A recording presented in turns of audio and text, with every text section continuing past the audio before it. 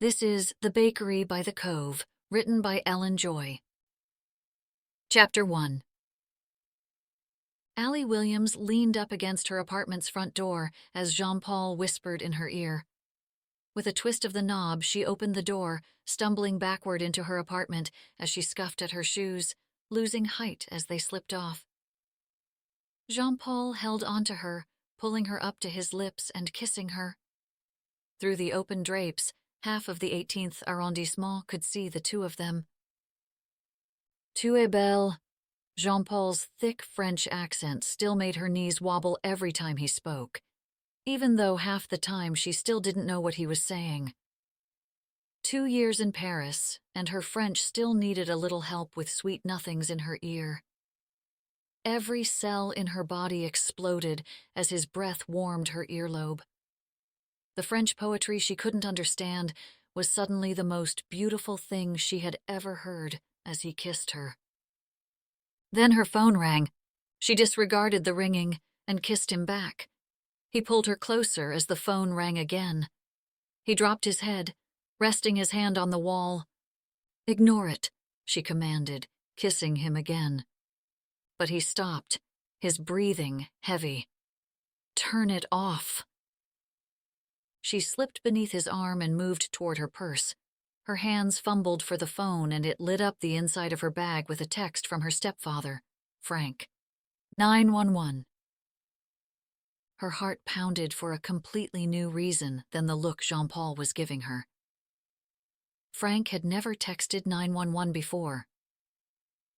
She pulled her shoulders back, suddenly self-conscious, as though her stepfather would be able to see her through the phone. She punched in the number. "Allie, it's your dad." Her heart dropped. "What's going on?" Jean-Paul leaned against the wall. "He's had a heart attack." Frank's voice cracked. "You need to come home." Michael Mayhew had been happy to help Frank and David. The summer season in Camden Cove could be a nightmare if you were short-staffed, not to mention if you were missing your head chef. He'd got the call in the middle of the night. Not that he minded. His current boss, Jack, asked him if he could help out. Jack had been good to him, giving him a job at the fish market when he returned home from his deployment. Not too many people took a chance on a guy like him. Reputation is everything in a small town, and Michael's had been worse than bad before he left. The Purple Heart he earned didn't change anyone's perspective. It certainly didn't matter to him. He would always be that kid who was trouble, the son of Mike Mayhew Sr., who left his wife and kid and stole half the town's money in the process. La Patisserie would be like any other place he'd worked, except instead of cooking, he'd be baking. And Michael enjoyed the baking a lot. Guys from his squadron would give him a hard time if they knew he could bake a cake better than Martha Stewart. A Marine who baked delicate pastries was a target for sure, but he didn't care. Something about the process, the precision of adding ingredients, carefully folding the batter instead of whisking, the delicate layering of pastries, along with the finishing touches to make the whole treat, was calming. Not that he'd admit it to anyone. When he arrived at the bakery, at 3 a.m, no less, Jack met him at the back door. "I can't thank you enough for this." Jack looked as though he hadn't slept at all. "How's he doing?" "He got out of surgery a couple hours ago, so it's touchy for the next 24, but hopefully he's going to be okay." Michael nodded and followed Jack inside. He liked David, even admired him. The I-don't-give-a-darn manner in which he lived his life had been a relief, in a community that judged Michael for an act he hadn't committed. In a small town like Camden Cove, it didn't matter if his father stole the money and ruined others' lives, including his own. They saw the name, and trust was never given. "I can help, but I'm afraid baking isn't my specialty." Jack walked around, turning on the lights inside the pristine kitchen. A baker's dream kitchen, no doubt about it. It didn't surprise him that David kept a kitchen like this. Everything was in order, the shelves arranged meticulously. Bowls were nested by size, cooking sheets stacked together like Legos, and every gadget and utensil hung from a brass rack. Was his standing mixer polished? Most chefs only dreamt of a kitchen like this. I'm happy to help. Michael rubbed his hands against the cold marble countertop of the island. Where should I start? Jack grabbed a white binder. Papers haphazardly protruded from inside the ringed pages. David has most of the menu in this. He handed it over to Michael, but good luck finding his recipes. Michael opened the cover. Notes on Post-its, papers dusted with flour, and scribbled recipes filled the pages. He could hardly read the writing. The notebook was such a juxtaposition to David's kitchen. Michael didn't believe it. Is this it? I'm afraid so. Jack's forehead creased. Are you sure you can do it? Michael flipped through the loose pages. I'll be good. Jack's shoulders immediately relaxed and he let out a sigh. Thanks, man. I really owe you. Michael reached out his hand and shook it hard. Not a problem. Jack cocked his thumb behind him. I'll start prepping out front and get it ready to open. Kate should be here soon to work the counter. Michael looked around the room. He had no idea what he was doing. Sounds good. Allie landed in Boston on time. She managed to get a direct flight out of Paris, which had been quicker, even with the 2-hour drive added in, than flying into Portland. Her mother met her at the baggage claim and embraced her. How is he? Allie held on to her. They say he's going to be okay. Elise squeezed Allie. He's lucky to be alive. Allie only let go to grab her mother's arm. She looked around, watching the other passengers head toward the baggage carousel.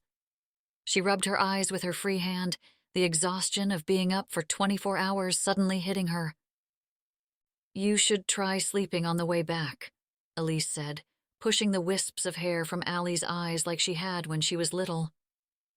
Allie suddenly felt like a kid again, with her mother giving her a direct order to take a nap at any sign of sleepiness.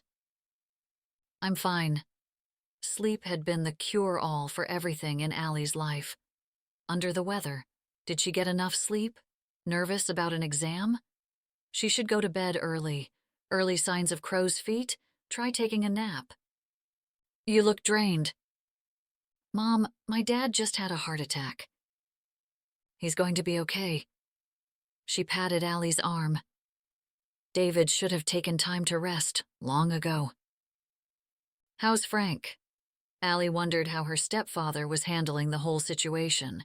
He tended to fall on the opposite of the spectrum from Elise. He was probably freaking out. Well, you know Frank? Allie nodded. He was freaking out. Mostly, the problem is the bakery. They walked up to the silver baggage carousel. David's going to be in recovery for a few months at least. What? Allie turned to face her mother. A few months? Suddenly, things became more serious. Yes, he'd had a heart attack, but the doctors had said there was a good outlook. A few months? He just had open-heart surgery. Elise gave her daughter a look. He's going to have to take time to recover. Allie hadn't really thought about recovery time. She figured she'd help out for a few weeks while he got better, but not a few months.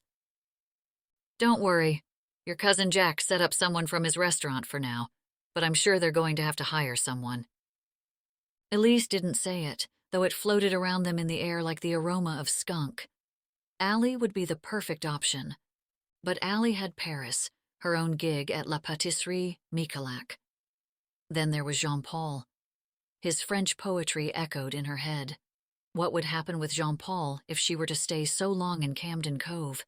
He certainly wasn't going to wait around. But she knew her father wouldn't want just anyone to come into his kitchen. I can't. Of course not. Elise shook her head. No one thinks you should. That was exactly what everyone was thinking. She was a pastry chef, just like her father, after all. She grew up at the bakery watching him make those pastries, went to the same culinary school in Montreal, even went to Paris like him to become an understudy. Jean-Paul's understudy, as it turned out. Jean-Paul wasn't someone she wanted to make wait for her, and he was someone she couldn't wait to get back to. She didn't want to spend any longer in this antiquated town than she had to. No, staying for a few months wasn't an option. Elise pulled off the highway and took the exit to Camden Cove. Time seemed to slow down as they drove through town. So many of the structures and buildings looked exactly the same, but somehow different. The season felt off to her, as though by coming in the peak of summer, she was a tourist in the traffic jam at the one stoplight in town. She remembered a sign on the wall in the local tavern. Some are people, and some are not. She always felt she was not.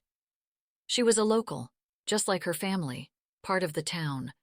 But as the buildings passed by her, she felt a tinge of sadness that she was no longer one of them. "We're going to stop by David's and pick up a few things for him, then head to the hospital." Elise pulled up to Allie's father's house, the one thing that hadn't changed in Camden Cove. The 18th century colonial looked like it was the set of a film for a Regency romance. Her father and his husband had renovated the Georgian house when they moved in together after her parents' divorce. They spent all winter tearing room after room apart. Allie was covered in drywall dust for months and resentment. When Allie stayed there, she always felt like a visitor at a museum. Expensive art, French decor, statues, and crystal everything.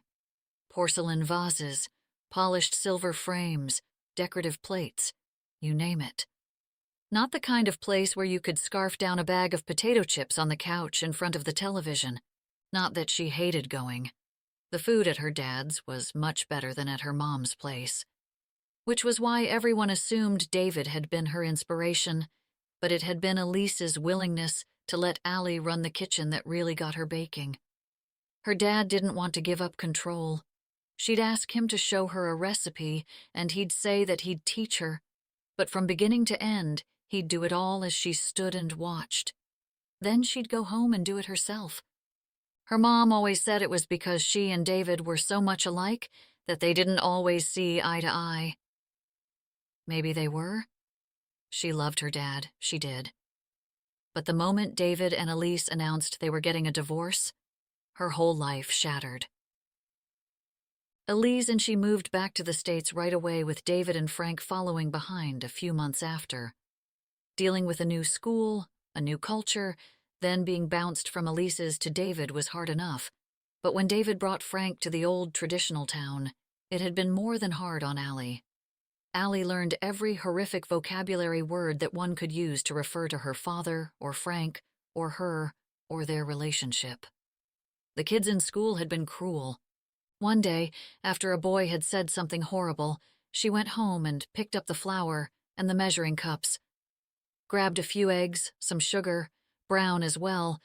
Then she took a chocolate bar and chopped it into pieces. She baked ever since. Allie hung out in the kitchen as Elise ran upstairs to grab his things. She walked around her dad's house, checking out the changes that had happened over the past year. New things. Frank was always adding antique knickknacks. It also smelled different, unfamiliar. Did her room still look the same?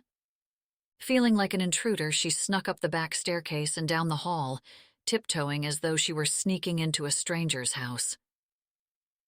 She opened her bedroom door. It creaked at the exact same spot it always did, which made her glad. But then she looked inside. The room was the same, with the same furniture, same arrangement, same posters hanging on her walls, except the room was filled with stuff. Vases, cooking sheets, wrapping paper, puzzle boxes and children's toys, books, lots and lots, and 4 portable hanging closets in the middle of the floor. When was the last time she had come up here? Had she not stayed with her dad and Frank during her cousin Elizabeth's wedding? "Allie!" Elise called from downstairs. "Where are you?" Allie grabbed the charm bracelets from her jewelry box and called back. "I'm coming." They jumped back in the car and headed off to the hospital, and Frank met them outside. He embraced Allie in a bear hug, holding on longer than usual. "I'm so glad you could get back so soon. He's going to be happy to see you." She could hear Frank tearing up. "No problem." She didn't want to display emotion in the front parking lot, so she plastered a smile on her face. "Let's go upstairs," Elise suggested. "I'm sure David's dying to see you." Frank gave her a look. "Oh!" Elise's eyes widened. From outside the room, Allie could hear the beeping of machines. It wasn't until she saw David that she really understood the severity of the situation. That's when her emotions swept over her, but she quickly reined them in when David's emotions poured out. She hadn't really ever seen her dad cry. Once, when the Red Sox won the World Series, or when a dog was killed in a movie, but rarely did David Williams shed a tear. So when she saw a tear slide down his face, she knew she had to keep it together for the both of them. "If you wanted me to come home, you could have just asked," she joked, which broke the ice. Williamses didn't show emotions that made anyone uncomfortable. They were seafarers. She leaned over and gave him a hug, causing Frank to jump in the middle and pull her away.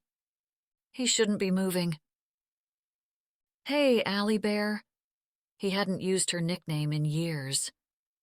"Next time I'll call." His words came out weak and scratchy. His face was pale. Her father's full head of hair looked sparse and grayer. For the first time in her life, her father looked weak. She rubbed his shoulder and felt his warmth. "Glad you're back," he whispered, reaching his hand to hers. She choked down the lump in her throat before she let go. "You two should sit." Frank pushed a chair over to Allie, fussing on everyone as usual. He scraped a chair over from the other side of the room. "Elise, here." Elise sat down, but Allie didn't sit. She stood next to David's bed and took his hand. "What do you need?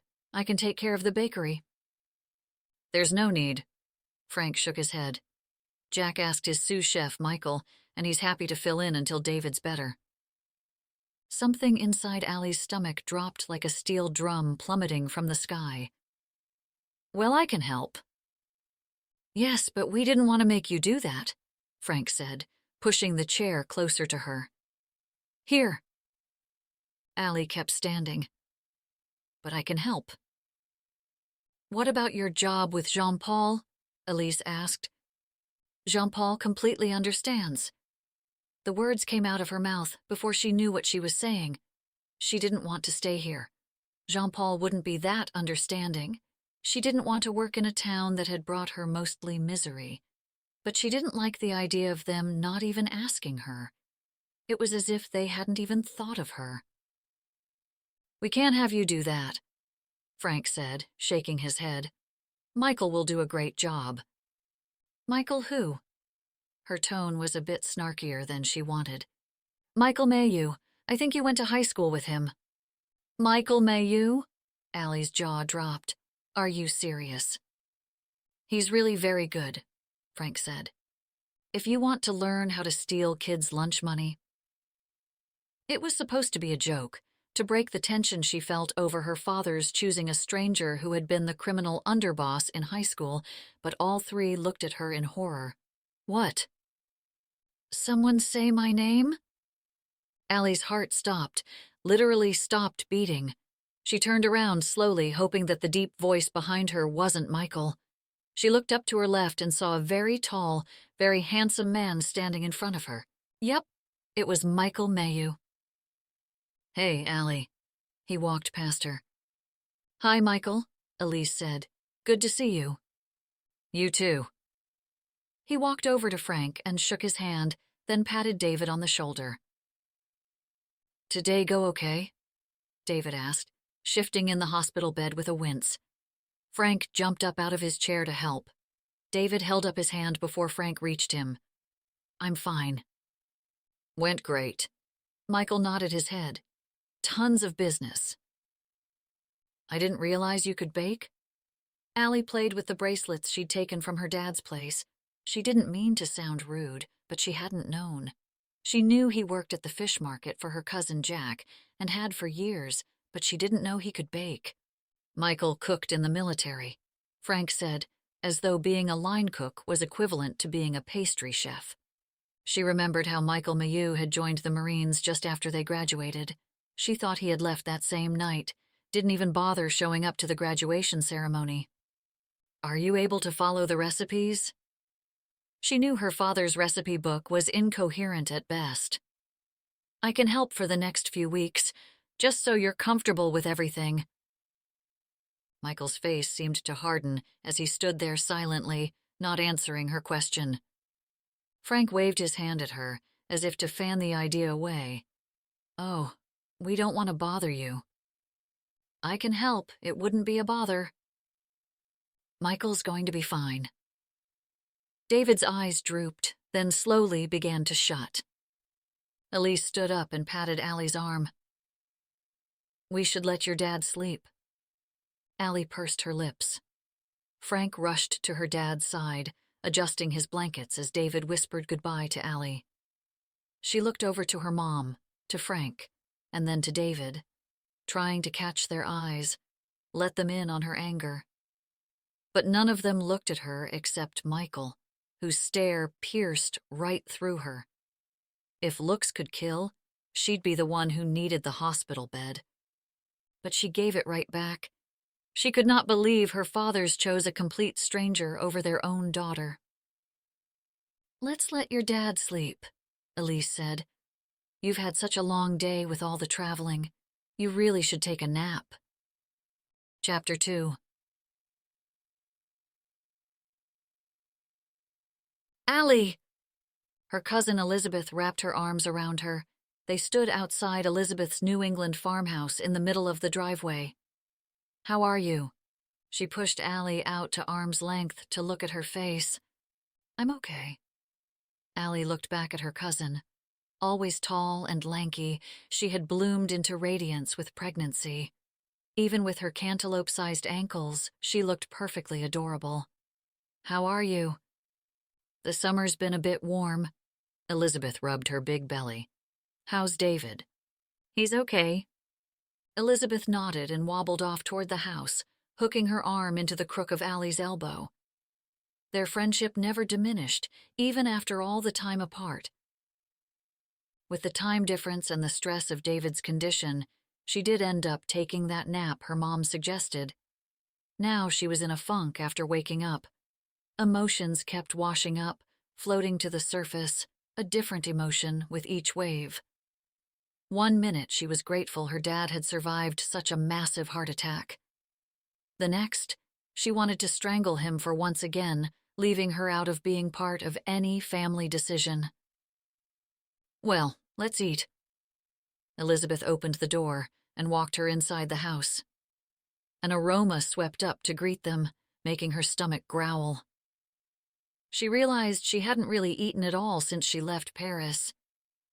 "Lou, she's here," Elizabeth called out as they walked into the kitchen. Adam, Elizabeth's husband, stood behind the counter in a chef's apron.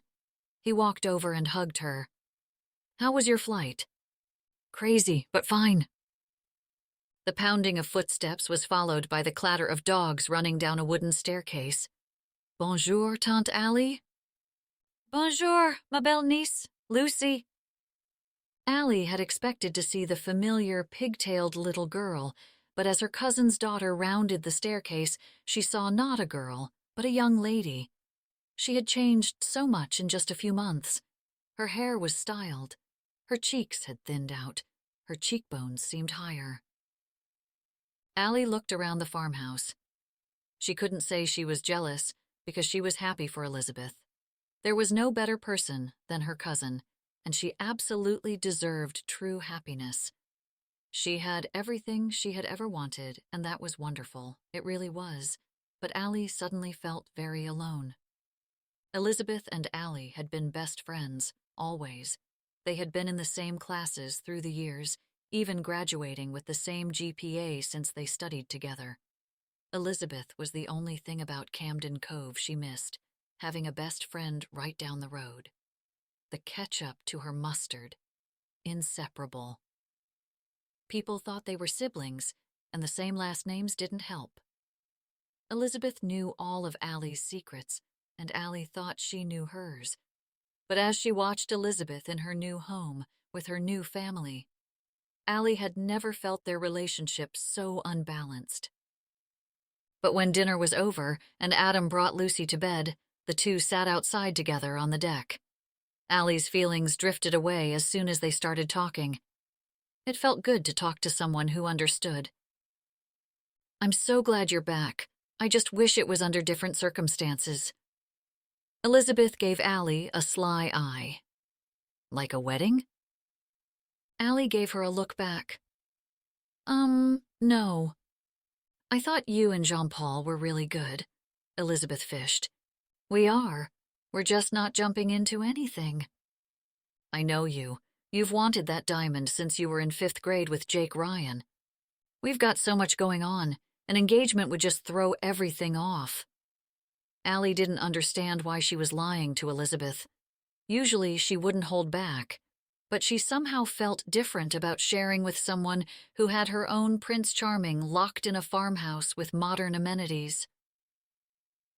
"The patisserie is so busy, and we're just swamped with work." This was true, and the excuse Jean-Paul gave her every time she mentioned the idea of an engagement. Elizabeth eyed her again. It was time to change the subject. "Did you hear about how Frank hired Michael Mayu as the chef while my dad's recuperating?" Elizabeth nodded. "Yeah, he's been working for Jack for a while now, ever since he got back from Afghanistan." "I can't believe they'd hire him." "Why?" Elizabeth lifted an eyebrow.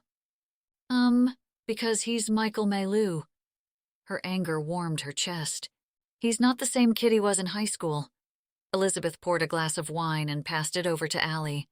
"He's a really great guy, actually. Plus, I thought you two seemed to like each other at my wedding.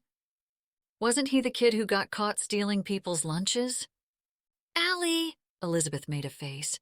"That was in middle school." "Yeah, but still." "I'd think you'd be grateful since he's helping out your dad's." Allie bit her tongue before she said anything else. She had expected this conversation to go differently. She'd expected Elizabeth to rally to her, angry about the situation just like she was. Instead, Elizabeth acted like the rest of them, as though Allie was just a visitor who didn't know better. She looked at her watch and feigned a yawn. "You know, I should get going." Elizabeth's forehead creased. "Really?" "Yeah, the flight, you know." Allie stretched for dramatic effect. "I'm exhausted." "Okay." Elizabeth stood up. "But how long are you staying in town?" Allie shrugged. "Well, since no one needs me, I think I'll head back soon." Elizabeth tilted her head, looking Allie over.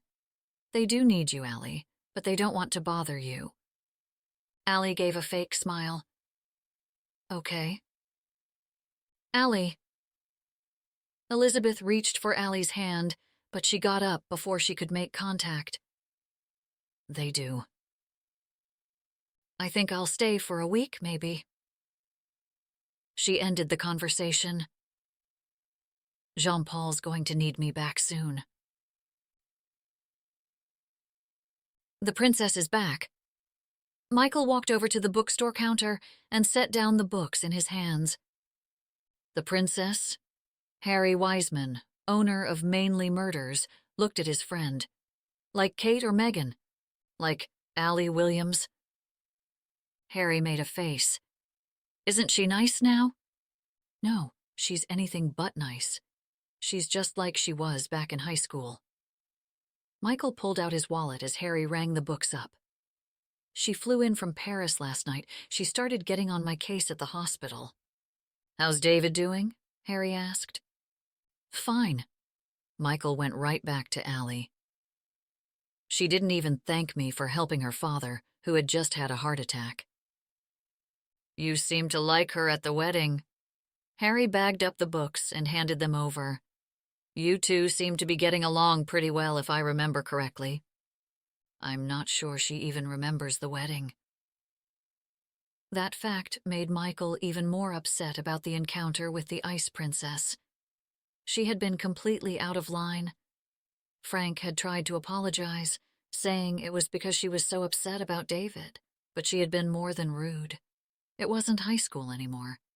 Had she known why he stole lunches all those years ago, then maybe she'd understand. How many days did she have to go hungry as a kid? Allie Williams had been a rich, stuck-up snob, and clearly she'd never grown up. At least she doesn't live here anymore, Harry countered. Hopefully you won't have to deal with her much. I have a bad feeling this is only the beginning. Michael thought back to Elizabeth Williams' wedding. Allie had been a completely different woman that night. He had actually been looking forward to seeing her. Then he really thought about that night. She had more than a few drinks, was at a wedding in a beautiful restaurant, and she was all alone. The Parisian guy had stayed back home. That bridesmaid dress looked great on her. She looked great. She smelled great. Their kiss was great. There was no way she'd forgotten that kiss. Guess he should have put all the pieces together. Allie Williams hadn't changed a bit. It's not like we're still in high school. Harry shrugged. She was probably upset about David's heart attack. Michael's eyebrows lifted. He looked at his friend in amazement. Harry's status on the social ladder in school had been worse than his. Michael luckily had the strength to knock down anyone who wanted to mess with him. Back then, Harry weighed 125 soaking wet. He had always been the target, even before Michael started protecting him in grade school. But the guy seemed to have put it all in the past. Must be all the meditating he'd been doing. Could you find anything more depressing? Harry held up William Faulkner's as I lay dying in his hands. It's Faulkner. Should I be concerned? Harry asked. I'll see you Saturday, then, Michael asked, ignoring his friend's razzing. I'll be at Sully's after I close at 8. Harry's attention had been stolen by a set of tourists walking into the bookshop. Don't forget the dip. I know. Harry walked out from behind the counter and up to the group of elderly tourists. Michael grabbed his books and left his friend's shop. He'd have to call it an early night, with having to wake up at 3 a.m. to start baking. Allie's voice ground in his head. She hadn't changed since high school. Harry was wrong. The princess was back. Allie walked into the house where Elise and her stepfather Martin lived, the only place she'd ever felt at home. The house had always been beautiful but casual, not staged for House Beautiful like her father's place. Elise had all her homeopathic remedies lined up along the counter with Martin's gadgets scattered everywhere. Allie picked up one of Elise's scarves and nuzzled it to inhale her mother's perfume, Chanel No. 5. Allie had started to clean up her stuff around the kitchen when Elise walked in. Don't worry about it, Elise said. Before Allie left home, Elise would have complained about the mess. Now she was encouraging Allie to leave it. Things really had changed. Did you have a nice time with Elizabeth? She asked, rubbing cream on her hands. Yes, it was nice. Allie didn't look at her as she draped the scarf over the back of the kitchen chair. It's such a beautiful farm. Yes, it's perfect for Elizabeth. Allie sat down. Her cheeks and shoulders were still warm from sitting in the evening sun. Would you like to have a cup of tea with me? Elise asked. Allie shook her head. She had lost it on the way home and didn't want to start crying all over again. You sure? She nodded, then sniffled. It's been a long day. You should go upstairs and get some sleep, Allie said. Elise walked over to her and rubbed her shoulder. You look miserable. Gee, thanks, she grumbled. That's not what I meant. It's been a long couple of days for all of us. Where's Martin? Allie asked, looking around the kitchen. Upstairs, asleep. Elise grabbed 2 tea bags and filled the kettle with water. Allie nodded but stayed quiet. Did you see the new clinic Elizabeth's building? Hard to miss. Allie's voice had an edge. And the work they did on the barn? Allie could tell Elise couldn't be happier for her goddaughter. That Lucy is quite something. Allie rubbed the scarf between her fingers. It must have come from Paris. Camden Cove certainly didn't have scarves like that. Did you want to leave Paris when Dad left you? Allie asked Elise out of the blue. Elise looked surprised and shut the water off before answering. No, but things had changed, and I had you. You were so young at the time. When did you know about Frank? Really, Allie? Elise turned the burner on. The clicking of the gas ring crackled through the kitchen. We're going to have this conversation tonight? Allie didn't care if she was pushing her mother's own ignition switch. She wanted to know. When did you know they were having an affair? Elise let out a deep breath and took a seat next to Allie at the island. Well, I never really knew until they told me they were in love with each other. How did you not see it? Would Allie not be able to tell if Jean-Paul had another woman? Elise shrugged. I didn't want to see. Allie knew she was lucky. Her parents' divorce was as amicable as you could get, but Allie remembered life before the divorce, living in Paris when Elise first met Frank. Wasn't he your friend? She couldn't understand how her mother was still close with Frank to this day. Yes, well, things were a bit complicated. She didn't remember a time without Frank. Her mother had met him at the market down the street from where they lived. He had been an expat like them, but from Canada, which meant he was friendly, and spoke French. He was from Quebec. He worked in the hotel industry, and they all became like a little family. They spent all the holidays together, celebrating the Canadian Thanksgiving in October, the American in November. They attended Christmas Eve Mass in a tiny little church, celebrating into the morning with Santa and New Year's in their apartment. Those were some of the best times of her life. I would think you'd notice something between the two of them. Elise tapped her nails against the counter. Looking back, there were signs, a lot of them, but I didn't want to see them. How could you stay friends with Frank after what he did? It wasn't easy. Her mother shrugged. But we had you to think about, and well, I didn't want to spend the rest of my life angry. Allie remembered that her mother's parents were horrified when the marriage ended the way that it did. They didn't know what to think when David and Frank bought the bakery and moved back into town. Her grandfather never forgave David until the day he died, and her grandmother only became slightly less standoffish at family functions. They all tried to pretend nothing bothered them, like true New Englanders. But Allie felt it. The truth is that it might have been Frank who had the affair with David, but it would have been someone else if Frank hadn't been there. Our marriage was far from perfect. Elise walked to the stove when the kettle screamed. You just don't remember. I guess I don't. Allie only remembered the times that were good. She never remembered her parents fighting, never a cross word spoken between the two. When it was just the three of them, Allie felt that life had been perfect. The chiming of the grandfather clock brought her thoughts back to the present, and exhaustion set in. Maybe she should just go to bed instead of rehashing their lives. I just can't believe they hired Michael Milieu for the bakery. I don't know why you're so upset about this. Elise pulled 2 mugs from the cupboard as the kettle ticked and steam rose from the spout. He has experience, and Jack said he could work there as long as Frank and your dad need him. If anything, you owe him an apology. What? Allie's mouth dropped open. What you said was uncalled for. I was embarrassed. I hoped you would apologize right then, but when you didn't, that's why I said we should leave. Allie couldn't believe her mother. He did a lot of bad things in high school. Allison Sarah Williams, you of all people should know how bad it is to be judged by everyone. Elise gave her a hard stare.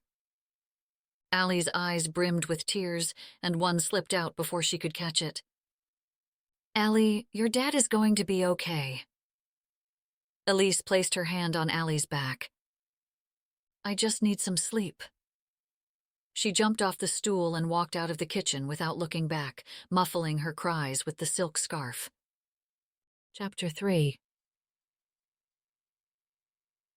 Allie rummaged through the drawers of the bakery kitchen, looking for the measuring cups. Everything about her father's kitchen was immaculate, but everything had its own order.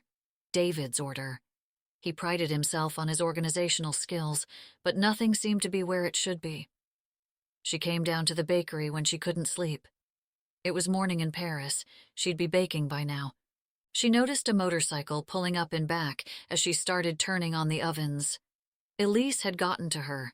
She didn't want to apologize, but there she was in the kitchen, pretending to be there to help. Michael walked in with the same piercing look as he did the other day. He hated her. What are you doing here? I came to help. Allie closed the drawer, forgetting what she was looking for. Michael's presence was intimidating at best. Even through his chef's jacket, she could see the definition of his muscular chest, reminding her of every Fabio cover in her Grammy Grace's dirty bookshelf by her bed. She adjusted her own jacket, pulling her shoulders back. I'm good. He set a book on the counter, then stiff-armed the door, making it bounce against the wall, and stalked out of the kitchen. She peeked at the cover. Faulkner. Ugh, she had read that in high school and hated it. She took a deep breath and walked out onto the floor. He flipped the coffee machine switch, ignoring her presence as he turned the lights on in the displays. I'm sorry I said what I did at the hospital.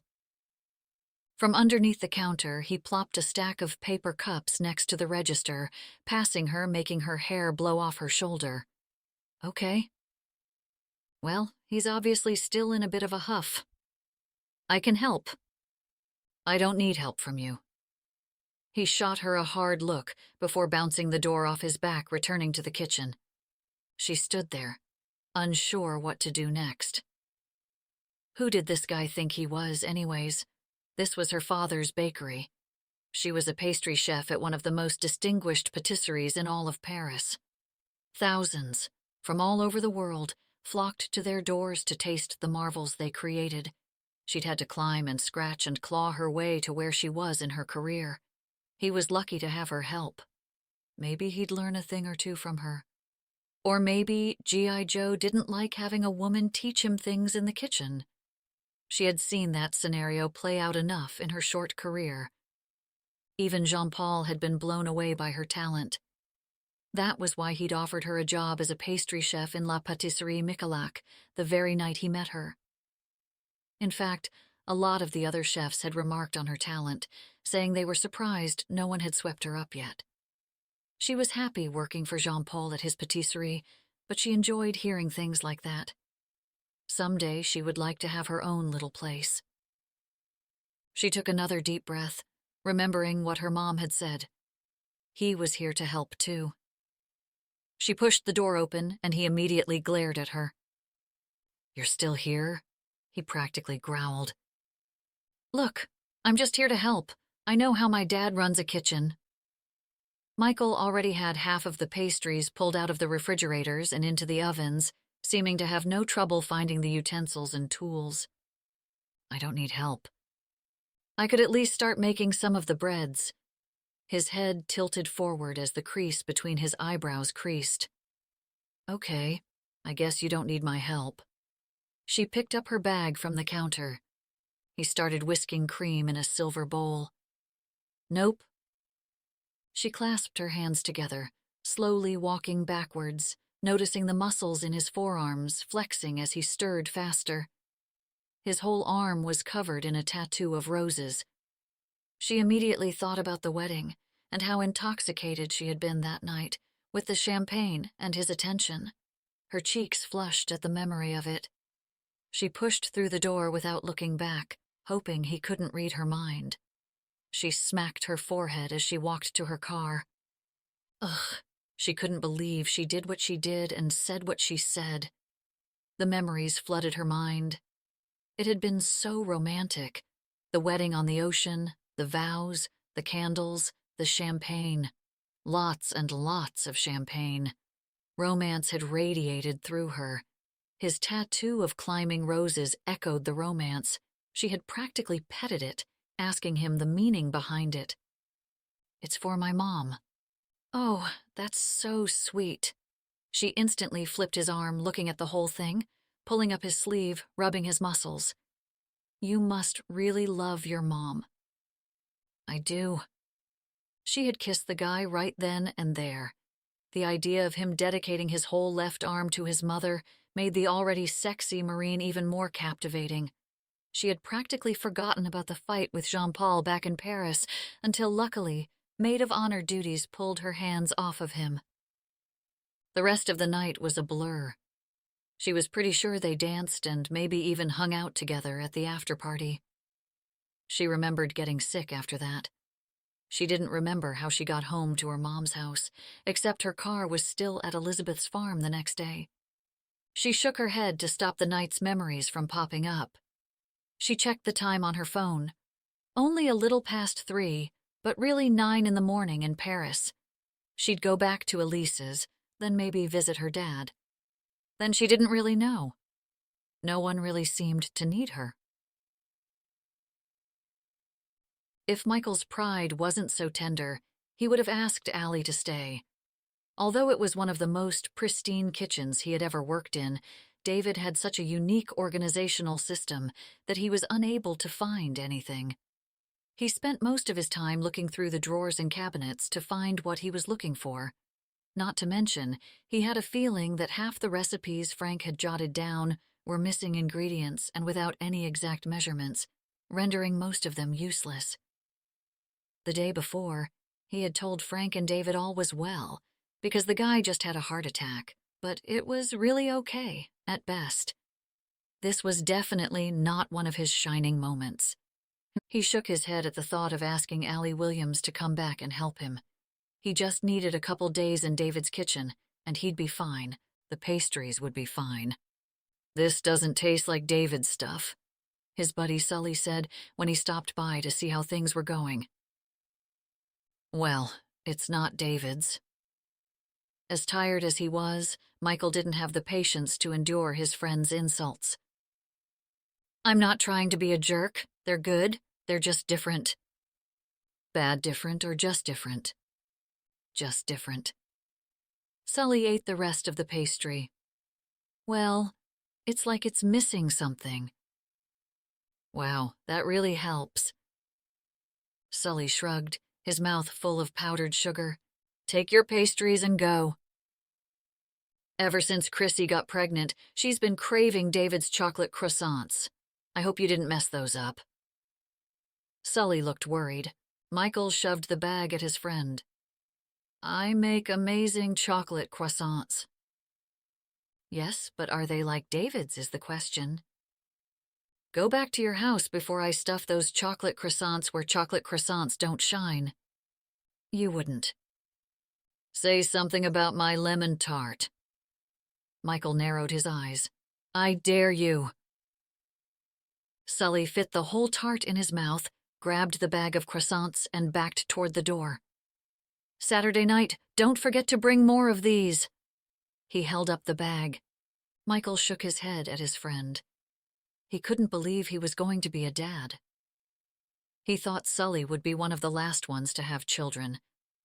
But there he was, with one on the way. The day went by quickly. Once Frank showed up that afternoon, he took off.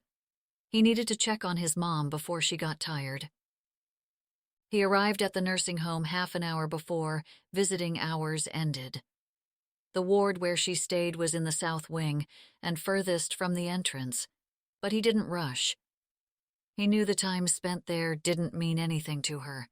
If anything, it gave her anxiety and stress, because he refused to lie to her. The smell bothered Michael the most about his mother's residence, Majestic Oaks. The moment the sliding glass doors opened, an overwhelming odor of disinfectant and mothballs hit him. The nursing home didn't come close to anything majestic. The irony agitated him. He knew his mother deserved better than a county nursing home, but it was all he could afford. He reached the heavy wooden doors to the Alzheimer's unit. Each door had a small window and a sign reading, "Don't let the cat out."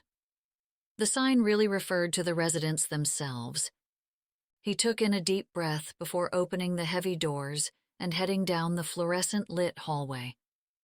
Pastel wallpaper covered the walls, with handrails along the sides. Photographs of the residents hung outside each door. "Evening," greeted Loretta, the head nurse who took extra delight in Michael and his mother, Rose. "Hi, Loretta," Michael said. "Is my mom in her room?" "No, honey. She's in the rec room with Robert." He followed Loretta to the large open space at the end of the hall. "She had a long night, but she took a nap this afternoon." She pointed to a woman slumped down in a chair next to the window. "She seems to be in good spirits." Michael approached the woman who used to be his beautiful mother. She had aged so quickly in this place, barely recognizable, but her appearance wasn't the worst part. He would have to introduce himself to a blank stare. "Hey, Mom." He rubbed the hand resting on the arm of her chair. Her skin felt waxy and loose. Across the small table sat Robert, fast asleep. Her eyes widened with alarm. He tried again. "Rose?" He waited to see if her name would awaken something in her head. "It's me, Mikey." Nothing. "Your son." Her eyes, similar to his own, showed no sign of recognition. He kept talking. "Today, I worked at that bakery I told you about yesterday. You know, the bakery on the corner of Main and Harbor." Michael stopped. A moan floated from the corner of the room. Jerry was a constant moaner. He continued, "David's daughter is home to help, but she's an absolute nightmare." A smile grew as she leaned forward in her chair. The blanket covering her legs fell. His mother patted his leg. "When are you going to take me home?" He leaned down and grabbed the blanket, a gift from some women from the church. He repositioned it back on her lap. He had hoped good spirits would lead to lucid conversation, but Loretta had only meant that his mother wasn't angry or crying. "You are home, Ma," he said sweetly, but fake. "Do I know you from Chicago?" she asked, her eyes brightening up.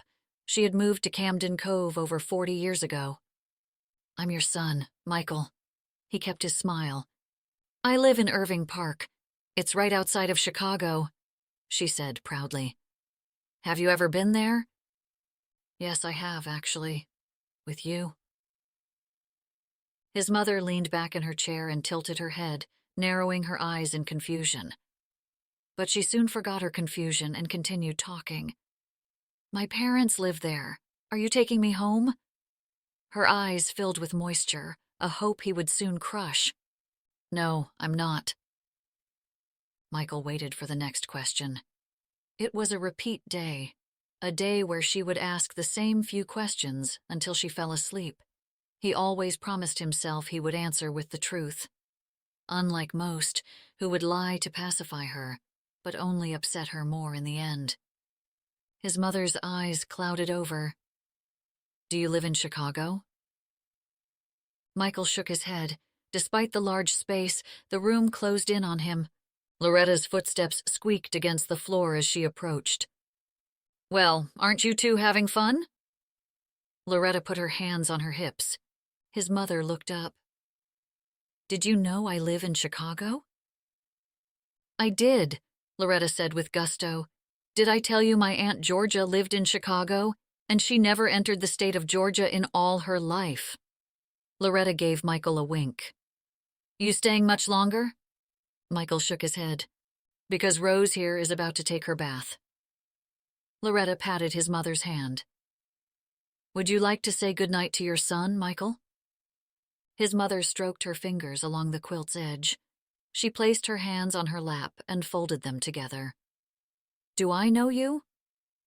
Allie sat in David's hospital room in the chair next to his bed. The Red Sox played on the television. "How are they doing?" she asked. She picked at her French fries, then set her food container from the hospital's cafeteria on the windowsill. "They're doing great." He looked at her as though he couldn't believe she asked. "When are the Yankees ever good?" "So how do you feel?" she asked, finally alone with him. "Like I had a heart attack."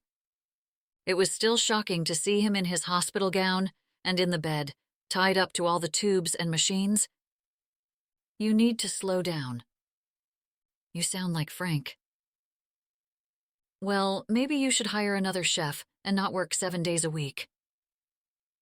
The man was stubborn beyond belief. "The best patisseries have more than one chef." "I'm not one of the best?" She smiled. "Yes, but you can't be the best if you're having heart attacks all the time." "Touché." He patted the hospital bed with his hands. "How are things with you, Jean-Paul?" She thought about what she was going to say. When it came to Jean-Paul, she had to tread lightly with her dad. "Busy. The kitchen is in full swing. Being summer, you know." Tourism was the bread and butter for her dad's bakery, so he understood how important a season could be. Sure, he could survive during the winter months, but it was the summer tourists that brought the food to the table. "Good." He turned back to the game. "Wish I could have a beer." "Frank would kill you." He nodded. "That's true." "Have you talked to Frank since you got home?" She shook her head. "Not since yesterday. Why?" "No reason, just wondered." He moved his hand across the bed to hers and squeezed it. "I'm glad you came home." "Me too." They both stared at the television as the announcer talked about an out on third. "I was thinking of heading back next week, maybe Wednesday. Unless, of course, you need me to help out. Michael may need an extra hand in the kitchen." David sipped his water, then shook his head. "Michael has Frank and Kate. He'll be just fine." She kept her focus on the screen, surprised by the colors blurring together as she pushed back her tears. She spoke carefully. "So you don't need me at all?" "No, we're good here." She nodded, but didn't look at him. "We know you've got your own life." More like they had theirs. She didn't stay much longer. Her dad got tired, and she needed air.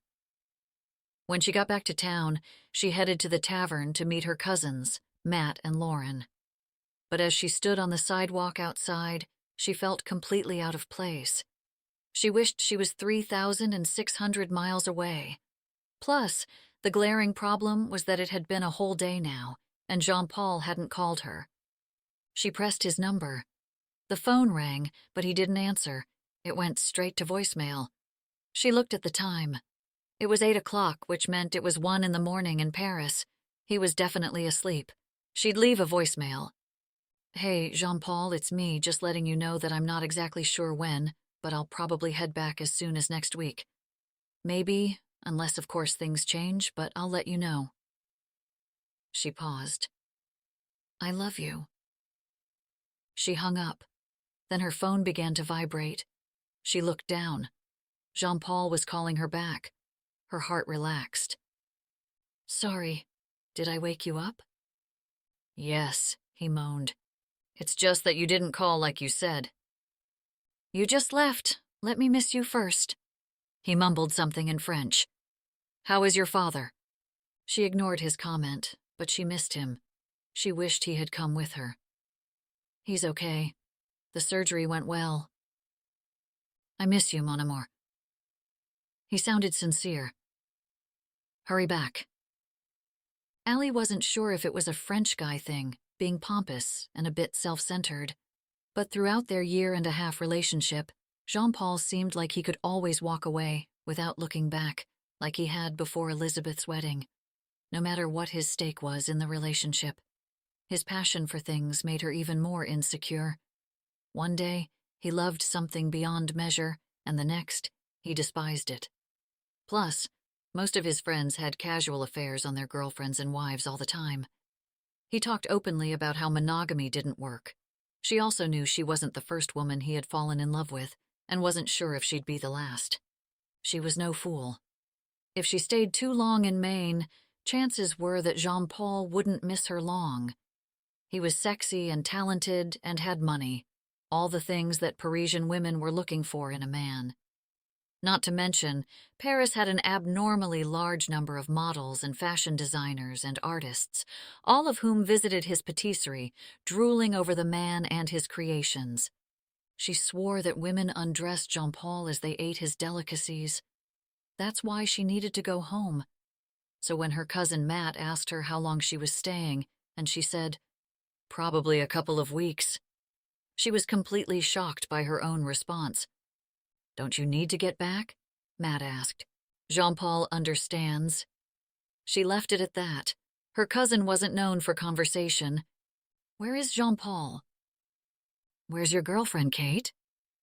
He nodded his head, a smirk lifting the side of his mouth. "Touché." "You were starting to act like our parents." Matt let out a big laugh. "You know you're in trouble when you start acting like Sarah and Frank. Everything going well in Paris?" Allie had missed her cousin. Matt was a year older than her and Elizabeth. He treated Allie like his sister. He was a bit annoying, bossy at times, and very overprotective. "Yeah, great, actually. The patisserie is just swamped throughout the day. Did I tell you Jean-Paul got covered in the Paris Sunday newspaper? It's the equivalent to the New York Times Sunday paper there." "That's great. How about you?" "I finally have my boat fixed, so I've been trying to catch up." Matt spun his beer. Allie remembered her dad telling her about Matt's boat being sunk in the harbor. "They ever catch who did it?" "Freddie Harrington." "What?" Her poor cousin had gone through a nasty divorce. His ex-wife's new fiancé had no problem making Matt's life miserable. "I can't believe it. Did he really think he could get away with something like that?" Matt rolled his eyes. "Yes." "Did he get arrested?" Matt took another drink and nodded. "Right in front of Justine." He let out a single laugh. "Now he has to pay restitution and has been doing hours of community service. I saw him in the orange vest along Route 1 the other day." "So where is Kate?" Allie had only heard about the Kate. She remembered her coming to Camden Cove as a kid, but never really paid much attention. "Summer people. Well, we're just passing through. Not worth taking the time to meet, since they only just turned around and left."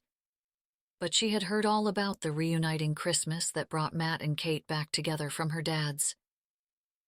"She's gone to bed because she's working early." "Oh, that's right. She's working with Michael. I thought she was a graphic designer."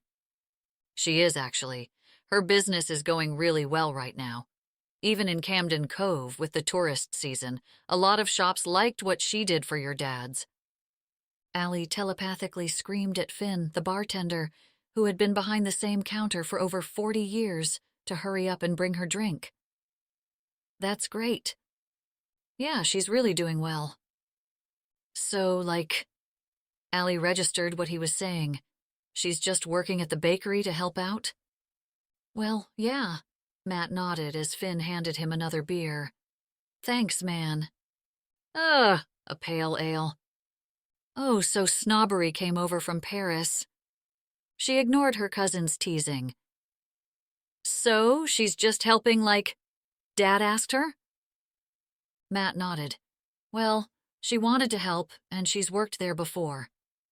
Allie picked up the beer and forced down the American homebrew, chugging half of it.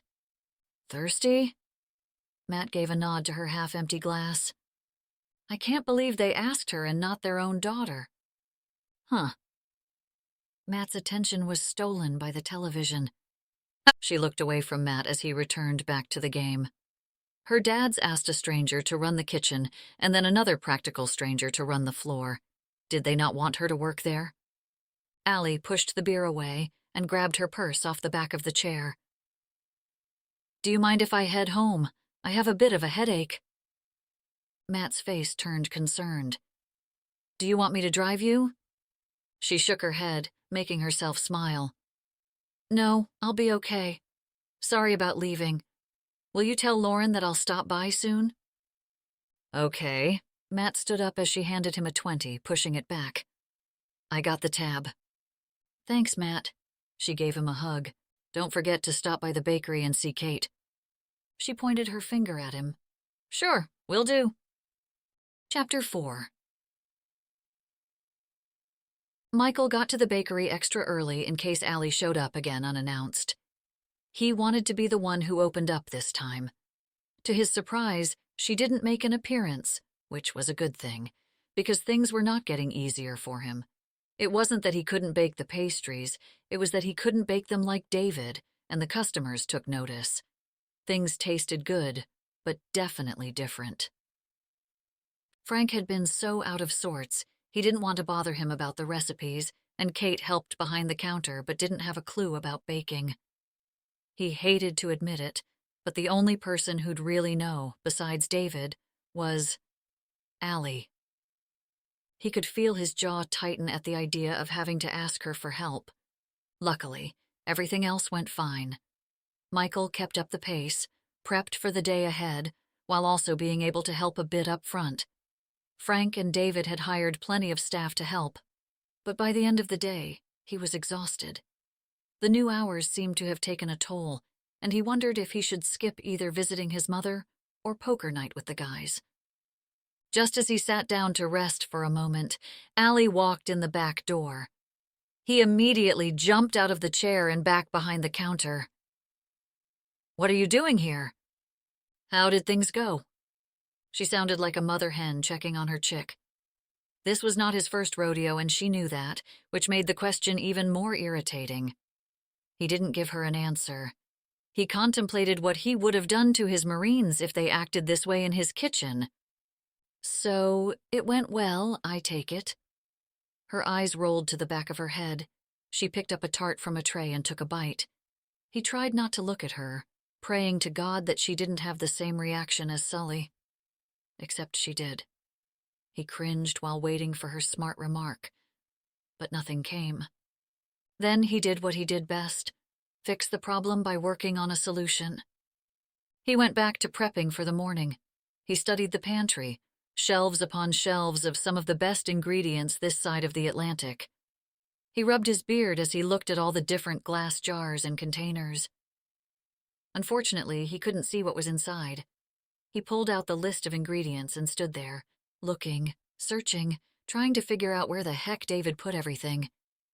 He kept rubbing his beard, hoping one of the ingredients would jump out at him. Do you need help finding something? Out of nowhere, Allie stood next to him, making him jump. No. She leaned against the doorframe, watching him as he opened a container to look inside, trying to find the powdered cocoa. He has a certain system. I gathered that. Would you like to know that system?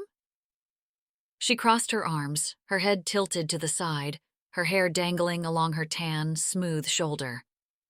Nope. He twisted off another lid. The side of her mouth perked. Well, good luck then. He grabbed another container off the shelf, pulling up the lid. It's arranged by what he uses most. She let out a huff. He puts all the ingredients at waist height, so all he has to do is reach out and grab them. She pointed to the middle shelf, and right before him in a glass jar sat a dark chocolate powder. He let out a chuckle. That's crazy. Tell me about it. She dropped her arms and picked up another jar filled with what he assumed was baking soda, the second ingredient on his list, and handed it over to him. She then pulled out a small rolling cart from the corner. Thanks. He set the cocoa and baking soda down. Are you sure you don't need help? This time her voice had lost that aggravating tone. Nah, I'm good, now that I have some sort of idea what he's thinking. She nodded, then stuffed her hands in her pockets. Are you listening to country music? Yeah. You got a problem with country music? She shook her head. No, it's just not something I ever heard in the bakery before. What does David listen to? Bach. Oh, hey, Allie, Kate said, coming in from the front. Allie's attention moved to Kate, and Michael gave his full attention to his list. Flour, sugar, fresh eggs. Awfully nice of Kate, who had her own job to come and help out, when Princess over there just hung around and ordered them around. Was working a counter not good enough for her? I'm so glad to help, you know, Kate said, smiling. Allie was not smiling. Well, it's just so nice of you. Allie's head tilted again, her hair falling across her smooth shoulders, her tank top clinging perfectly to her back. He shook his head. Of course, your dads are like family. Kate laughed a bit nervously. He wasn't surprised. He could tell that Allie intimidated her. Half of Camden Cove High shook in their boots at the sight of Allie Williams walking their way. She had beauty, a queenly demeanor that intimidated other women, and the confidence that made her absolutely perfect at being a brat. Every guy wanted her, and every girl wanted to be her. Michael just wanted her out of the kitchen. I heard you're an amazing chef as well. David says you're even better than him. He does? Allie almost sounded surprised. Oh my gosh, they talk about you all the time, Kate went on. Do you love Paris? Yes, it's beautiful. I've always wanted to go. You and Matt should come out during the winter, when he's not fishing. You can find really cheap flights if you don't mind the cold. Paris in winter would be amazing. Allie smiled. So, are you sure no one needs my help? I mean, I don't think so. Kate looked over to Michael. Then Allie looked at him. She almost seemed to be begging. Nah, we're good. Allie's face changed. Well, I should go. Good seeing you. He knew she was only talking to Kate. You too. Kate gave her a hug. I guess I'll go. Allie gave him a quick wave, but she didn't even look to see if he returned the gesture. He probably wouldn't have, even if she did look. He had to figure out the recipes. He'd have to skip the poker game. A long night was ahead of him. Allie walked without knowing where she was going until she ended up at the beach. The crowds were dwindling with the late afternoon. Only the true beachgoers or the late arrivals still hung around. A few surfers sat on their boards out on the water, but there weren't too many swimmers. The water was hardly over 60 degrees, even if it was late June. Even though the sun hung low in the sky, the heat still stung her shoulders. She sat there as the waves crashed along the sand, the tide moving in with nowhere to go. Frank was at the hospital with her dad. Her mom and Martin had a golf thing. Elizabeth was with Lucy at riding lessons. She felt more alone here than she ever did in Paris. In Paris, she had Jean-Paul and her friends. She had work. She had an apartment on the 5th floor, with a window you could see the cathedral dome from if you stepped on the kitchen chair. She had a city brimming with creativity like a pot of simmering water. Her mind made sense in Paris. Here, no one knew her anymore. They only thought they did. Kate was more family than she was at this point. The way her dads talked about the newcomer to Camden Cove not only annoyed her, but made her even more mad, because Kate was awesome. She filled the daughter role they had always wanted, to a T. Allie and her dads always seemed to be clashing. They always seemed to have a bit of apprehension when she was around. No one wanted to step on each other's toes, so no one did anything but tiptoe around each other. She dug her feet in the sand as she sat on the bench, dried pieces of seaweed scratching against her soles. She did miss the beach. That Paris didn't have. The sounds, the smells, and the sights only the ocean could deliver. No lights or towers could compete with the edges of the Atlantic. She thought about the tart and how pissed she was that it wasn't right. Michael's tart was not David's tart. Either he couldn't figure out David's recipes, or he just chose to do his own thing. If she had to guess, it was probably a mixture of both. He knew she was onto him. That smoldering look he'd given her also, sadly, reminded her of the wedding, which made her instantly hot and uncomfortable, and she'd wanted nothing more than to get out of there. Images of her dirty dancing with him popped into her head. She shook it, as if that would wash them away. Would that night ever stop rattling around in her head? She must have been the biggest idiot, ever. She didn't want to even think about it. What if he told people about it? What if he told Kate? Or worse, Frank? That would go over well, since her family already thought Jean-Paul was a big mistake. Sully's wife, Chrissy, who was 8 months pregnant, looked like she was about to pop. She shuffled her feet against the floor as she walked around the kitchen, trying to be the same wife she had been before the pregnancy, just 100 times slower. Not that Michael was complaining. He couldn't believe how lucky Sully was to have her. "Hon, go sit, lie down, we're fine." Sully got up, grabbing the trays of food from her hands. "Sully, this might be one of your last guy's nights before the baby comes. It's not going to be this easy for me in a really long time." "I know, but we're good, hon. We've done it before we had your help. We can do it again." Michael shuffled out the cards. She stood there, tears building up in her eyes. "You're good without me?" Hon, no." Sully stood up and chased after his wife as she left the kitchen in tears, leaving Harry and Michael alone. "So, how's it going at the bakery?" Harry asked, throwing down 2 cards. Michael looked at his hand, kinda cruddy. Harry shuffled out 3 cards. "I can't figure out David's recipes, and Frank's been really upset about everything, so I haven't been able to ask him." He thought about Allie's face at the bakery that afternoon. She had tasted the difference, too, just like Sully, and it pissed him off. He stayed there trying to figure out the secret ingredient David put in his pain au chocolat, but he couldn't place it. And that's what separated him from her, and he hated it, his toes curling at the thought. That's what fancy culinary schools got you, not cooking on the line in the middle of the desert in Afghanistan. But at a posh patisserie where sous chefs did all your prep and dirty work. Nonetheless, the very idea that Allie baked made her even hotter. A woman kicking butt in a man's world seemed appropriate for her, but also very desirable. "Why don't you ask Allie since she's in town?" "No." Harry made a face. "So still not getting along?" "No, still not getting along."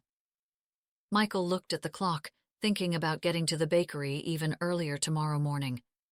Harry pushed up his glasses, then took a drink of his coffee. "I'd get over it and ask her." "No." "Oh, I see." Harry laughed, shifting in his chair. "You still have a thing for Allie." "You can't be serious?" He looked at his cards, ignoring Harry. "Then ask her." Michael immediately looked up at his friend's dare. This wager was almost too much. He could hardly be in her presence for more than a minute, much less the whole day. Her bossing him around, watching over him, heck no. "You have the hots, face it." "Do not." Michael grabbed a handful of nuts and popped one in his mouth, so he didn't have to talk. "Then it shouldn't be a problem asking for her help, now should it?" Harry raised the stakes. The word chicken was on the tip of his tongue. "What wouldn't be a problem?" Sully asked, walking back into the kitchen. "Everything okay with Chrissy?" Michael tried to change the subject. "She's watching her show. Happy." Sully picked up his cards and threw 2 down. "Michael has the hots for Allie Williams again." "I don't." Michael started arranging his cards, focusing on his hand. "You mean the Allie who you let rub your tattoo all night?" Sully smirked. Harry gave Sully a high five as they laughed at his expense. "The tattoo is for my mom," Harry said, purposefully lowering his voice to mock him. "It is." Michael rolled his eyes. "It goes all the way up my arm," Sully said, also lowering his voice. "Let me show you my biceps." "Very funny." Michael put down his cards and wiped his palms, trying not to give in to those two. She certainly isn't like the woman she was the night of the wedding. Michael wanted this done. She's a snob. "Well, it's not really about you," Sully shrugged. "It's not that your pastries are bad.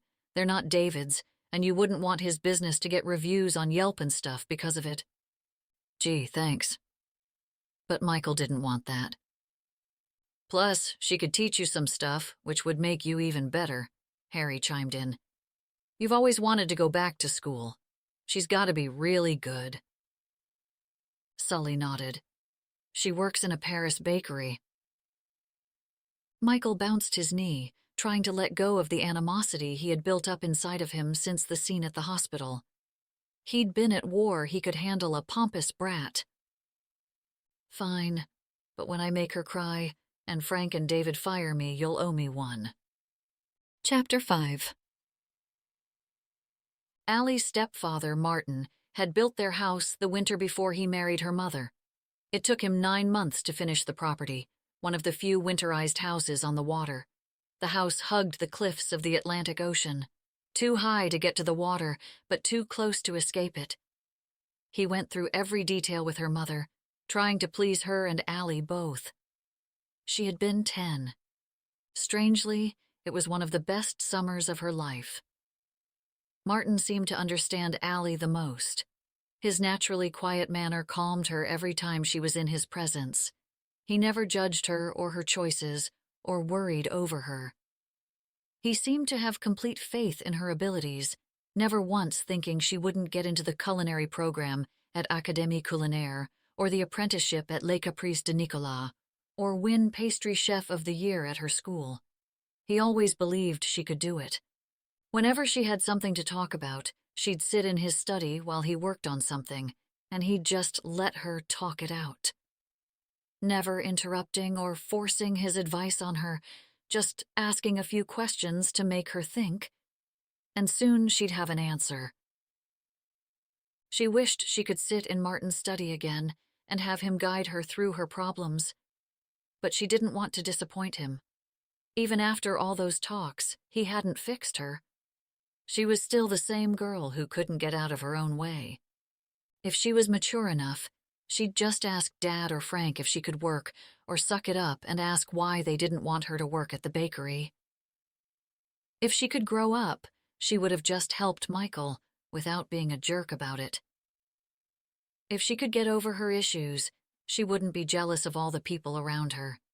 If she was mature enough, she'd let it all go. But she wasn't, and she couldn't. So she knocked on her stepdad's office door. "Hey, Martin, mind if I come in?" He looked up, peering over the top of his glasses, and smiled. "I was hoping you were going to ask me that." She smiled in return and looked around the space, the only room without a view of the water in the whole house.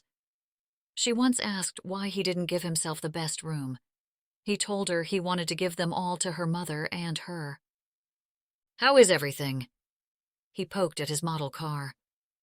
All the words were on the tip of her tongue when Elise hurried in. "Martin, Allie, come see the whales!" Martin shot up from his chair. A whale sighting or a seal, sometimes certain seagulls they recognized, a boat, a sighting of her cousin Matt, were all events to her mother and had to be shared. Where? Elise rushed out onto the back deck. Martin grabbed the binoculars on the table before running out the door. Allie sat down in his office. If she had been transported back 15 years, this moment would be exactly the same. The same issues, the same dramas. She'd just have to get through this week. Then her phone rang. It was Frank. "Hey, Frank," she said. "Is Dad okay?" "Yes, fine." His voice was soft. I was hoping you could pick up your dad's computer from the bakery before you come to the hospital this afternoon. She leaned her head on the back of the chair. She didn't want to see Michael ever again. Sure. It's a humpback, she heard Martin exclaim from outside. Allie would wait to go visit David until the bakery had closed so she could get in without having to deal with Michael. That was the plan, but when she arrived, Michael stood by the back door, waiting for her. Seriously? What? Frank told me you were coming about 2 hours ago. I didn't realize I had to pick up the computer within a certain time limit. She walked past him, done with the conversation. He turned around, her dad's recipe binder in his hands. Do you know how to read these? Yes. She dragged out the word as a smile grew on her face. Was Mr. Marine going to ask for help? He opened his mouth, then shut it. Then opened it again and said, I need. He stopped and looked as though he literally had to swallow his pride as he took a big gulp of air. I need your help reading what your dad wrote. She pressed her tongue against the inside of her cheek to hold back her smile. Are you asking for my help? Yes, he said through a clenched jaw. Maybe now her dads would realize she was the one they should have asked in the first place. What do you need? What are you doing now? He asked. I'm about to see my dad. She looked over at the computer, then back to him. She wasn't going to let him call the shots anyways. I can come tomorrow morning.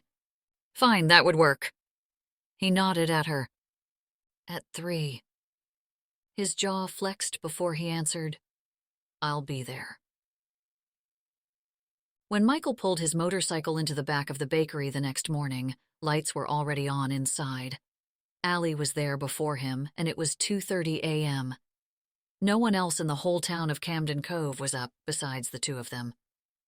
She looked out the back windows as he came inside. Good morning, he said, taking out his notebook and apron from his backpack. He had decided last night to let it all go and start fresh, like Harry suggested. Good morning. Allie had her hair up in a bun, but wore a scarf around her head. She wiped away the wisps of hair that dangled out of the scarf with her forearm. I figured I'd just prep a few things while I was here. Michael looked around the kitchen. All of the clean surfaces he'd left last night had been smeared and daubed with various ingredients. Cream had spilled on the stove, granular sugar glistened on the countertops, and his shoes slipped in flour on the floor. How long have you been here? All night. She threw down a ball of dough onto the marble countertop. She kneaded it, rolling her palms out. Her hands looked dainty inside the big dough ball, yet she handled it with almost no thought, sprinkling on the flour when needed, rolling it out, pulling it, and slapping it. He became instantly annoyed. I thought you were going to help me figure out your dad's recipes, not bake them for me. I am. This isn't helping me. He flung his hands at all the prepped food. Then he marched across the room, hitting the swinging door, knowing what he was about to see. The shelves were already stocked with every pastry David made. You made everything already? You're welcome. How is this helpful? Are you seriously upset right now? The snotty tone in her voice curled his toes. He pulled his apron off over his head and grabbed his backpack. So, you're sticking around then? What? You're going to stick around for a few months while your dad's in recovery? He unzipped his bag, stuffing the apron inside. What's happening here? Her hands went directly to her hips. You're going to stay and not go back to your home in Paris? Well, She started to talk, but he interrupted her. Because if you weren't staying until David's completely better, especially during the busiest season of all, then you'd be doing whatever it took to help out, right? Like going through some of the recipes or, oh, I don't know, making sure the person who could stay doesn't quit. I cannot believe you're upset right now, She crossed her arms over her chest. I'm sorry I baked? Everything! He flung his hands out. You baked everything! She didn't get it. Now she was giving him the crazy look, like he was losing it. Did you want to prove that you can bake or something? No. She looked insulted. Then you're going to show me all those recipes right now, since you're the one who made me come in this early. I planned on it. What? I just prepped the front, so we could have the whole morning to go through everything. She shook her head. My goodness, you get in a tizzy. Michael cocked his head toward her, confused. You're going to show me? Yes, but I figured it'd be easier if we didn't have to worry about making everything. Now we can take our time to rewrite the recipes. She held up a computer. On David's computer. He stood, frozen with his backpack, suddenly feeling absolutely ridiculous. The kitchen grew warmer with every passing second. I'm sorry, I thought. Huh? Her voice was sarcastic. She went back to kneading the dough. What was that? He might be wrong, but that didn't change what he thought of her, which was that she was a complete princess who had no idea what it was like for the other 99%. Even if she looked hot twisting the dough. I'm sorry.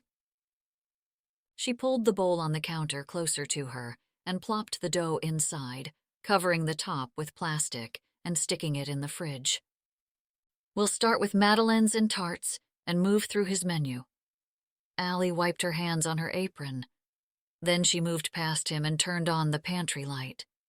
I also rearranged the pantry to be more like a real kitchen. Michael peeked inside and couldn't believe it. She might be a mess while she baked, but the pantry was beautiful. Everything put in an order that made sense, with tags hanging from the metal shelving. Thank you. Should we start? When she walked back to the counter, passing by him, he smelled a perfume he'd known his whole life. The same perfume his mother had put on for special occasions. Chanel? Number something? Memories flashed through his head. Huh. He hadn't thought of those memories in years, a time when his mother was happy. Allie opened up the computer. I'll type everything out so you can have an accurate recipe. Michael stood there watching as she typed. Harry might be right after all. Maybe she wasn't so bad. So, how much do you know? Her voice was condescending. Maybe Harry was wrong. He stared at her without answering. She rolled her eyes. I mean, what pastries would you like to focus on? I can bake your typical dessert. Michael couldn't believe he had to do this. I just need help with some of the fine-tuning. Allie nodded and pulled out the sugar and the eggs, then stood there. So? What? You going to put down that bag and fine-tune? He looked down at the backpack still in his hands. He unzipped it and pulled out his apron. What's first? He threw the bag on the bench against the wall and tied the apron behind his back. We'll cream together the eggs and sugar, and while that's happening, we'll grind up some vanilla beans. No extract? You found extract? She shook her head. Never use extract. So there's one mistake, he thought to himself. He should have pasted the beans the other day. Allie took a few vanilla beans, opening them up with a knife, and scraped out the seeds from the interior. The scream from the motor filled the quiet as he cracked the eggs into the mixer and poured in the sugar. He slipped the switch onto high speed, watching it for a minute before turning back to find her staring at him. What? I didn't know you baked? That surprises you? He rested his hand on top of the mixer, watching the whisk on the mixer spin madly around. Yes. He looked at her, surprised by her honesty for some reason, even though most people were surprised when they heard that he liked baking. You're just this marine guy, that's all. It's where I learned how to bake. She raised her eyebrows with curiosity. Really? I enjoyed trying to bake something out of our limited supplies in the field. Something good to give the guys once in a while. I do prefer the simple recipes, like this Madeleine, where you can taste the flavors of all the ingredients. Allie put the paste into a jar, then grabbed a measuring spoon. If you're using paste, it's half a teaspoon. She handed over the leveled spoonful, then pulled out a measuring cup and filled it with flour. After the dry ingredients, we'll let it sit for an hour in the fridge before adding the butter and honey. She got everything else ready, then moved to the computer and typed. For the rest of the early morning, before everyone showed up to open, she walked him through half a dozen of David's recipes, explaining each step as they went along. The princess routine had completely vanished. If anything, Michael could feel her passion for everything she was doing. She made the act of baking an art form. The way she whisked, added ingredients, when she cut corners, and when she took her time. By the time Frank showed up, he stood in the kitchen, stunned. "Allie, what are you doing here?" "Michael asked me to help," she said. She clearly ignored the surprised look on Frank's face. He couldn't figure out if Frank was happy about it or not, and he was pretty sure Allie couldn't figure it out either. "Is that a problem?" "No, of course not." Frank smiled, but his exhaustion came out in the dark circles under his eyes. "I just wasn't expecting you." Kate arrived later in the morning, and by then, Allie and Michael had gone through most of the menu. Although he had started deciphering some of Frank's notes, he appreciated Allie going through each recipe. "You should run his cooking classes," he said to her, remembering a side conversation at the hospital between David and Frank. "They were going to cancel them, but you're really good." Allie took a tray of eclairs out of the oven. "I've never taught before." "You're teaching me." Michael looked up from the computer. "You have all the recipes. People would eat the Parisian patisserie chef thing up." "Yes, well, you clearly already know your way around a kitchen." Frank came in, and before Michael thought about it, he said, "You haven't canceled the cooking classes this week yet, have you?" Allie whipped her head around at him, her mouth dropping open. "The classes!" Frank slapped his forehead with his hand. "I forgot about the classes again." He leaned against the counter. "Your dad is going to kill me." "I can do them." He smiled to himself as Allie took his dare. "Oh, I couldn't ask you to do that."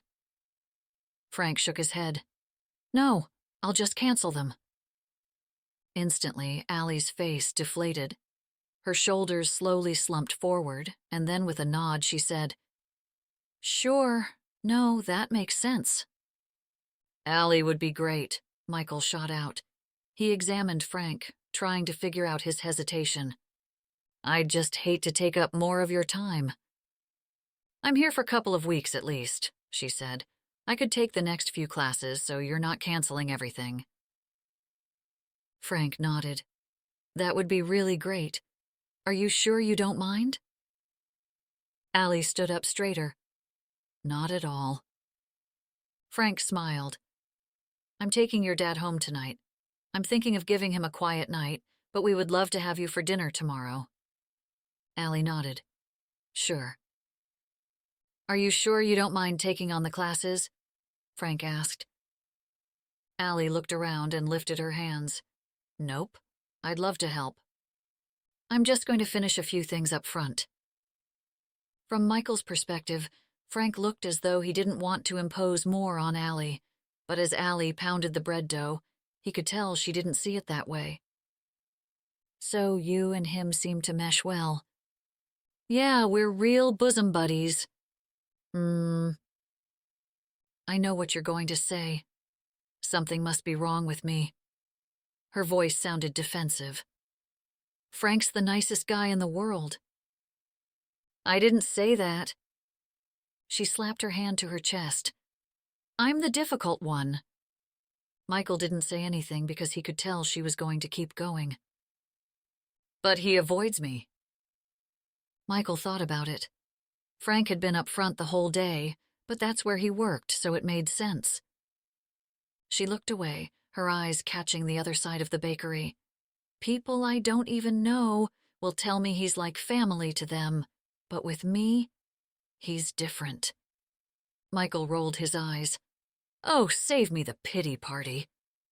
She whipped back toward him. Excuse me?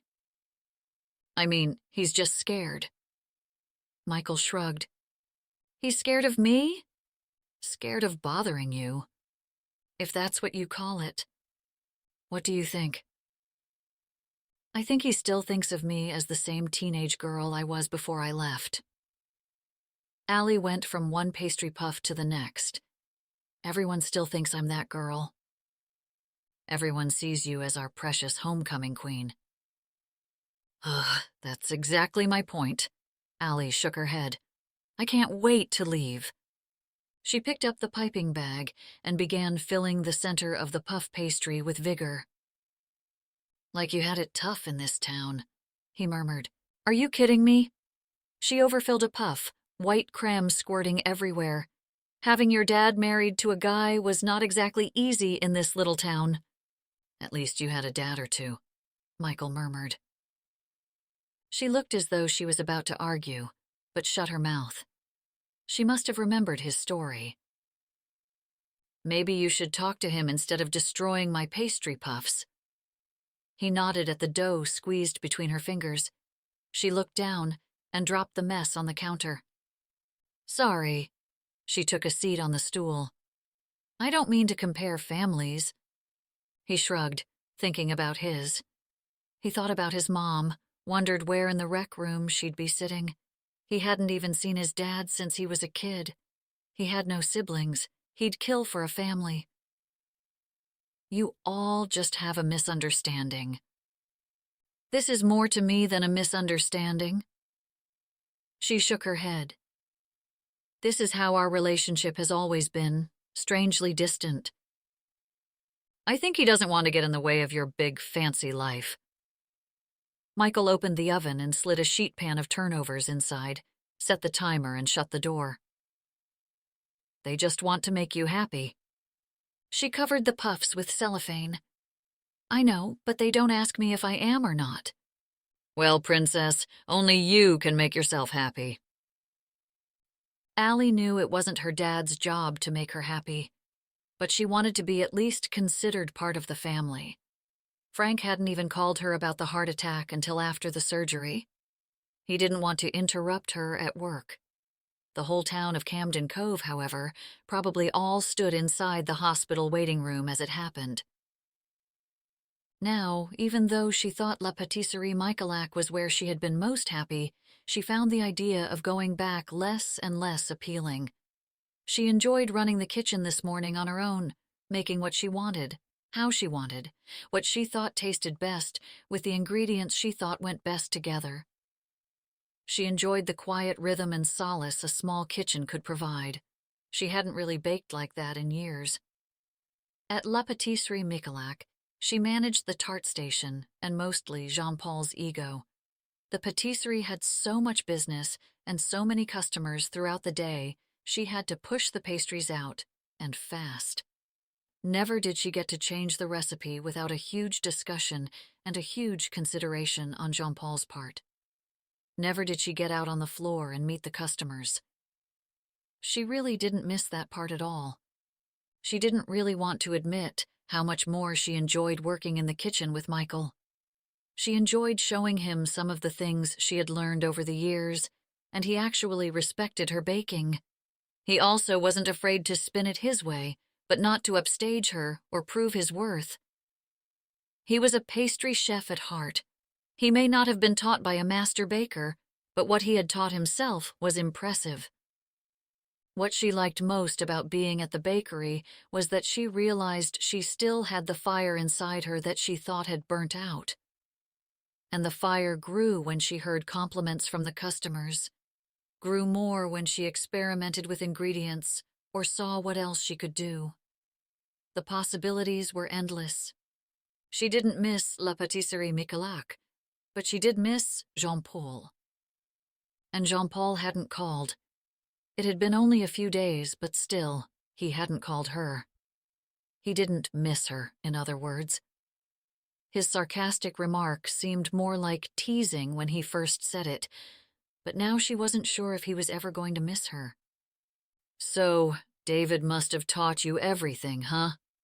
Michael asked, as they finished the last of the breads. She shrugged. "Sort of. When I was little, he'd teach me stuff, but then I'd play with stuff on my own." "Your Pinot raisins and palmiers are delicious." He bit into the palmier puff pastry. She looked around to see if anyone else had heard, and smiled. "Yes, well, it's all about the ingredients. Fresh butter, eggs from the farm, and cream always makes it taste better." "Thanks again for helping."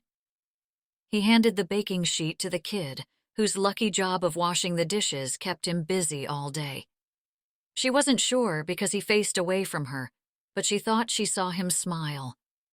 After closing, she finished typing up the last of the recipes for the immediate menu, but she figured she'd come back and show him the more specialized desserts David did by special order, and for weddings. The wedding cakes, the pastry bar he offered with all the different finger treats. That was another few days at least. "I can come." "Could you come?" "You first," Michael said. "I was about to say I could come in for the next couple of days to help." She swiped her hair away from her face. "But if you don't need me—" "No, that'd be great." She nodded. Suddenly the exhaustion of staying up all night hit her like a ton of bricks, and she yawned, loud and long and hard. "Go home," Michael said. "I've got it from here." "No." She yawned again. "I can help." Tomorrow would be great. Kate walked into the kitchen, bringing in more empty trays. "We got so many compliments today." Allie grabbed the trays out of her hands. "That's great." They loved all of it. Frank swung the kitchen door open and removed his apron. He looked as tired as she felt. "Well, I have to say, everything went perfectly today." It was Allie who baked today. Michael helped with everything. Only with the afternoon rush. "Well, I can't thank you both enough." Frank sat on the bench and slumped against the wall. "I think I'll go to the hospital and bring your dad home now." "I can come and help bring him home?" Allie asked. Frank lifted his head. "No, I can do it." Chapter 6. The following days were unusually warm, and even along the Atlantic Ocean there was no breeze. The kind of day Michael enjoyed most. He sat on the bench facing the harbor outside the bakery as he took his break. He grabbed a few of Allie's craquelines, a French pastry he had never even heard of. It was made from brioche dough, with candied orange slices inside, toasted almond slices, and a sugary syrup on top. He'd taken so many notes over the past few days that he bought a new notebook and rewrote them all over again, then into a computer file. He took notes on the recipes themselves, but also what she did. How she whisked some ingredients by hand rather than using the mixer, or how she preferred a buttered metal pan for her loaf cakes versus a silicone one, or how she drizzled syrup on her cakes the moment they come out of the oven. Most of the recipes she knew off the top of her head, and as she went through the motions, she'd explain everything. She went by equations. Her pie crust was a 3-to-1 ratio of flour, fat, and liquid, whereas a pâté au choux pastry dough had a 1-1-2-2 ratio, flour, fat, liquid, and egg. She did most of her measurements by weight instead of volume, something he'd never done before. She threw cocoa powder instead of flour on the counter to keep the chocolate doughs and batters from sticking, and used milk powder to add richness and help with the browning. Everything she did, she explained.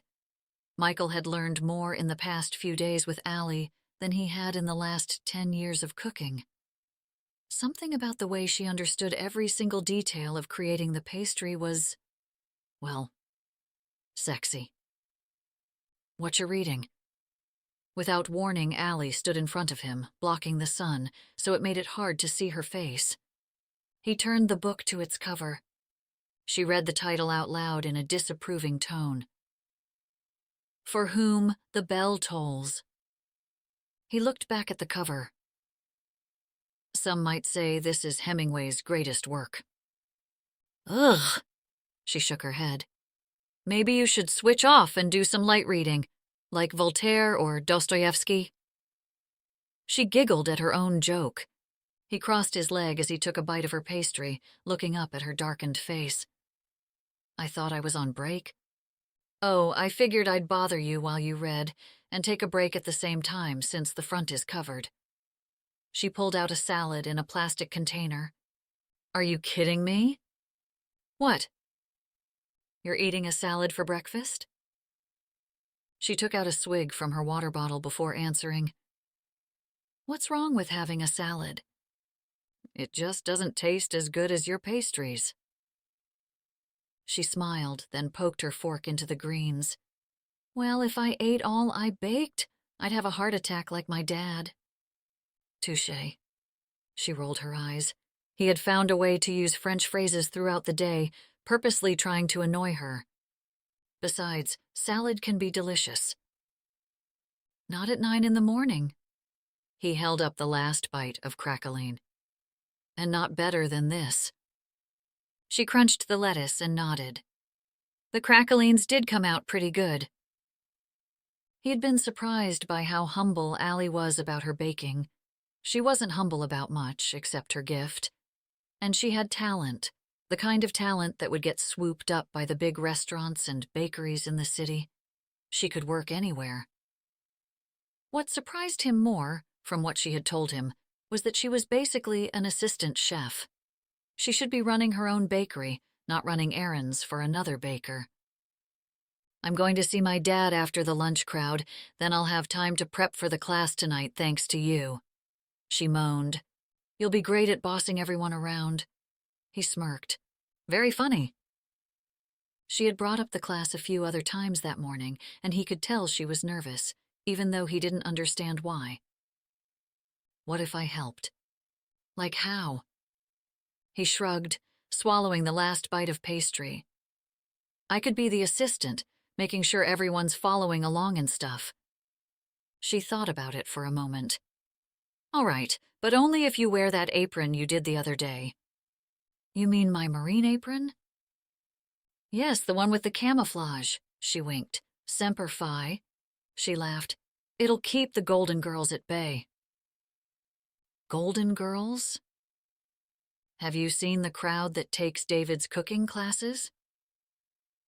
Michael had no idea who would take the classes, but when it started that night and he stood behind the crowd of mostly gray-haired women, Allie mouthed the words, I told you so, from the other side of the kitchen. He laughed to himself, looking out at the silver heads. Okay, ladies and gentlemen, welcome to La Pâtisserie's introductory course to making the most delicious and popular pastry in all of France, the pain au chocolat. Allie opened a silver cake stand cover, revealing dozens of croissants oozing with chocolate piled into a pyramid shape. The men and women whispered to themselves behind their rolling tables. Michael had already placed most of the ingredients into glass bowls to make things easy on them. We're going to go step by step, and by the end, you'll be able to take home a baker's dozen of these delicious pastries. Allie's stomach cramped with anxiety as she walked around each table, moving between groups.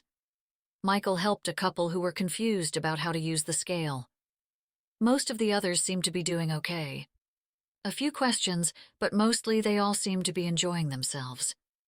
2 women near the front had clearly done some baking and were ahead of the class, giggling as they drank their wine. You do a marvelous job of teaching us old folks, the first woman teased. We were so sorry to hear about David, the other woman said. Yes, please tell him we're thinking of him and that we'll see him next year, the first woman said. Thank you, I will. Allie nodded and moved to the next table. She thought about David's reaction when she told him she'd do the classes. He looked relieved compared to Frank's worry. Another couple looked like they were having trouble folding the croissant over the chocolate ganache. Michael showed the man how to hold the dough, sprinkling a bit of flour to make it less sticky from the summer heat crawling into the air-conditioned kitchen. She watched as Mr. Marine delicately folded the pastry over the chocolate. His arms bulged as he daintily handled the pastry dough. There was something about his hands that she couldn't resist studying. They looked solid, strong, like he could crush someone with them, yet performed some of the most technical steps in baking. She wanted to reach out and touch them. What was that about? Once the pastries were in the oven, she set out the leftover goodies from the day with coffee and tea. The group mingled, talking about their stay in the small community, the restaurants they'd eaten at, and the hotels where they were staying. The energy in the room was contagious. Even Michael seemed to have a smile on his face instead of his usual scowl. Allie recommended a few quaint places to shop and eat off the main strip, a bit further out of town. They all asked about her culinary background. Paris came up every time someone asked a new question. She enjoyed talking about her time in the City of Light. She lived in the 18th arrondissement, in the quaint Montmartre. She gave Jean-Paul's patisserie name. A woman Googled and showed the photograph of the bakery. Allie couldn't connect to that picture now that she was looking in from the outside. The pristine showroom looked more like a boutique than a bakery. As she looked over the group, she saw Michael watching her. When he noticed her attention, he gave her a smile and she smiled back.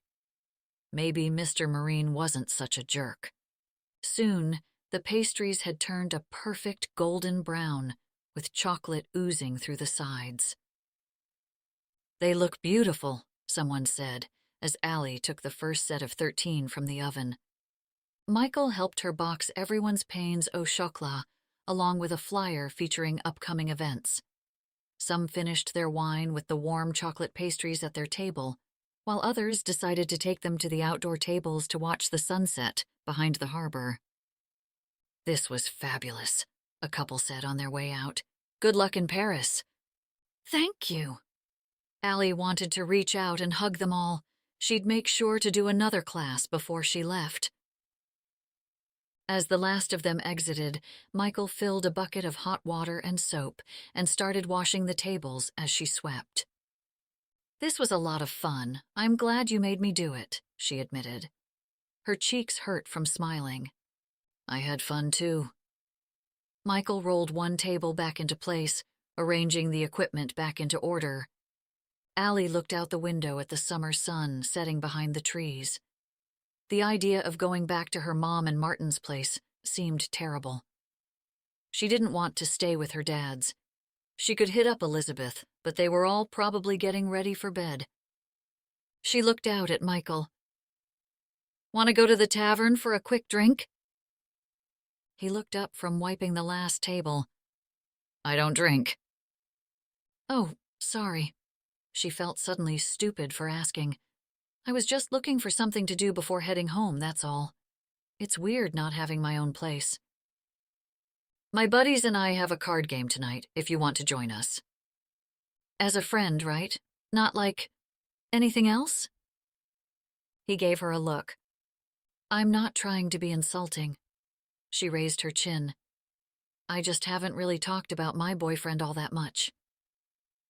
"You mean you didn't talk about Jean-Paul's Parisian bakery all night, with every single group?"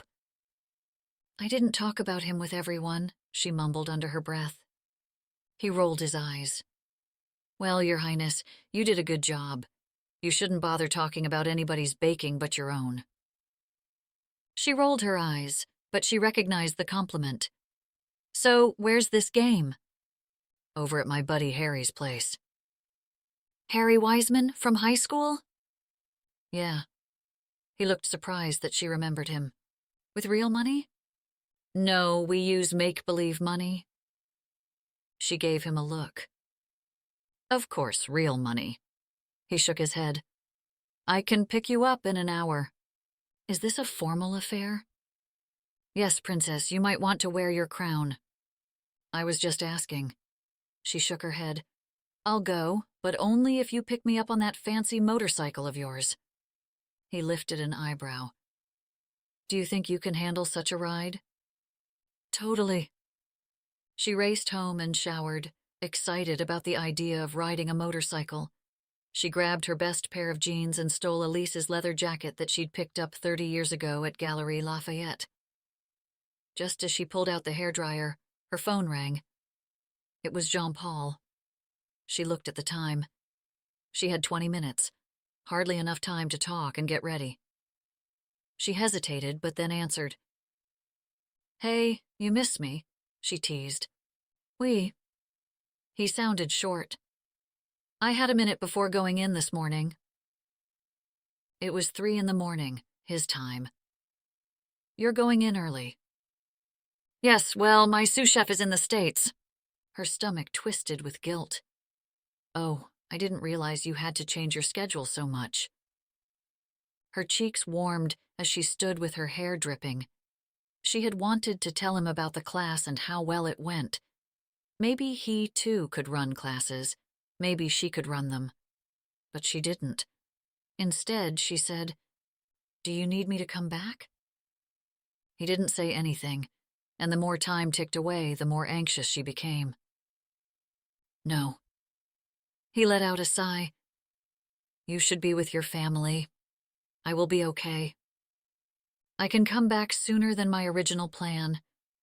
My dad's doing really well, but he just came home from the hospital, and I'd like to make sure they're all set before I leave." She also sighed. She wasn't even sure Frank would ask. "I miss you, mon amour." He sounded exhausted more than anything. "Come back as soon as you can." She didn't mention the card game and the motorcycle ride. When she said goodbye to Jean-Paul, she had only a few minutes to spare before Michael arrived. She ran around and pulled her hair up into a wet, messy bun right before she saw a single headlight in her parents' driveway. "I'll be home later," Allie said to Elise and Martin as they watched television in the living room. She felt 16.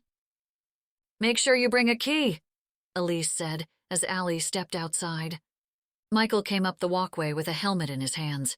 Allie looked out at the beautiful motorcycle sitting in the driveway. She squealed.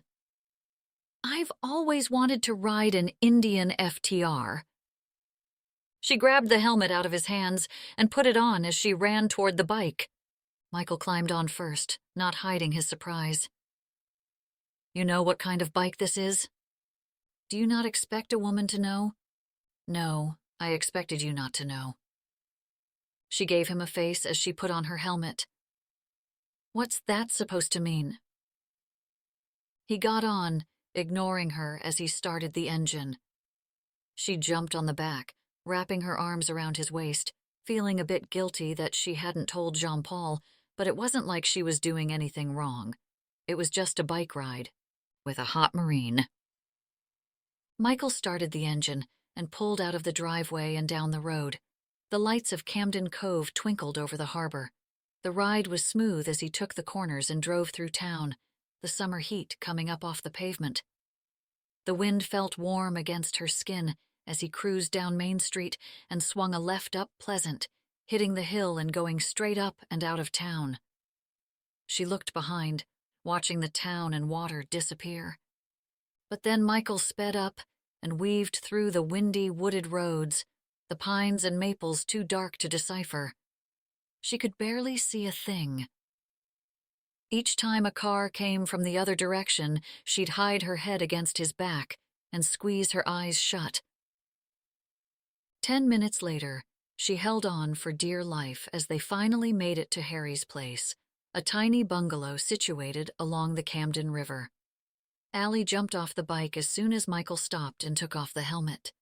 She had never been happier to be on the ground than she was at that moment.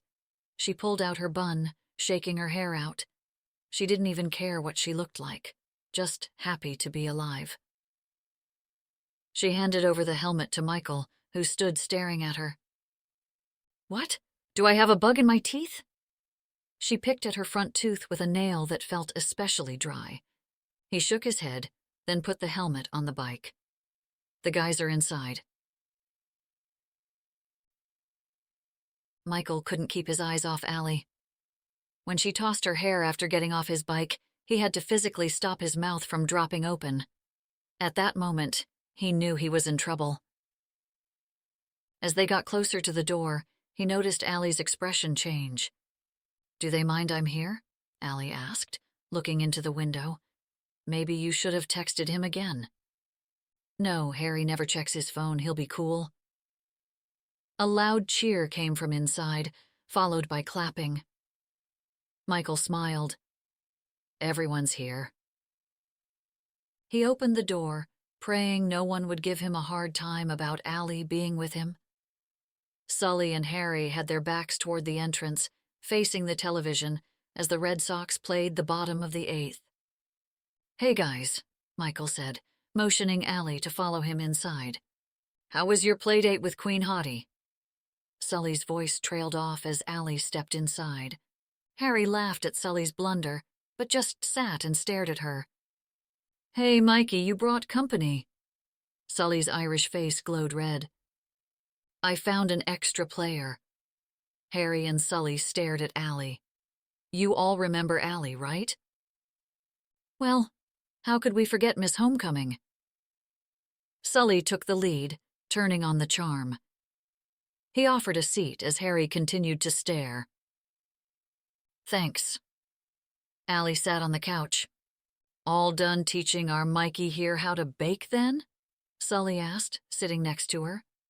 No one intimidated Sully. Harry, however, still hadn't greeted her. "Sort of. We actually have more to do." Allie crossed her legs as she talked, folding her hands over her knee. Michael couldn't tell if she was completely comfortable or ready to run for it. Sully cleared his throat with authority. "Is he being a difficult student?" Harry's mouth opened, but Michael shot him a look before a smart remark came out. "Michael's a great chef. He doesn't really need my help. It's mostly my dad's lack of organization that's the problem," Allie said, becoming comfortable with having Sully inches away. Sully asked Allie one ridiculous question after another, with Harry joining in occasionally with a nod. In no time, Allie seemed to fit right in. "I thought you guys were going to play some cards," she asked Sully. "Well, Harry here forgot to make the dip, so we decided to watch the game." Michael threw a pillow at Harry. "You forgot the dip." Harry threw it back. "Sorry, I had someone come to the bookstore and take up my time." "Allie, you're more than welcome to join our next game over at my place next week," Sully offered. "My wife makes a killer dip." She smiled her fantastic smile. "Thanks, I'll keep that in mind, but Michael and I brought some pastries." Michael set the box on the coffee table. "I figured you'd forget the dip." "I didn't forget the mojitos," Harry said, standing. "I'll go get them." "I can help." Allie followed Harry into the kitchen. "I'd love a mojito. I have a ton of mint in my garden." Harry told her the recipe as they disappeared into the other room. Sully hit him in the arm. "Do you think I've aged well?" Michael laughed. "No." Sully hit him again, harder. "Ha ha." He rubbed his shaved head. "I've lost the hair since high school." Sully had once been known for his long locks. "You look great, man." "I can't believe you all hang out together still." She walked back to the living room with a drink in her hand and took a seat next to Sully again. She opened the box of pastries and pushed them in front of everyone. "So, Sully, you're going to be a dad?" "Yep, a baby boy." "That's wonderful." She sipped her drink. "My cousin Elizabeth is having a baby, too." "Yeah, she and Adam were in our Lamaze class." Allie looked surprised, then shook her head. "I forget how small it is here." Harry sat in the recliner. "Michael told us you live in Paris." "Yes, I've lived there for a couple of years." She took another sip. "This is delicious." "There's coffee brewed in the kitchen," Harry said to Michael, who leaned over to the table to grab a pastry. Michael nodded at his friend and headed to the kitchen. He opened the cupboard, grabbing a mug. As he poured his coffee, He thought that if this had been high school, no one would ever believe that the homecoming queen, the biggest nerd, and the anonymous derelicts were all hanging out. How things changed. "So, do you play poker?" Harry asked, seemingly interested, as Michael looked on from the kitchen. She shrugged. "No, but it's better than watching Masterpiece Theater with my parents."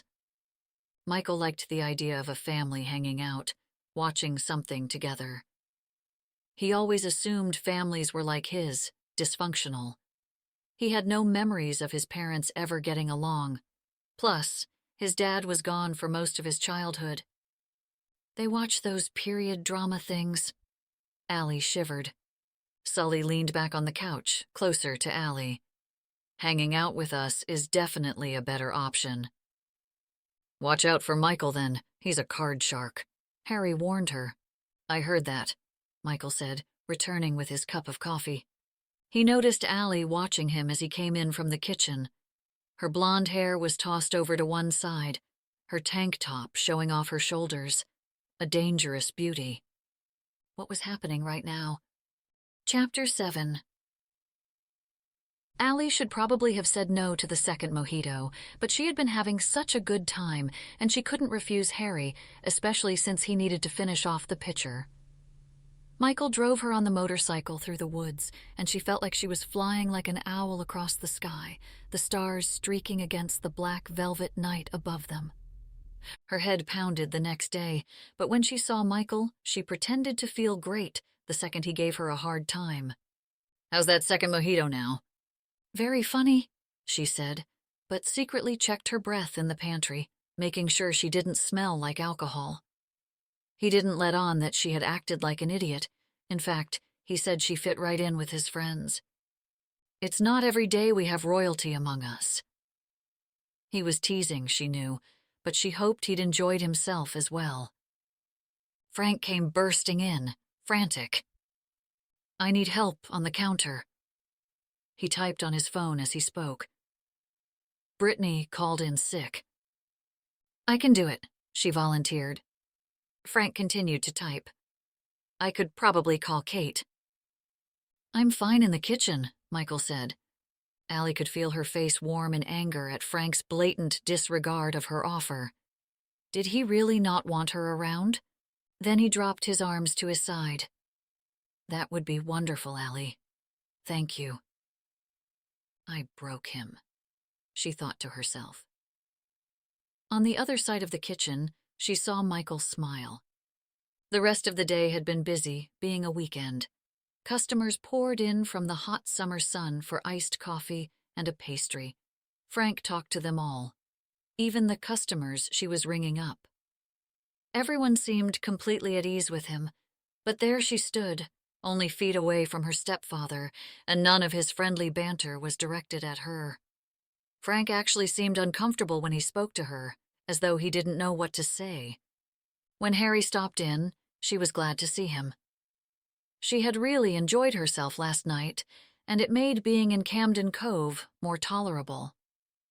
Throughout the night, she and Harry had talked about art and music, about traveling and school, and also about places to go when she was in town.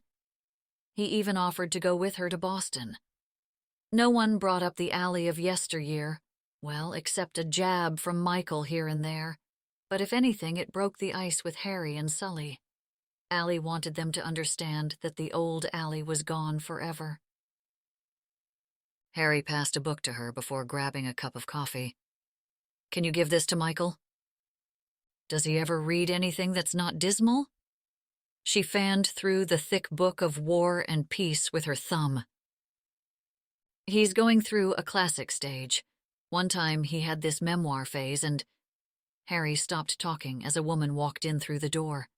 "Eve." "Harry."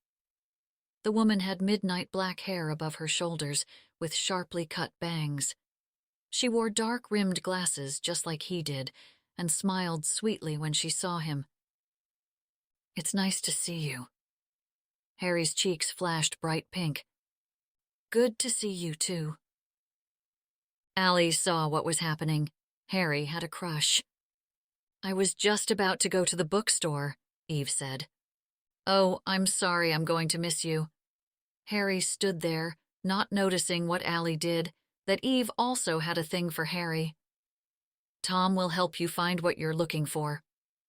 Eve nodded and said, Maybe I'll see you soon. Yes, I'd like that. Harry waved as Eve walked to the end of the line. As soon as she was out of earshot, Allie leaned over the counter and said to him, Harry, take these cups and pastries, she whispered, and ask her to sit with you. I couldn't do that. Harry tried to hand back the extra cup, but Allie pushed it at him. Yes, you can. Frank grabbed a few pastry puffs and said, Ask her if you can walk her back to the bookstore. Allie was surprised he had been paying enough attention to understand what was going on. What? Frank shrugged. I love a little romance. Harry's eyes shot open and it all finally clicked. Oh. Harry looked back at Eve, then asked warily, Do you really think she'll want to have coffee with me? Yes. Allie pushed him away with a tap on his shoulder. Now, get over there. Harry slowly approached Eve, who smiled as soon as he held up the extra cup. Allie and Frank watched as the two headed to the coffee station and started talking. She turned to say something to Frank, but he was already helping the next customer. After the rush dwindled down, she headed to the kitchen with another empty tray and dumped it in the sink. Her head felt heavy. Allie, you saved the day, Frank said as he walked into the kitchen. Michael stood in front of the island with a tray of macaroons. He seemed to be ahead of demand. He hardly needed her help at this point. I'm glad I could help. Well, I think we're okay for now. Why don't you take off and relax? I don't mind helping. No, Allie, go. Enjoy the rest of the day. Allie looked at Michael and saw understanding in his eyes. Okay. She wiped her hands on a dish towel. I'll just leave then. Yes, please. Go do something fun. Maybe stop by to see your dad. He'd love to see you. Is he upset that I haven't come today? She asked, wondering if she wasn't spending enough time with him. No, but I'm sure you'd much rather do that than work in our little kitchen. Frank picked up a tray of croissants. I'll bring these out. You go. Okay. Frank swung through to the front, saying goodbye as he went. So, I guess I'll get going. She picked up her purse and gave Michael a wave. Allie, you know he's trying to be nice, right? I should go. She stalked out, but stopped at the radio and pointed. Ugh, turn off that country. Michael could tell the interaction between Frank and Allie had been awkward for both of them. It was for him, too. Frank never seemed to be short on words, except when it came to Allie. Or maybe he'd noticed something strange between the two of them because she'd pointed it out to him. Nevertheless, it had been weird. After the lunch rush, Frank insisted Michael go home early, too. You've been working like crazy. I hope Allie was able to help you out. Yeah, she's really good. Michael took off his apron, dropping it inside his bag. She really is, isn't she? Frank walked around the kitchen, cleaning up, rearranging things. He squeezed the dish towel he held. How was the class? It went great. Frank nodded. He looked at Michael. You get her. Excuse me? Not many people get Allie, but you seem to. What do you mean? Her father and I begged her to work here for years, yet you ask, and now we can't get her out of here. I think she thought you'd ask, actually. She wants us to ask? Frank looked puzzled. He took a seat on the stool by the counter. I thought she didn't want anything to do with the place. Michael had a feeling this whole thing was one big miscommunication. How many times had he and his mother gotten into a fight over something as stupid as this? How he wished he could fight with his mother again. Look, it's none of my business. Frank looked up. Never mind. Michael zipped up his bag and threw it on his shoulder. No, what? Frank asked, sitting up on the stool. I think she feels out of place, since you keep telling her you don't need her help. But we didn't want to burden her. Frank's forehead scrunched. But she came all this way to help. Frank's face grew thoughtful. So, she wants to help? Yeah. Frank let Michael's information simmer, then said, Well, thanks, Michael. Sure thing. Michael saluted him, shutting the door behind him as he left. He headed up the street to Harry's bookstore. He'd grab a new book for his mother, then maybe some groceries. When he opened the door and stepped inside, he heard a familiar voice. He made his way through the small, cramped shop to the back office, and there, sitting with Harry, was Allie. What are you doing here? He asked. I thought I'd come and get my dad a new book. She held up a clutch of novels. I found a lot of great titles. Michael smiled. Of course, Harry would hook her up. What are you looking for now? Harry asked Michael. I came to find something for my mom. I have a few new large print on the back wall, he said. Then he turned his attention to Allie. Do you think it would be cheesy if I asked her to go letterboxing?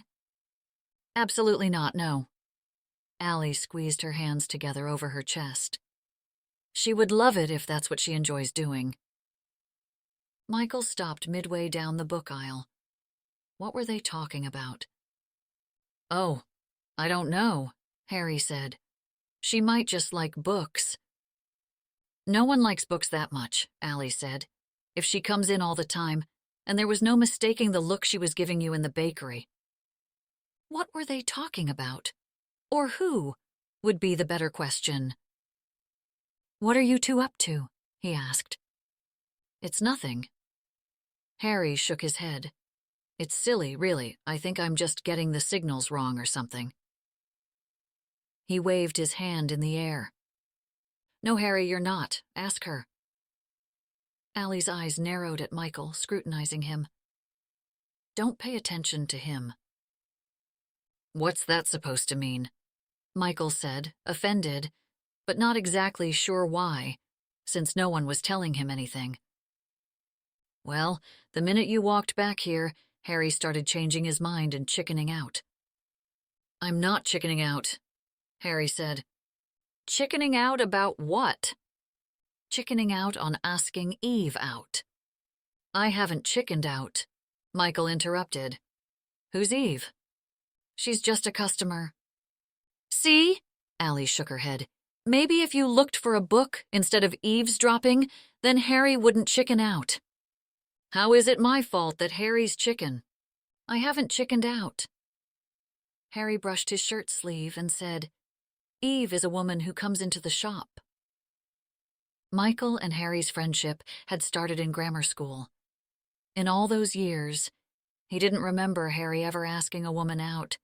He'd been on dates where the woman asked, or the occasional setup here and there. But Harry had always been too shy and quiet. Ask her to go letterboxing, and then take her to lunch, Allie suggested. I don't know. Take her to Allie's class, Michael said. Harry cocked his head. Allie's class? Oh, that's perfect. Allie jumped in her seat. You could bring a bottle of wine. And then grab coffee afterwards and sit by the harbor at the tables, he added.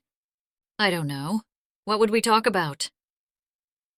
We'll be there, Allie said. Michael looked at her. We? Yes, I need your help. Allie gave him a look that made his stomach do a belly flop. Dang, she did something to him. He shook his head. Okay, that sounds perfect. Harry smiled. I think I'll ask her then. In the class tomorrow, we're baking macarons. Allie clapped her hands together. It'll be a perfect first date. Michael nodded, but once again felt unbalanced around Allie Williams. Something about that woman would be no good for his very stable, very routine life, especially since she had someone named Jean-Paul waiting for her in Paris. As Harry dialed Eve's number, Allie walked the aisles, looking at the titles. She couldn't remember the last time she sat down and read a book. What was the last book she'd read? She tilted her head to the side to get a better look at the spines. She pulled out a few more titles to add to her pile, then walked to the counter. Harry's bookshop did not hold true to its name. It was not mainly mysteries. Every type of book filled the tiny space. There were a lot of great titles, old and new. Michael stood at the counter with his own stack of books. She dumped her pile next to his. "What are you reading?" he asked. She looked at the pile. "These are just for my dad." "You're not getting anything for yourself?" She shook her head. "I can't find anything." "You can't find anything?" Michael huffed as he gestured to the overfilled bookshelves. "What do you like to read?" "Magazines?" She knew this was not the right answer for him. "Cookbooks." "Go back and find a book for you." Michael pointed to the shelves behind her, shaking his head, mumbling, "Magazines. At least they're not depressing and make me want to jump off a cliff." "If literary classics make you feel that way, then by all means stick with People magazine." She huffed. "I like more uplifting pieces for my leisure reading." She looked at his stack. "I mean 1984, really?" "I'm sure reading gossip about people you don't know is really uplifting." He shook his head. "Silly me, wanting to expand my mind. If that's what you call it." She was pretty sure he liked to expand his ego. "I just don't have time to read." He tossed a book to her. "Tell me you don't start weeping like a baby. Plus, there's a movie to go with it." "The Art of Racing in the Rain?" Allie looked at the cover, turning it around to read the back. "You coming in tomorrow?" She shrugged, then shook her head. "Frank won't need me." "I do." She looked up at him. "No, you don't." He passed another book over to her, My Life in France by Julia Child. "Yes, I do." Michael grabbed his pile and left. Allie's mouth gaped as she tried to formulate words, but she couldn't come up with any. Why did her whole body feel like it was floating? As she left the bookshop, she started to read the first page of the book with the dog on the cover. By the time she reached the beach, she had finished the first chapter. She took a seat on the bench by the harbor, kicking off her flip-flops, and read for the first time in years. After a couple of hours, and on account of her butt being sore and numb, she left the bench and went to the diner to grab a bite to eat. She sat at the counter and read. She didn't put the book down until she went to bed at her mom's. Then she woke up only to pick up the book before she got ready. Enzo suddenly felt more real to her than some of the people in her life. She opened the bakery, turning on the ovens with the book in her hand. "I told you," Michael said as he walked in, the sky still dark. She turned to face him with tears in her eyes. "Are you kidding me?" She threw the book down on the kitchen counter. He laughed at her dramatics. "What?" "I know what's about to come, but I don't want to read it." He nodded, as though he knew exactly what she meant. "I should have known when I saw the dog on the cover. I needed to prove my point." "How does making me cry expand my mind?" "It makes you reflect on yourself as a person." He shrugged. "You can't get through a book without relating to it somehow." The corner of his mouth perked up at her before he turned back to the refrigerator, pulling out the pastries that had been prepped the night before. The morning went smoothly. Michael didn't need any help. He could easily take over the baking at this point, but she enjoyed coming, so she was glad he kept asking her. Kate came in the early morning, looking exhausted. "I stayed up all night with a new client, working on a website design." She rubbed her eyes. I can take the counter if you want to go home and rest." "Really?" Kate looked thrilled. "That would be so great, Allie." It wasn't until Frank showed up that she regretted telling Kate to go home. He immediately stiffened up. Maybe she was imagining things, like her mom would say.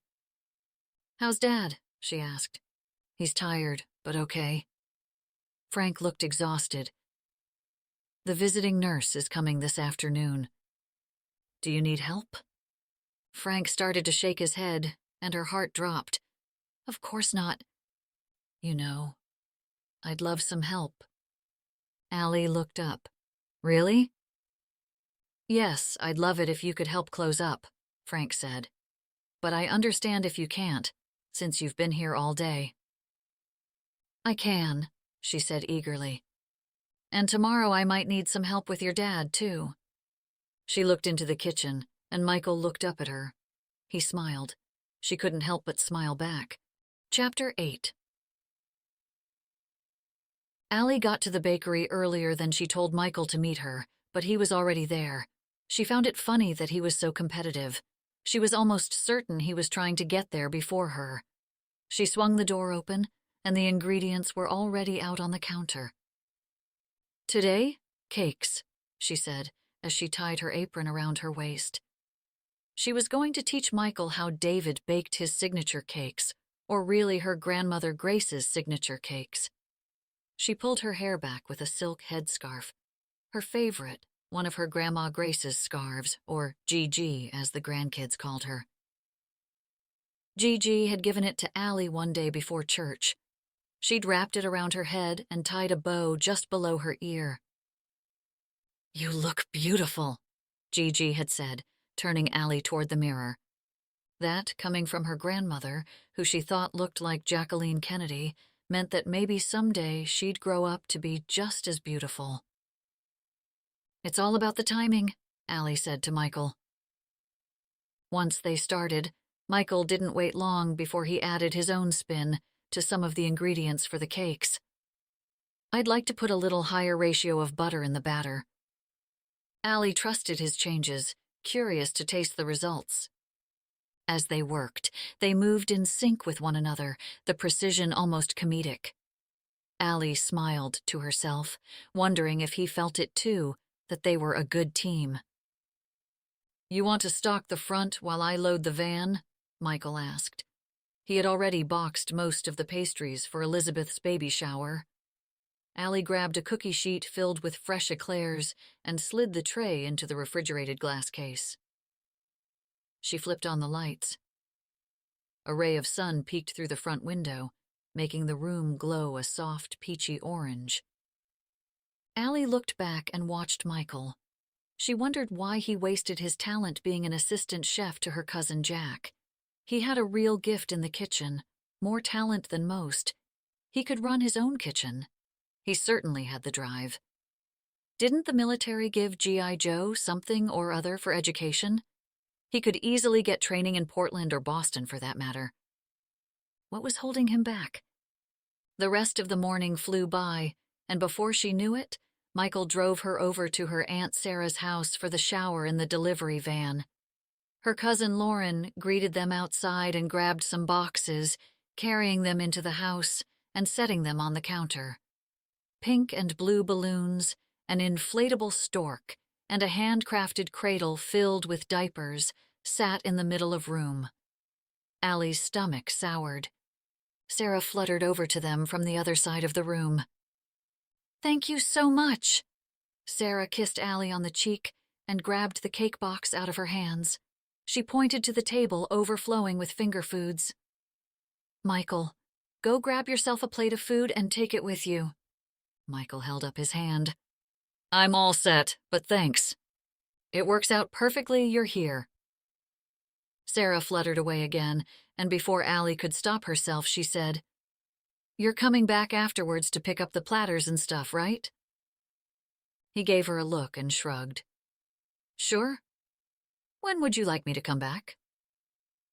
She looked at the clock. "No more than 3 hours." If the shower had been just the Williams women, Frank, and the usual suspects, then she wouldn't rush out. but her aunt's living room was filled with extended family and locals from town. People who'd keep asking, when was it her turn to get married and start a family? So many expected her to be married already and were shocked to hear she was still single. "No ring?" Lauren teased, stepping up to her with a glass of white wine. "You are a godsend." She sipped the cool drink, then joked, "How are you still single?" "Very funny." Lauren pointed her glass at Sarah, who was talking to Frank and Elizabeth. "It's really the look of pity on the married with children women, as though life isn't complete without the ring and the baby Bjorn." Allie spit out some of her wine when a voice called out from the door. "I'm here!" Christine Winters squealed as she walked into the family room. "Oh, Lord, Christine showed up," Lauren muttered as she walked away. "It's 5 in Paris," Allie mumbled to herself as she took another sip. She watched as Christine rearranged Sarah's diaper cake centerpiece. "What did you say?" Michael had snuck up behind her. Allie jumped so high she almost lost her drink, but Michael held out his hand and steadied her. "Oh my God, you almost gave me a heart attack. Don't sneak up on people like that." "Why, 'cause they'll hear what you're mumbling to yourself?" "Yes, exactly." Michael laughed. "So I'll be back." Allie held up her drink. He shot her a thumbs up and left. "Was Michael always really hot?" Lauren said from behind her. Allie jumped again, looking away from Michael's backside. "Has everyone decided to just sneak up instead of letting someone you know you're coming? But yes, he's always been that hot." "I think he likes you," she said. "No, he's just a really nice guy who's helping my dad's." "Yes, but also really hot." "Don't you have a boyfriend?" Allie wanted this conversation over. "Do you think you and Jean-Paul are ever going to get—" "Lauren!" Allie cut her off. She couldn't believe she was turning out like all the others. "Don't you go and start." "Sorry, wow, you're right." Lauren shook her head. "I really sounded like my mom right there." They both looked at Sarah, who was shushing everyone. "Elizabeth's coming up the driveway. Hide, everyone." Allie looked at the crowd of at least 40 people in the open room. The women hid behind the couch or the counters in the kitchen, or stepped into the hallways. Lucy and Adam walked her in, and everyone jumped out of their hiding spots. "Surprise!" Elizabeth covered her face with both hands and immediately started to cry, burying her face in Adam's chest. Lucy jumped up and down, clapping her hands as Sarah ushered her into the room. The crowd started laughing and clapping as Elizabeth recognized the faces. "I can't believe you all pulled this off," she said, laughing and wiping away her tears. Allie kept a smile frozen on her face, but inside she wanted to crawl away and avoid the next 3 hours of reminiscing about horrifying births as though they were happy memories. Food and drinks were served first, followed by a few games, where Allie won first prize by putting a diaper on a bag of flour the fastest. When she finished her wine, she started talking to Frank about Michael. "I just don't understand why he's not trying to go into Boston or somewhere to work at a restaurant." "Well, I'm sure he's staying here to take care of his mom." "His mom?" A vision of his tattoo floated in her head. "She's living over in Majestic Oaks." Allie had been a volunteer at the nursing home as a teenager. "Isn't she young to be living there?" "She was diagnosed with early-onset Alzheimer's when he was out on deployment." Frank, of course, knew the whole story. She was surprised that Michael had never mentioned it, while all she did was complain about her own problems with Frank. "I didn't know." "He's all she has at this point." "The cake is so good," Adam's mother said as she took her second slice. "Perfect for a wedding." "Oh, good," Allie said, grabbing the gift notebook from Lauren's hands for something to do. "What did you get, Elizabeth?" "It's a baby wipes warmer," Elizabeth squealed along with all the others. "I can't believe you and Adam don't want to find out," Lauren complained. "I'd want to decorate in colors other than green or yellow." We're going to wait until the baby comes." Elizabeth rubbed her belly, and Allie had to force herself not to roll her eyes, suddenly irritated by the cuteness of the whole affair. Soft yellows and greens filled the room with tiny little jumpers and itty-bitty hats. The socks were even more adorable. Everything had a theme of some sort of farm animal. Allie couldn't wait for it to be over. "Oh, Christine, the blanket is beautiful." Elizabeth held up a knitted blanket for the whole crowd of friends and neighbors to see. "It took me 42 hours, almost as long as I was in labor," Christine bragged as she looked over to Allie. She'd been doing that since she got to the shower. "Wow," Allie said under her breath as she wrote down the gift next to Christine's name. "Bet she'll talk about it for 42 more. Once Elizabeth finished opening the presents and people started to leave, Allie walked around, grabbing glasses and plates, picking up any random silverware. Some of her aunts and cousins were still sitting around talking about the joys of being married and having children.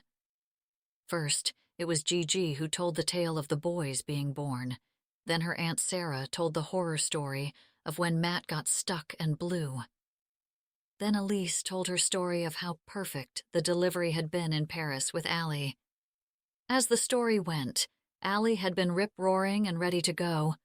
She never had been more thankful than she was when Michael came walking in from the back with Matthew, because she was rip-roaring and ready to go. "Michael!" She instantly perked up, rushing to him with a tray full of plates. "Let me go with you to bring this stuff back." She didn't even wait for his response, just rushed out of the happiest place on earth. She stuffed the trays in the back of the van and jumped into the passenger's seat, avoiding having to go back inside. "Not going to say goodbye?" he asked, as he put the rest of the items in the back. She shook her head as he made a face. "Don't you think that's rude?" She gave him a look. "Let me feel sorry for myself for a little bit, all right?" He got into the van and reversed it down the driveway. "Sure you don't want to say goodbye?" "Believe me, they won't even notice I'm gone." Allie may have sounded like she felt sorry for herself, but she was almost certain they wouldn't. "Besides, I want to get ready for the cooking class tonight." "Elizabeth might think you're upset with her." "I'll text an apology later." Allie folded her hands together. "Please don't make me go back in there." Michael nodded. "Still want my help for class?" "Yes, are you kidding me?" Allie was certain his help was the only reason things went as smoothly as they did the first time. "Gladys does like my tattoo?" He rubbed his forearm of roses. "Almost as much as you did." Allie's eyes shot open, but she didn't look at him, instead kept her gaze on the road up ahead. This was the first time he had mentioned their encounter at the wedding. The first acknowledgement of any kind. Her cheeks warmed at the thought of her rubbing his arm like Gladys. "Oh, those golden girls are feisty. You better watch out for yourself," Allie said, pretending not to be suddenly hot and bothered, thinking about what Lauren said. "Mr. Martland did enjoy talking to you while rolling out his dough." Michael let out an abrupt laugh that made Allie jump, but she smiled to herself for getting him. "Well, Princess, let's get you ready for class." Michael couldn't help but watch Allie as she did her thing up front, walking the group through the recipe. Did she notice it? He might be freaking her out for all he knew, but there he was, eyes stuck on her like a puppy dog as she stood teaching the class. She had the attention of everyone else, too. She could work an older crowd, but also had the younger couples on their honeymoon, or first dates like Harry and Eve. She had been funny in a way everyone enjoyed, but also welcoming questions and breaks when they needed it. The group of 12 enjoyed the time together because of her. "What's your next class going to be?" Mr. Fitzpatrick asked from his wife's side. He had been there mostly as the sampler. "I won't be teaching that one. I'll be headed back by then." Michael's stomach lurched, sweeping up his breath. "You're going back in a week?" "In 5 days, actually." She looked at her phone. "So, Now you're going to fold your almond mixture into those stiff, glossy peaks, about 30 strokes, but be gentle and extra careful. As the groups folded the mixture into the batter, Allie walked around. She appeared completely at ease with the group, talking to each table, enjoying the conversation. Did she have something better than this in Paris? Michael wanted to ask her. Then he remembered. His name was Jean-Paul. Harry sat motionless at the table with Eve, who was the only one folding. He saw her try to ask a question, but Harry didn't give much in return. He decided it might be best to check on things and help his buddy out. How's your batter? Michael looked into the silver mixing bowl. Eve had created a perfect macaron batter. That looks great. Harry nodded with him, but said nothing. Hey, Harry, why don't you come with me to get some more vanilla? Michael grabbed his friend under his arm before he had a chance to answer and pulled him to the pantry. What are you doing? Harry hissed as Michael closed the door. What are you doing? Michael asked. I thought you liked this girl. I do. Harry flung up his hands as though it was obvious. Then why do you look so depressed? I don't. You do. He wouldn't let him argue. You haven't spoken a word since you got here. I don't know what to say. You ask questions about her, what she thinks about stuff. Get to know her by asking about her job, her childhood. You could even talk about books. If you know so much, then why are you not dating anyone? Because I don't want to deal with this kind of stuff. Michael grabbed Harry's shoulder and spun him around toward the door. What's something nice you could tell her? She smells good. That's nice. Michael patted Harry on the back. Or you could tell her something about the way she looks, like her eyes. She does have pretty eyes. Just get to know her. Says the guy who has women literally hanging off his arm. But no one under 70. Gladys waved at him when he opened the door. Do you think she likes me? I don't know. I'm not in 5th grade. Harry narrowed his eyes at his friend. Just be yourself. Michael stuffed the jar of vanilla paste into Harry's hand and pushed him out of the pantry. Hey, Eve, he heard Harry say. He looked for Allie. She stood off at the other end of the kitchen with a pair of women, but she was looking for him too. When their eyes caught, they held on, neither backing away. She smiled, which made him smile too. The silent conversation made his collar heat up. Was he misreading the signals? Was Allie Williams warming up to him? As the class finished up, people started saying their goodbyes. All of the macarons had been baked and boxed up with a bow. Allie shook hands with each of her students and gave Harry and Eve a hug. Don't forget about the concert in the park. That sounds like fun, Eve said. We should all go together. Allie looked at Michael. You in? He only paused for a second, and even though he saw all the red flags, he said, Absolutely. He was certain there was no way this would ever end well. Michael started sweeping as Allie put all the dirty dishes into the sink to soak. She grabbed a towel, wetting it with soap, and washed off the tabletops.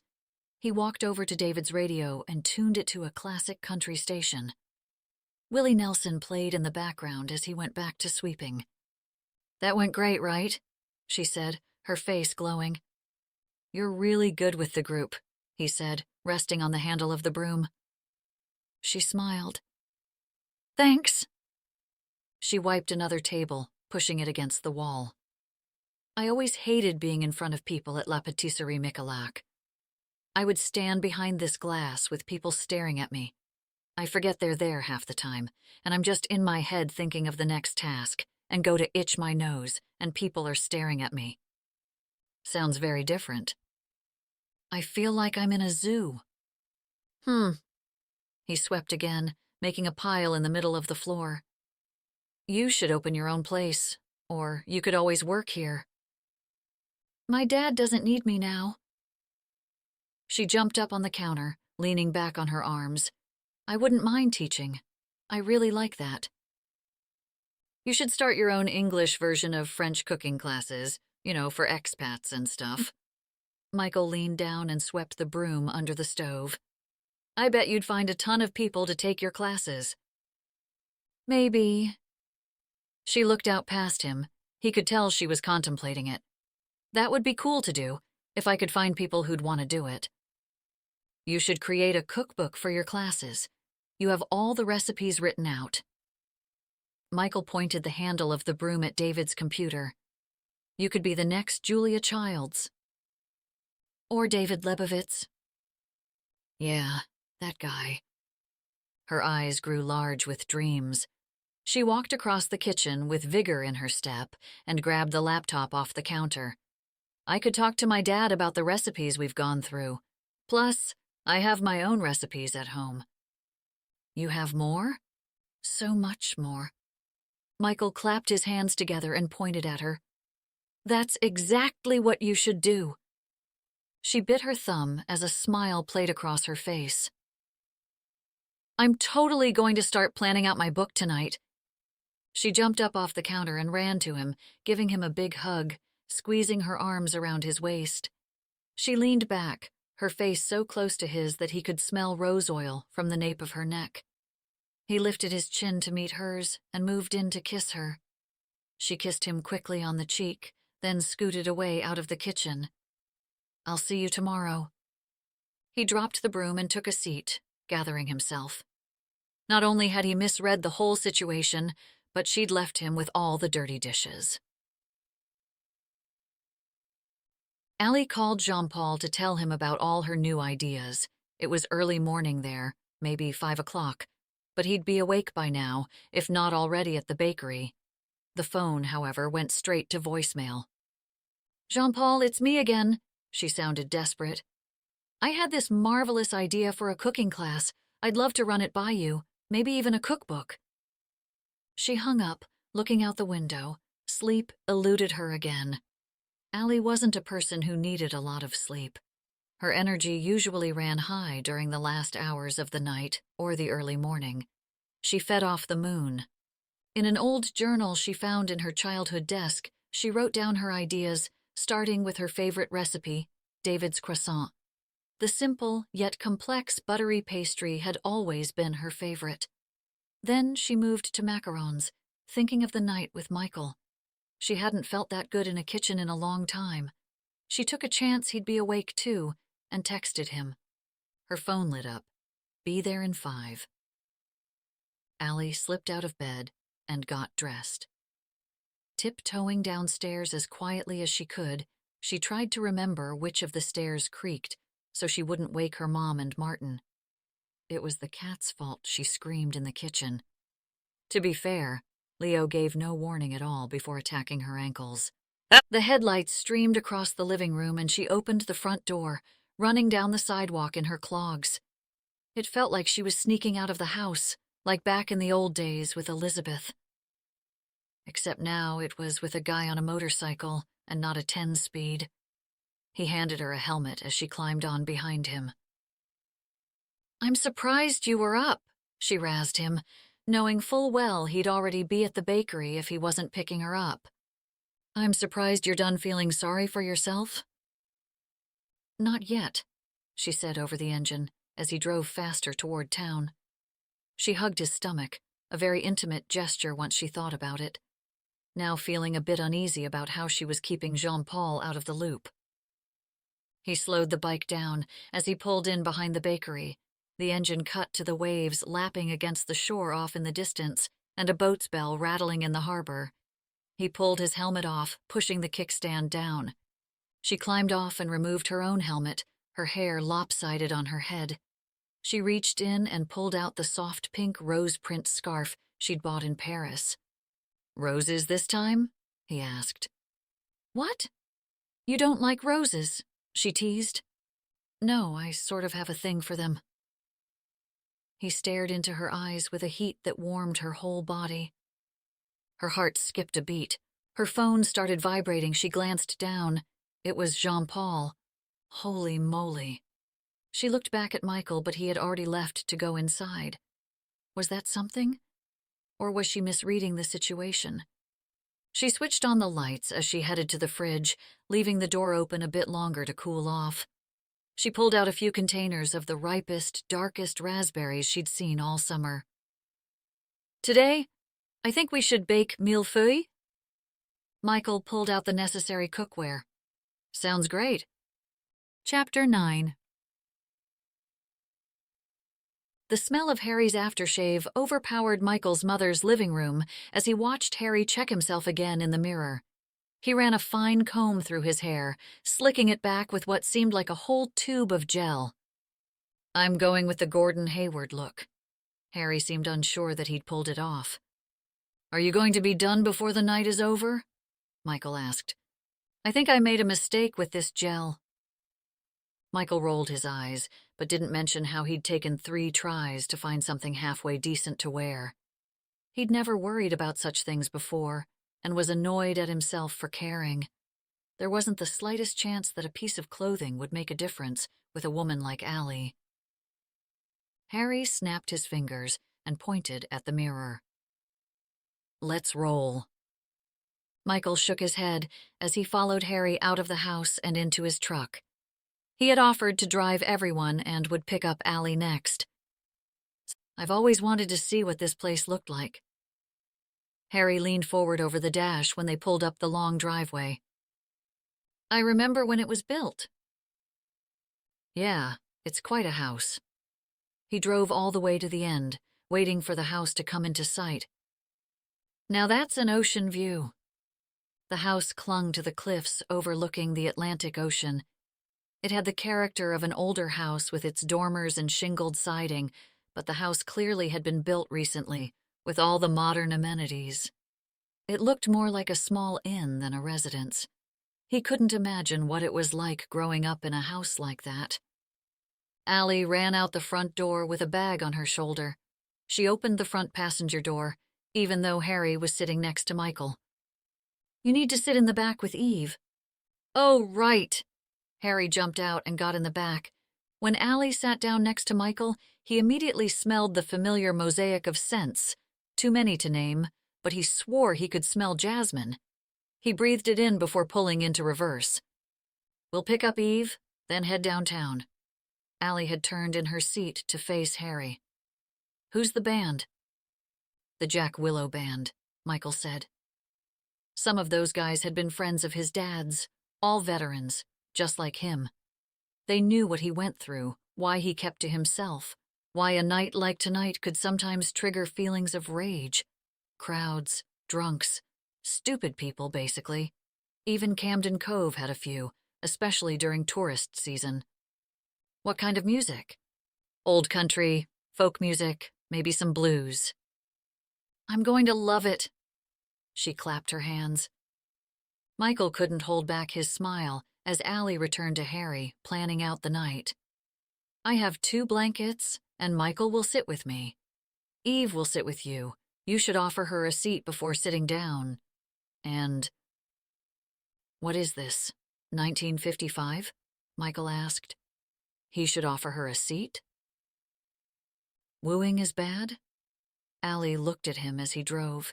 He could barely keep his eyes on the road when her eyebrow lifted up that way, with those green eyes electrifying every part of his body. Anyone who wants to be wooed needs to read Madame Bovary. Woo yourself. Allie opened her mouth, then shut it. Turning to face Harry again, she jabbed her thumb toward Michael.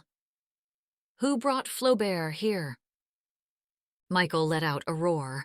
He was going to enjoy himself tonight. Allie laid out the blankets and did everything as planned, except she asked Eve to sit on the other blanket and pulled Michael to the ground next to her by his shirt. Eve appeared relaxed, and Allie asked her questions.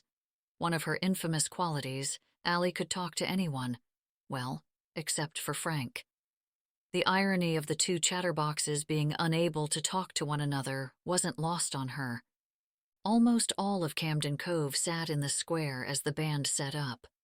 Boats lined the harbor with people sitting on their decks, waiting for the show. The night's temperature was perfect, with a slight breeze to keep the bugs away. She recognized a lot of the faces, but some of the names were missing. "Did you grow up in Camden Cove?" she asked Eve. "I was born in Boston, but moved here with my mom when I was in high school." Allie hadn't recognized her, not that it meant anything. She had been gone for a while now. She left right after graduation and never looked back. First to San Francisco, and then to so many different places she was sure she'd forgotten some of them. Then back to the east to proper schooling in Montreal. Her baking life started in Quebec. She had loved living in Montreal. It was where she came into her talent, where Jean-Paul discovered her and offered her a job in Paris. The thought of Jean-Paul flashed through her head. She hadn't talked to him in a while. She hadn't been able to get hold of him all day.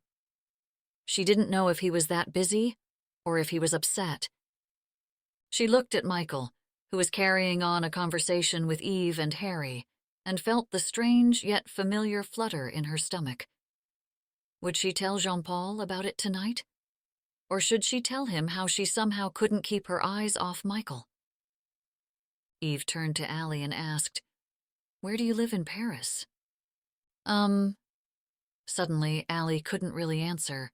Right now, she lived in a friend's apartment with its parquet floors and floor-to-ceiling windows, but she just rented a room. She couldn't afford anything else in the 18th arrondissement. "I live in the Montmartre neighborhood, near the Basilica." Wow. Eve's eyes shot open. Allie nodded. "Yep." "Do you love it?" "Most of the time." She noticed Michael listening. "I mean, it's beautiful, no doubt," she began. "And the people are very lovely once they know you're there to experience Paris, not just pass through. My favorite thing about the city is the people. I've always wanted to go."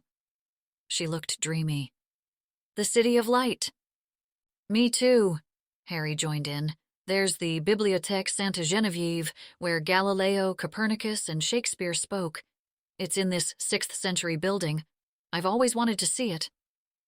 "Well, you guys have a place to stay if you want." "No way!" Eve's eyes opened further.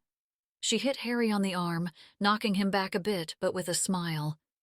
"I will totally take you up on that." Allie hoped they did. And together would be even better, since she had a strong feeling the two of them were just perfect for each other. Allie had offered this exact invitation to dozens of people, and no one had taken her up on it. She'd love to have visitors, show them around the city, see it for the first time again. That's what she needed, to go back and see it fresh. She turned to Michael. "You should come too." He smiled but didn't say anything as Harry and Eve began talking about a make-believe trip to Paris. It occurred to her that she wasn't the only world traveler among them. "Where were you stationed?" Michael started picking the grass on the edge of the blanket, facing the stage. "First in San Diego, then overseas." She thought of how spoiled she had been, living off her family, traveling, while Michael had no choice about where he ended up, and faced situations even her worst nightmares couldn't compare to. "Did you always cook?" She was embarrassed by her behavior when she first came home, thinking that cooking in the military wasn't as dignified as her master's in culinary arts. He shook his head. "No, I didn't start cooking until after I got injured." "Oh." He had been injured? "I didn't want to go out on disability, and I wasn't ready to leave, so I became a cook." So many questions burned on the tip of her tongue, but she respected Michael too much to ask any of them. He'd tell her his story if he wanted to.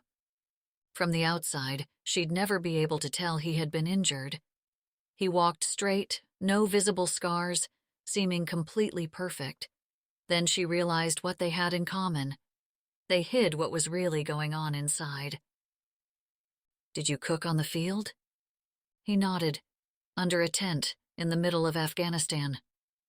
"Were you afraid?" "More afraid to leave my mom alone, you know?" Her eyes moved to his tattoo, the roses a soft pink against his skin. She's at Majestic Oaks? The thought of having her mother there hurt. It's a nice facility. He nodded. Yeah, the staff is great. I used to volunteer there. Of course you did. Very funny. She leaned back on her arms, kicking her feet out. One of the band members checked the mic by tapping it. Is Loretta still there? Yeah, she's still there. Michael smiled. I should go and visit her someday. You should come the next time I go. I'll do that. She thought about Loretta and how kind she had been to Allie all those years she went to the home every Wednesday throughout high school. Good evening, a man called into the microphone. We're the Jack Willow Band, and we're going to start with one of our favorites tonight, called She's Mine, Back Off, Man. The crowd hooted and laughed as the lead singer strummed his guitar, with the band in sync. The song's lyrics were comedic, but catchy. After the first few songs, the music became more country and people got up to dance. Eve and Harry sat silent, she noticed, through the next two songs. She pulled out the box of chocolate truffles she'd brought along and handed it over to them. I'm going to go to the food tent. She tugged on Michael's shirt. Michael's coming with me. I guess I'm going to the food tent. He rolled his eyes dramatically. That's exactly what I wanted to do while the band plays. She pulled on his shirt again, and he got up, following her through the crowd, hopping over blankets until they reached the beer tents. I want fried clams. She walked toward a food truck with Barnacle Bobby written on the front. Fried clams? He made a face. Tell me that's not part of the plan. I've missed fried seafood. She looked out at the food truck, the same food truck that had been there when she was a little girl. Uncle Bobby! Michael made a face and asked, Bobby's your uncle? No. Well, if it isn't our pride and joy. Bobby came out of the truck, ignoring the line of customers, and gave her a big hug. When did you get to town? I came as soon as I heard about the heart attack. You're a good daughter. He jabbed his thumb toward the food truck. Let me get you some clams. I'm going to put an order in now. Bobby didn't even wait for her to answer, climbing back inside the food truck. How are you related to Barnacle Bobby? He's David's best friend from high school. They grew up together and played football on the same team, even married their high school sweethearts together. Allie paused to let the information sink in. A lot of people forgot that David had married Elise back in the day. When she saw recognition on his face, she continued. But Bobby's wife died later and he never remarried, so Frank and David took him in. He's always been another crazy member of the family. Who cooks? Who cooks? Michael laughed a little, then studied her. Was it hard? He asked. Was what hard? Being the princess with two dads? She looked up at him and realized how very similar they were. Only when I wanted to kick someone's butt when they talked bad about them, but most people only said things behind my back. Michael nodded. Me too. No one ever talked about my dad in front of me. He huffed out a laugh. Not even my mom. I can't complain. She couldn't, not with what Michael had been through with his father. She knew the story. He had been on the news. His trial was covered by the local papers. No one stopped talking about it all through high school. She could never complain. Even with our weird relationship, Frank is a great stepdad who loves me unconditionally. I know that. Plus, have you ever seen a couple more in love? Michael smiled. They really are grossly happy together. Then an idea flashed in her head. You should open a pastry-themed food truck by the beach. So I can be like Barnacle Bobby? Michael turned to her and made a face. No, I'm serious, she said. In the morning, people would love it. Plus, it's a lot less overhead and the insurance and rent would be lower. I'd have to get a license, and I'd be competing with your dad's. You don't have to stay in Camden Cove. You could go up to Portland or Kennebunkport, or go back to school. I bet you could get financial aid and a gig through the school. Like you should talk. What's that supposed to mean? She crossed her arms. She was lecturing him, not the other way around. You should not be an assistant in a tourist trap. It's one of the most well-known patisseries in all of Paris. She couldn't believe he'd call it a tourist trap, even if it was a tourist trap. With someone else's name, he crossed his own arms. La pâtisserie Ali does not roll off the tongue. You don't have to be French. You could just be Ali. Easy for you to say. You have a tattoo that'll hook the customers. All I have is a funny American accent and a moped. Seriously? Michael shook his head. You have a moped? It's what you have in Paris. You're good, Ali. He turned serious. Why do you hold yourself back? She opened her mouth to argue, but couldn't think of the reasons. I've worked hard to get where I am. I'm happy where I am. Michael rubbed his beard. Sure, if you say so. Seriously, I love my job. Okay. I do. I'm going to hit the restroom. He gave her a salute and walked away. She nodded and waited, continuing their argument in her head. Grabbing a plastic cup of local IPA, she watched the band from afar. She stood taking in the greasy aroma of fried shellfish, counting down the minutes, when she noticed Michael cutting through the crowd toward her. He stood tall, his broad shoulders doing justice to his t-shirt, and it took everything inside her not to keep ogling. Instead, she looked at his floral tattoo.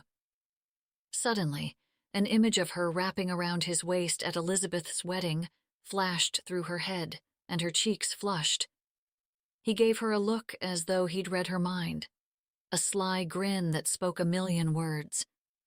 She took a sip to hide behind her cup, yet she couldn't keep her eyes off him. Michael hoped she couldn't read his mind, because she'd be blushing even more if she knew what he was thinking. Something about Ali pulled him in, and not just her beauty. He liked her quick wit and dry sense of humor. She was one of the few who actually seemed to get him. His quiet demeanor put a lot of women off, not Ali. If anything, it encouraged her to talk. In the kitchen, if he stayed silent, she'd either talk whether he responded or not, or carried on quietly by herself. But she didn't need to fill the space with conversation either, just because they were together. Recently, though, he always had something to talk to her about. In fact, more and more he looked forward to talking to her, hearing what she had to say about anything and everything. What he most looked forward to was watching her bake. Watching Ali do her thing in the kitchen had changed him. He didn't want to be that guy doing something he kind of wanted to do. Ali showed him he didn't have to stop dreaming big just because he was living in Camden Cove. That was probably why it surprised him that she was so insecure, because she wasn't at all insecure in the kitchen. Ali was holding herself back in Paris for a guy named Jean-Paul, not because of a lack of ability. His musings were cut short when Bobby brought out fresh fried clam strips with plenty of tartar sauce. "How are your fried clams?" he asked as they walked back to Harry and Eve, who from afar seemed to be happily enjoying themselves. "Heaven!" She dipped another clam in the tartar sauce. "I haven't had these in so long." "You eat salad for breakfast and dream of fried clams." He shot a glance at her, almost said something else, then changed his mind. "What?" He shook his head. "It's nothing." "You were about to rip on me, I'm sure. What is it?" He shook his head. "No, I was going to tell you I'm having a really nice time tonight." She held onto a fried clam and said, "Oh." He shrugged. "I mean, when you're not complaining." Very funny. She took a bite of her clam, looking at the pile of fried food instead of him, and said, "Me too, I'm having a nice time." They stood there, the music from the band failing to fill the awkward silence between them. "Should we go back?" "Yeah, sure." She led the way to the blanket and shared her box of clams and fries with Eve and Harry. "I love Barnacle Bobby's clams," Harry said, raising an eyebrow at the two. Allie started talking to Eve about Paris, but Michael just observed the situation from his side of the blanket. He liked Allie a lot, which was dangerous. She certainly wasn't going to leave Jean-Paul for a line cook in Camden Cove. And he couldn't leave his mother. Having a thing for Allie Williams was a suicide mission. What was he thinking? By the end of the last set, Harry and Eve had set up a dinner at the fish market. Allie had made their reservation, calling her cousin's restaurant herself and getting them the loft seating. The best spot in the house overlooking the ocean. They picked up their stuff and began folding the blankets. Allie stumbled forward, almost falling, when someone bumped into her and looked up to see Todd Brewer, a local fisherman, who had clearly hit the beer tent one too many times. Allie pushed him off her, but stumbled back before Michael grabbed her. "What do you think you're doing, man?" Michael said, pushing Brewer away. He turned to Allie. "Are you okay?" "Tell your woman here to watch out where she's walking." "Keep walking, Brewer," Michael ordered. Brewer pointed a finger. "Aren't you Mikey's boy?" "Get your finger out of my face, Brewer," Michael advised the man. He thrust his chest out. "Isn't your daddy still in prison?" Harry joined them, maneuvering himself between the two men. "Michael, ignore him. He's drunk." Michael could feel his anger growing. He tried to control it, holding it down, pushing it away as hard as he could. Brewer smiled when he saw Michael's fist clench up. "Wasn't your mom the town whore?" Brewer stepped closer to Allie. "I bet this one's fun in the sack." Michael swung at Brewer and hit him smack in the jaw. The man stumbled back, grabbing his face. Then he charged like a bull at Michael and Harry. Michael pushed Harry out of the way as the overweight, burly man rammed his body into him. He felt the switch inside, like a light turning on. All those years of training shooting to the surface, turning him into a soldier again. He stood in a fighting stance, ready for whatever came next. The man rammed into him, but Michael pushed him to the ground. Brewer fell on his knees but wasn't deterred. If anything, he was more incensed. He leaped up and ran his shoulder into Michael's stomach, and this time Michael pushed him down harder. Brewer was no match for him. A crowd began to gather. "Why don't you give it a rest, man, before you get hurt?" Brewer spat on the ground and charged again, scratching at Michael, flailing his arms like a child. But Michael held him back, knocking him down for the third time. A couple of bystanders grabbed the man, and he seemed to run out of steam. Through the crowd, he could see Officer Paulson pushing his way toward them. The same old officer from when he got in trouble in high school. Michael pulled out his keys and handed them to Harry. "Looks like you're going to have to drive the women home tonight." "Michael Mayhew, don't move!" Paulson yelled out. "Stay right where you are!" Harry froze as though the officer was talking to him. Brewer moaned, rubbing his jaw. Michael shook out his hand while the overweight police officer arrived on the scene. "You're coming with me." "Why?" "I saw you physically assault a man." Paulson didn't even take notice of the slurs Brewer was spewing. "Are you kidding me?" Michael thrusted his hand toward the man, and Paulson grabbed it and pulled it behind his back, slapping cuffs around his wrist. "You have the right to remain silent." Officer Paulson rambled off Michael's rights as he cuffed him. "Excuse me," Allie yelled. "You can't arrest this man." "I can arrest whoever I want. Now back off, ma'am." He tightened the cuffs. "Did you call me, ma'am?" Allie's face wrinkled in disgust. "He was protecting me from that drunk." "He punched a man in the face and continually pushed him to the ground, ma'am." "Ma'am?" Allie's face reddened. "I'm calling my lawyer." You do that, because Michael might just need one. You can't do this. Allie, stop, Michael said. Don't make this a bigger deal than it has to be. Get out of the way, ma'am.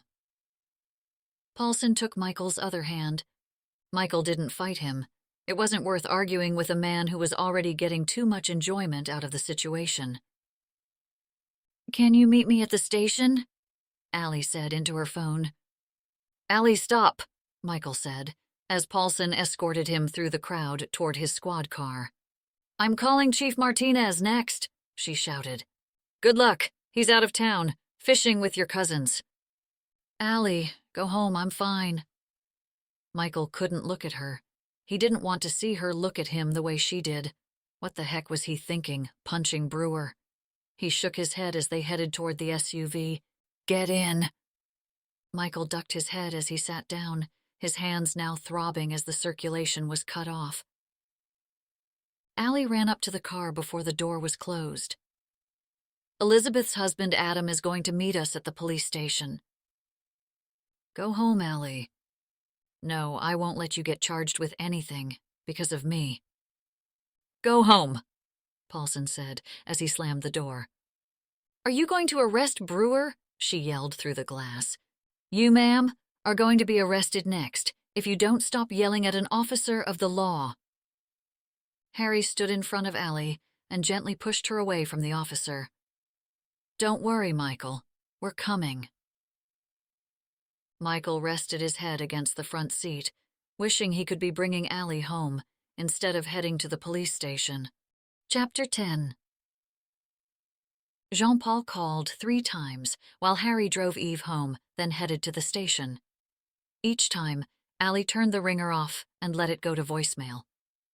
She couldn't talk now, not when Michael had been arrested for standing up to that jerk for her. Adam waited on the steps of the station as she and Harry pulled up. He's inside. Adam stood in front of her. But he doesn't want you here. He wants you to go home. He can want me to go home all he wants, but I'm here to give my statement about what happened. Adam shook his head. It looks like no one is pressing charges, and Michael will be released once everything is cleared. I want to press charges. Allie couldn't believe no one took that guy seriously. That man was drunk and disorderly. Allie, the officer said he witnessed the whole thing, and Michael swung first. That's because that guy was obnoxious. Adam held up his hands. Look, this is the best-case scenario right now for Michael, because he did hit the guy. Oh, I'll bring you home and come back to make sure he's okay. No, I'm not leaving until I know he's going to get out. Adam sighed. Allie, please, he doesn't want you here. Harry took out the keys to Michael's truck. I can bring her home. Adam nodded. Thanks. I'll stay here and make sure everything works out. Allie felt defeated. Fine, but you'll call me when he gets out, right? Adam nodded. Go. He's just going through processing, then I'll bring him home. Harry walked to Michael's truck and started the engine without saying a word. Allie couldn't even think straight. I feel terrible. She bit her thumbnail. Look. Harry threw the shift into drive.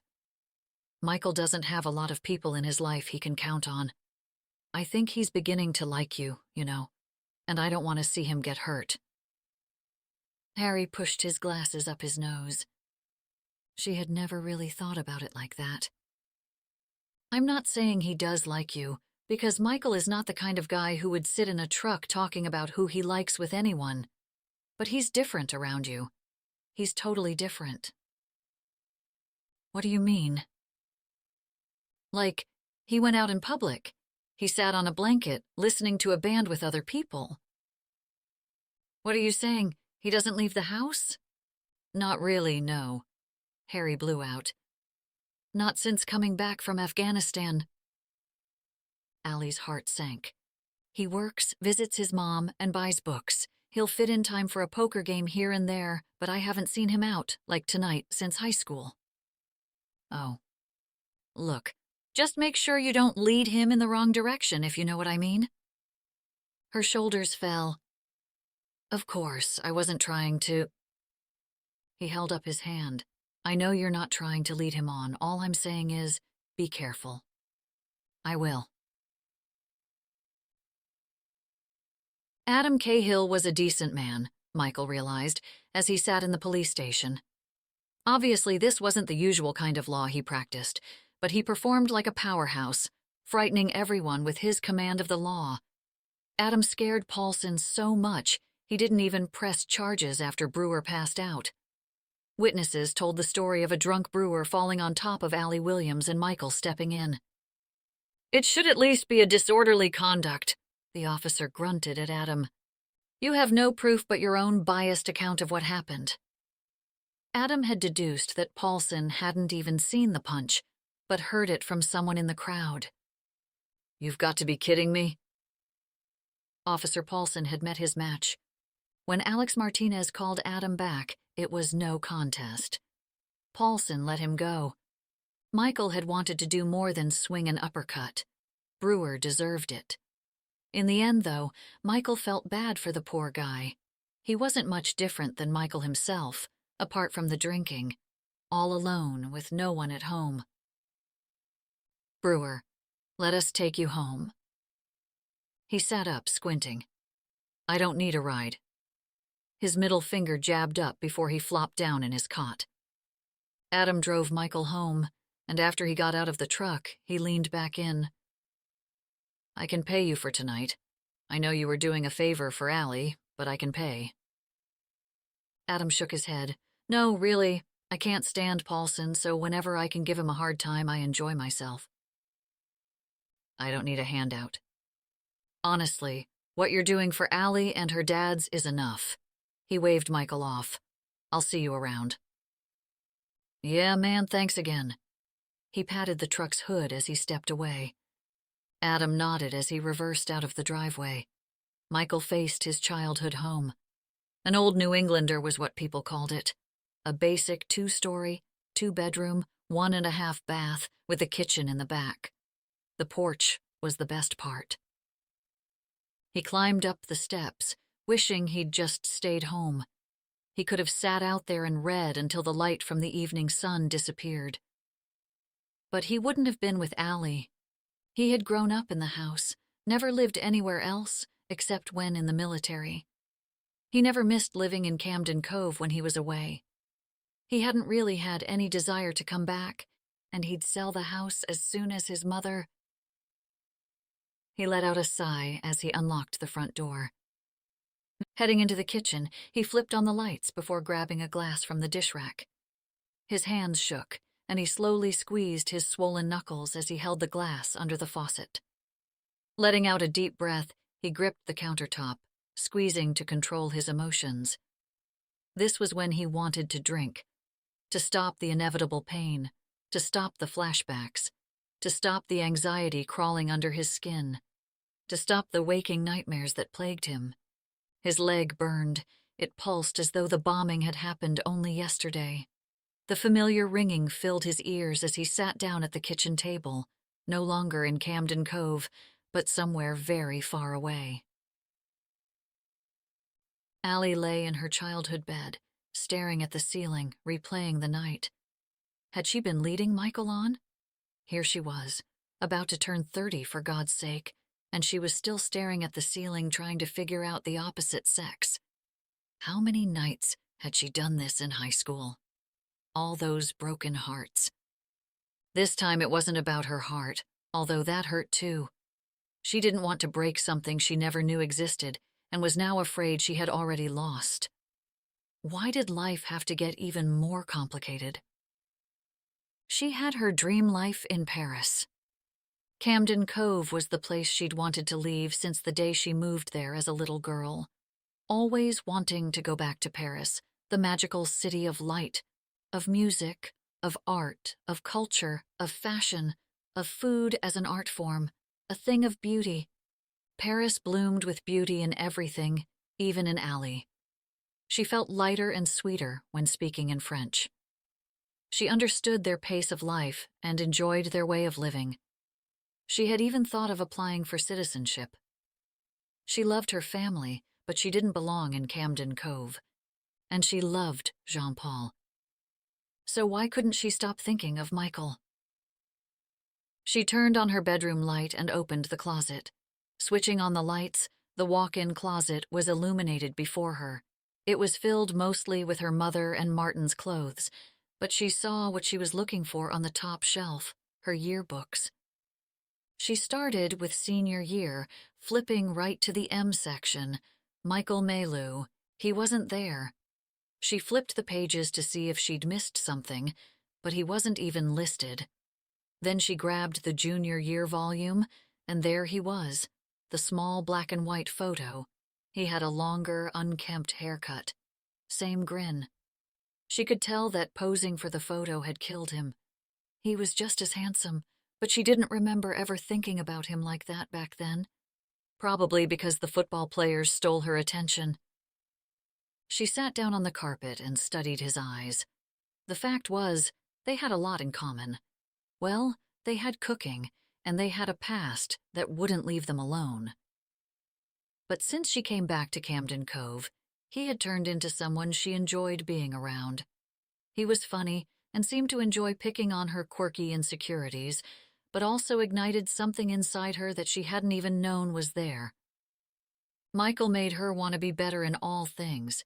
She was even reading those stupid books he gave her. He pushed her out of her comfort zone, and now she had ideas, new concepts and thoughts, new recipes she wanted to try with him, things she couldn't do in Paris, things she didn't do with Jean-Paul. Michael understood baking like she did. Michael understood her. He got her, where most of the people in her life at this moment did not. Not her fathers, not her mother, not even Martin. Elizabeth? Maybe, but she had a new life, a new family. In Paris, her friends were people she met through Jean-Paul. And if she was really honest with herself, Michael got her better than Jean-Paul did. She looked at her phone and reread Jean-Paul's texts. He missed her. He loved her. He wanted her to come back. He told her to call, but she decided to text. "I'll call tomorrow. Miss you too," she wrote.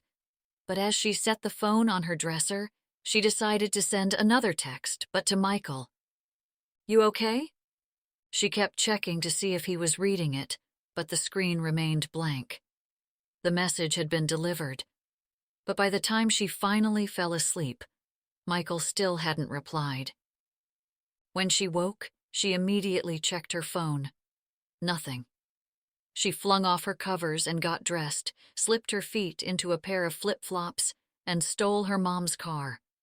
It was still dark as she drove toward Michael's house, not a single creature stirring. Except for Michael. When she pulled into his driveway, she saw him rocking in a chair on his porch. "Hey," she whispered, walking slowly up the steps. "Hey." He stood up and walked to the front door, gesturing for her to come inside. His house looked lived in, not like the minimalist affair she imagined. She looked around, catching photographs of Michael through the years, standing with family as a little boy.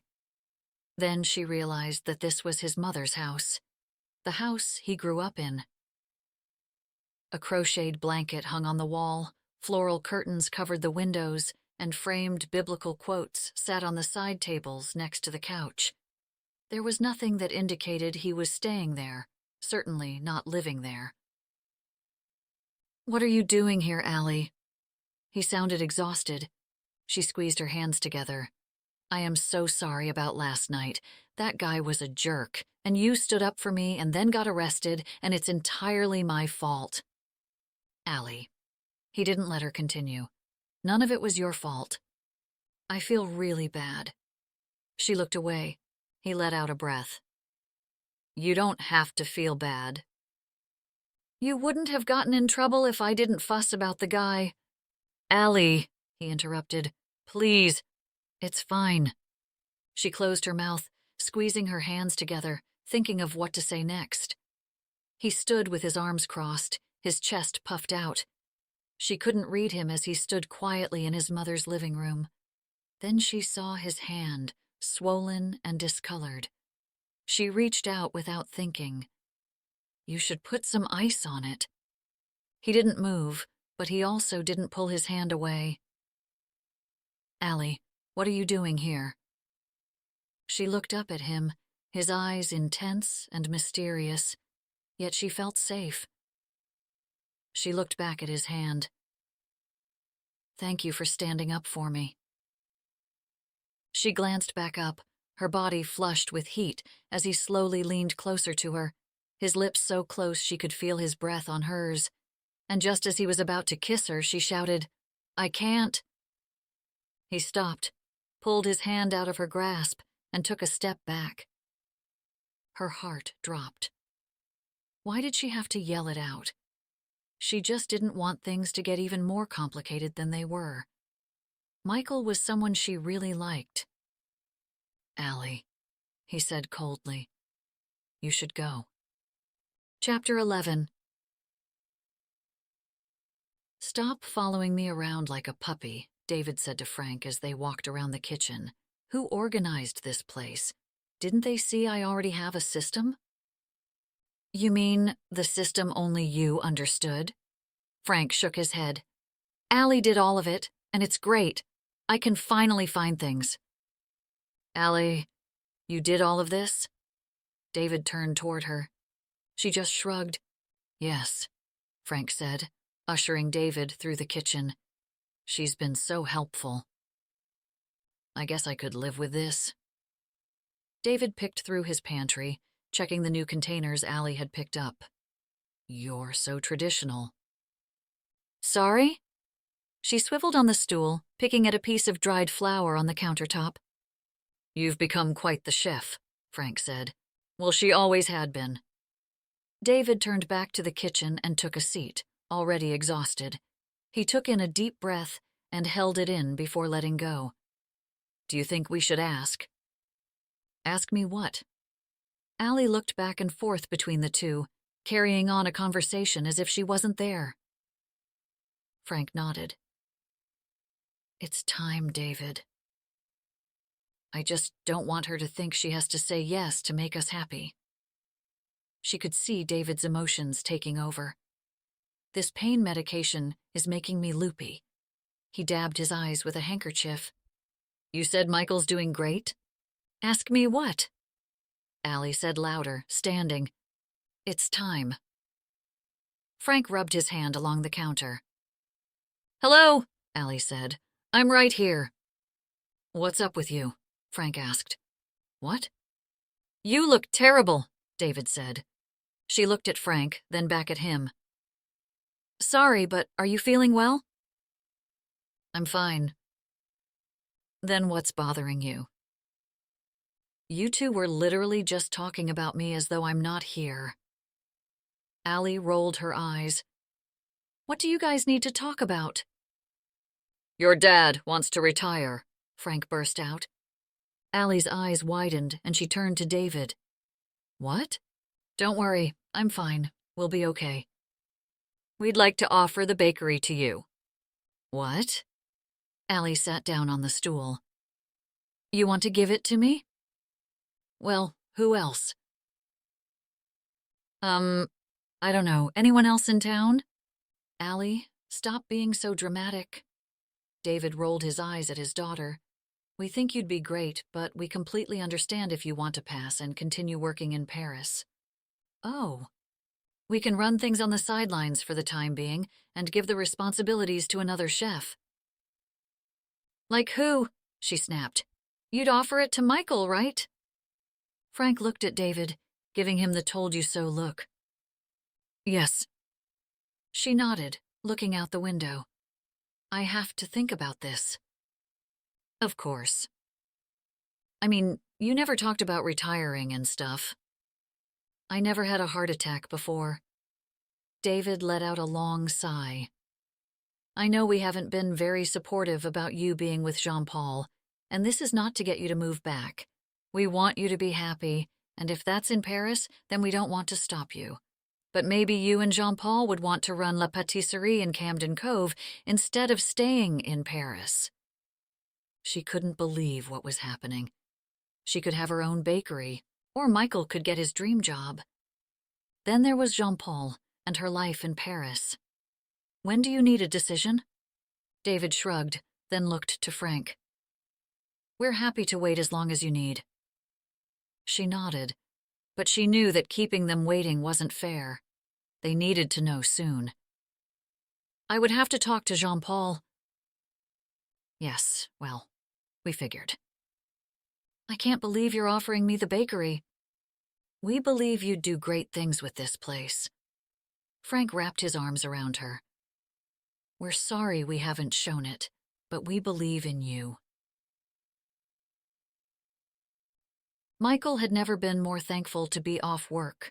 He couldn't face Allie today, not after last night. He couldn't even believe he let himself think there might be something in the way she looked at him, other than as a friend. He laughed at his ridiculousness. Allie was the top shelf while he was the gutter. He pulled into Majestic Oaks later than usual. He hadn't slept the night before. All he thought about was Allie. He looked out the windshield at the nursing home. The brick building looked like no home. It looked like a business, sterile and uninviting. This was where he'd spend his holidays, his birthday, his mother's birthday, and Loretta's. This was where he'd spend every weekend and midweek evening. He'd have to be okay. This was it for him. He pushed open his door and jumped out. He'd stay for just a few minutes today, not sure how he'd be able to take the constant questions or the fear in her eyes when he told her the truth.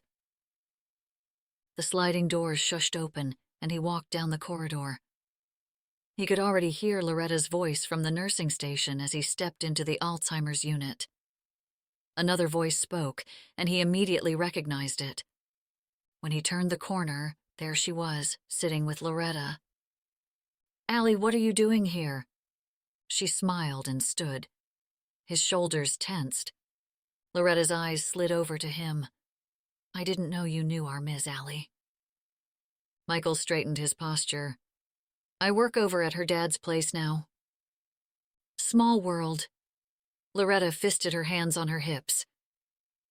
Well, your mom's out in the rec room over by the windows. She's quiet today. Michael nodded, biting his bottom lip. Quiet was better for him. The whole Allie thing completely threw him off, and he really didn't know how he felt about her showing up here. His head was way too messed up from the night before. I better go check on Joan. Her feet were bothering her this morning. Loretta grabbed a clipboard and walked away, leaving Allie and him alone. I brought some books. Allie held out a bag. He could see familiar titles. She must have gone to Harry's place or thought he enjoyed large print romance. I remembered when you bought some titles for your mom at the bookstore. How'd you know I'd be here? She placed the bag on the floor when he didn't take it. I called Loretta and asked her when you usually came in. I took a chance you'd stick to the predictable routine. What do you want, Allie? I want to say I'm sorry. Dark circles ringed her eyes. What for? You have a boyfriend. He picked up the bag. Thanks for the books. I'm sorry if I led you on. No need. He shook his head. He wanted this over as soon as possible. It's just that my life in Paris with Jean... Paul, right, I know. He turned to leave. Thanks again for the books. Stop, Michael. She grabbed for his arm, but he stepped out of her reach. Stop what, Allie? I get it. You have a completely different life back in Paris that's just been interrupted. I shouldn't have thought the way you were acting meant anything. I'm sorry. He stood there, tapping his thumb against his leg. Why do you feel like everyone has to like you? What? You can't pass a stranger without making sure they love you by the time you leave. That's not true. Then why this, princess? He gestured between them. I am not a princess. Her eyes narrowed. I thought you were my friend. Look, Allie, if you need a friend, I'm not really the guy for that. I don't need just any friend. He made a face. Well, then you'll need to figure that out for yourself. Tears came to the surface of her eyelids. He had to look away, hoping Loretta didn't hear anything. Allie walked past him, down the corridor to the exit. He didn't turn around. He couldn't. He didn't want to feel any more. He wanted things to go back to the way they were before Allie Williams came to town. Back to the stable routine he had grown accustomed to. Back to being numb. Allie sat out on the beach, in the sand, looking out at the horizon. She watched the seagulls float on the water, the evening sun warming her back. She rested her head on arms that wrapped around her knees. So much had happened since she returned home. She still hadn't called Jean-Paul back, and she didn't know what she'd say if she did. If she told him about the bakery, would he beg her to stay in Paris? Would he think about coming to Maine? She had a feeling he wouldn't, which made her ask why she stayed in Paris. Working at La Pâtisserie showed her that she wasn't happy with what she was doing at Jean-Paul's bakery. She had no control over any of her work. She was basically just another employee, easily replaced. Would he be okay if she decided to stay? He certainly wasn't going to leave Paris for Camden Cove. There were plenty of pastry chefs lined up behind her. Was she, as a girlfriend, as easily replaced? Then there was Michael. Before he arrived, Loretta had told her about his mother, about her disease, about how he had placed her there in the nursing home after 6 years of taking care of her, how he came to see her almost every day, and how he held her hand when she was scared. The look on his face when he saw her at the nursing home had been unmistakable. It was the same look on his face the day at the hospital when she first insulted him, a look of disdain. She had never felt so horrible in her life. The tide had moved out from the beach, leaving puddles that reflected the pinking sky above. Lights from inside the shops and cottages lit up the edge of the coast as the pinks faded into black at the earth's edge. Her life across the ocean was in the dark. There was nothing left in Camden Cove for her. Her dad was getting better every day. Michael clearly didn't need her help. They had hired someone to take over Kate's duties, which meant she didn't have to help work the counter with Frank. Her mom and Martin were living happily as empty nesters. Elizabeth had a new, wonderful life of her own. When the sun had completely faded away and the stars twinkled above, she walked to her dad's place. They lived only a few blocks away from the beach. She climbed the formal entrance steps she had never used as a kid and rang the doorbell. When Frank answered the door, she didn't wait to speak. I made my decision. Chapter 12. Allie sat at Elizabeth's kitchen table as she waited for the coffee to brew. Elizabeth's belly already stuck out further than the last time she'd seen her. You look extra pregnant today. That's because I finished off a half-gallon of toasted almond fudge for breakfast. Elizabeth rubbed her belly. I'm pretty sure I'm carrying a linebacker. Allie couldn't help feeling a pang of jealousy. She had been at Elizabeth's through their morning routine, watching them get ready together. Lucy fed and watered the animals. Elizabeth helped. Adam made breakfast while listening to the news on NPR. Lucy complaining about how boring it was. He's going to be okay, right? She asked him about Michael for the 5th time. Yes, the officer in question is Paulson, who has a history with Michael. What's their history? He was his probation officer as a teenager. Remember how he got caught stealing? He's the one who was involved with Michael's father's arrest, Elizabeth said. Allie wondered what his father had really done to be imprisoned all these years. She had heard the town gossip. The story was that he'd stolen a lot of money from a lot of people in town. But it felt wrong to ask, as though she was invading Michael's privacy. Allie thought about the happy photographs in Michael's house. She wondered if that was before his father went to prison. Allie thought about the rumors throughout high school, then about what she had said about him that night in the hospital. Elise was right. Allie had judged him, and she hated herself even more. "You don't mind taking me to the airport?" she asked Adam. She wanted to leave as soon as she could. Frank was taking her dad to a doctor's appointment, and her mom and Martin had a tea time for golf, which she'd told them to keep. He shook his head. "Lucy and I wanted to go see the city. It'll be a nice day in Boston." Elizabeth handed Allie her coffee and gave her a big hug, rubbing her back. "I'm going to miss you." Allie smiled. "Yeah, it's been nice seeing everyone again. I'll be back when the baby arrives." She wondered if Elizabeth saw through her lie.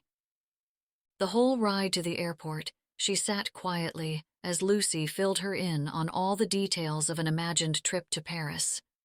Lucy wanted to go to all the museums, especially the Louvre.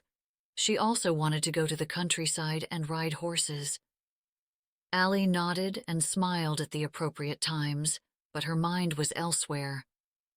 When they reached the airport, she grabbed her things. Lucy ran into her arms. "Bon voyage, Tante Allie. Bon voyage, ma belle niece, Lucy." She turned to Adam and gave him a big hug. "Thank you so much for everything." "No problem. It's been nice catching up." "Let me know as soon as Elizabeth goes into labor." "I will." He put his arm around Lucy. "Lucy will make sure of it." Lucy waved as she got back into the truck. Allie stood waving back as they drove off, leaving her at the departures gate of Logan Airport, alone.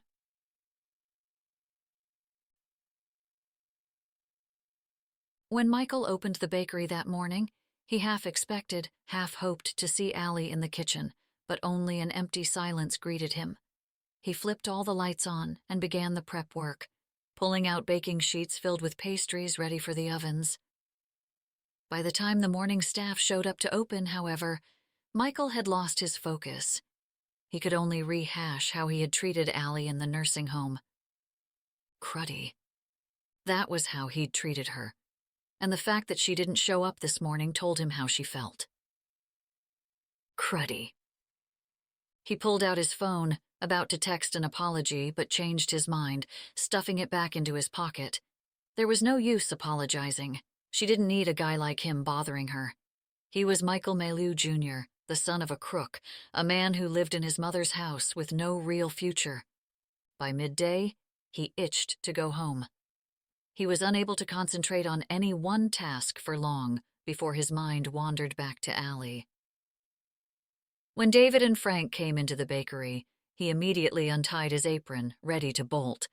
But David asked if they could talk. Had they found out about his arrest? Were they ready to come back and telling him to go back to the fish market? "We wanted to talk to you about working here permanently." He jerked his head back. "Work here? Permanently?" "Yes, well, the heart attack showed us we need to slow down, and Allie just spoke the world of your abilities as a chef," David said. "We will still run the business side of things, but I can't bake and run the business anymore." Michael couldn't believe it. This was a dream come true, but running a kitchen wasn't only his dream. "What about Allie? Did you ask her?" Frank nodded. "She suggested you when she turned us down?" His heart fell. "She did? So, what do you think?" He shook his head. His whole world had changed within minutes. "Of course I'll take it." Frank smiled at David. "Great. Are you sure Allie doesn't want it?" He knew how good she was at running that kitchen herself, even the cooking classes. This was her gig, not his. David shook his head. "She's already flown back to Paris. Her life is over there." Michael's mouth immediately went dry. "She left?" Frank handed him a rolled-up magazine tied with a ribbon and a note. "She gave us this to give to you." Michael took it, untied the ribbon, and pulled out the note. The Madame magazine was all in French, but the note was in her handwriting. You always have a place to stay if you come to Paris. Love, Allie. Allie laid her head against the window, looking out at the dark sea. She'd had a quick layover in Iceland, and now she was only an hour away from Paris, from Jean-Paul, from her old life. Jean-Paul said he'd be waiting for her at the luggage carousel. She wondered what he thought of her coming back. The sun had begun to set as the plane glided through the clouds, descending on the city. The whole landscape twinkled, the Seine like a vein running through the heart of Paris. Paris never disappointed. Her stomach swirled with nerves, but she reminded herself this was her home. Michael would never leave his mom for her. Plus, now he had his dream job. When the wheels touched down, she turned on her phone, scrolling through the texts, looking for his name, but there was nothing from Michael. Nothing at all. She blew out a deep breath, fogging up the window as the plane taxied to the terminal. The lights from inside the airport showed people scurrying about, running to a flight, or walking down the airport with a bag trailing behind. Jean-Paul would already have arrived, and be waiting by the baggage claim. This was where she belonged. She climbed out of her seat when the line started moving, going through the motions. Her heart raced with the thought of seeing Jean-Paul. She headed down the red hallway of Paris-Charles de Gaulle Airport. Customs went smoothly, and when she stepped through, she saw him there in a small crowd, waiting. "You grew a beard," was the first thing that came out of her mouth. She almost didn't recognize him. "Oui, do you like it?" She thought of Michael's beard. Jean-Paul reached out and kissed her, holding her in his arms. She was stiff and hard to hold, but he didn't stop. He hugged her tighter, then nestled his face in her hair. He smelled different. "How was your flight?" He wrapped his arm around her waist and steered her toward the bags. "Fine, it was fine." Surprisingly, the whole trip back ended up being a breeze. Her luggage was the first to come out, and they quickly grabbed a taxi. Traffic was light on the autoroutes. The driver wound through the city, quiet even for a weekday. Jean-Paul held her hand and kissed it as she looked out the window. "How is your father?" "Fine, he's fine." "Très bien." Her eyes never left the window, but all she saw were images from the last month of her life. "You must be exhausted from all the travel." She nodded. It was true, since she hadn't slept in almost 2 days, not because of the travel, but because of her broken heart. How could she have a broken heart over someone she'd never had? "I'd like to get some sleep." Once inside her apartment, Jean-Paul brought her bags into her bedroom. She grabbed a glass of water and gulped down half of it before setting the glass on the counter.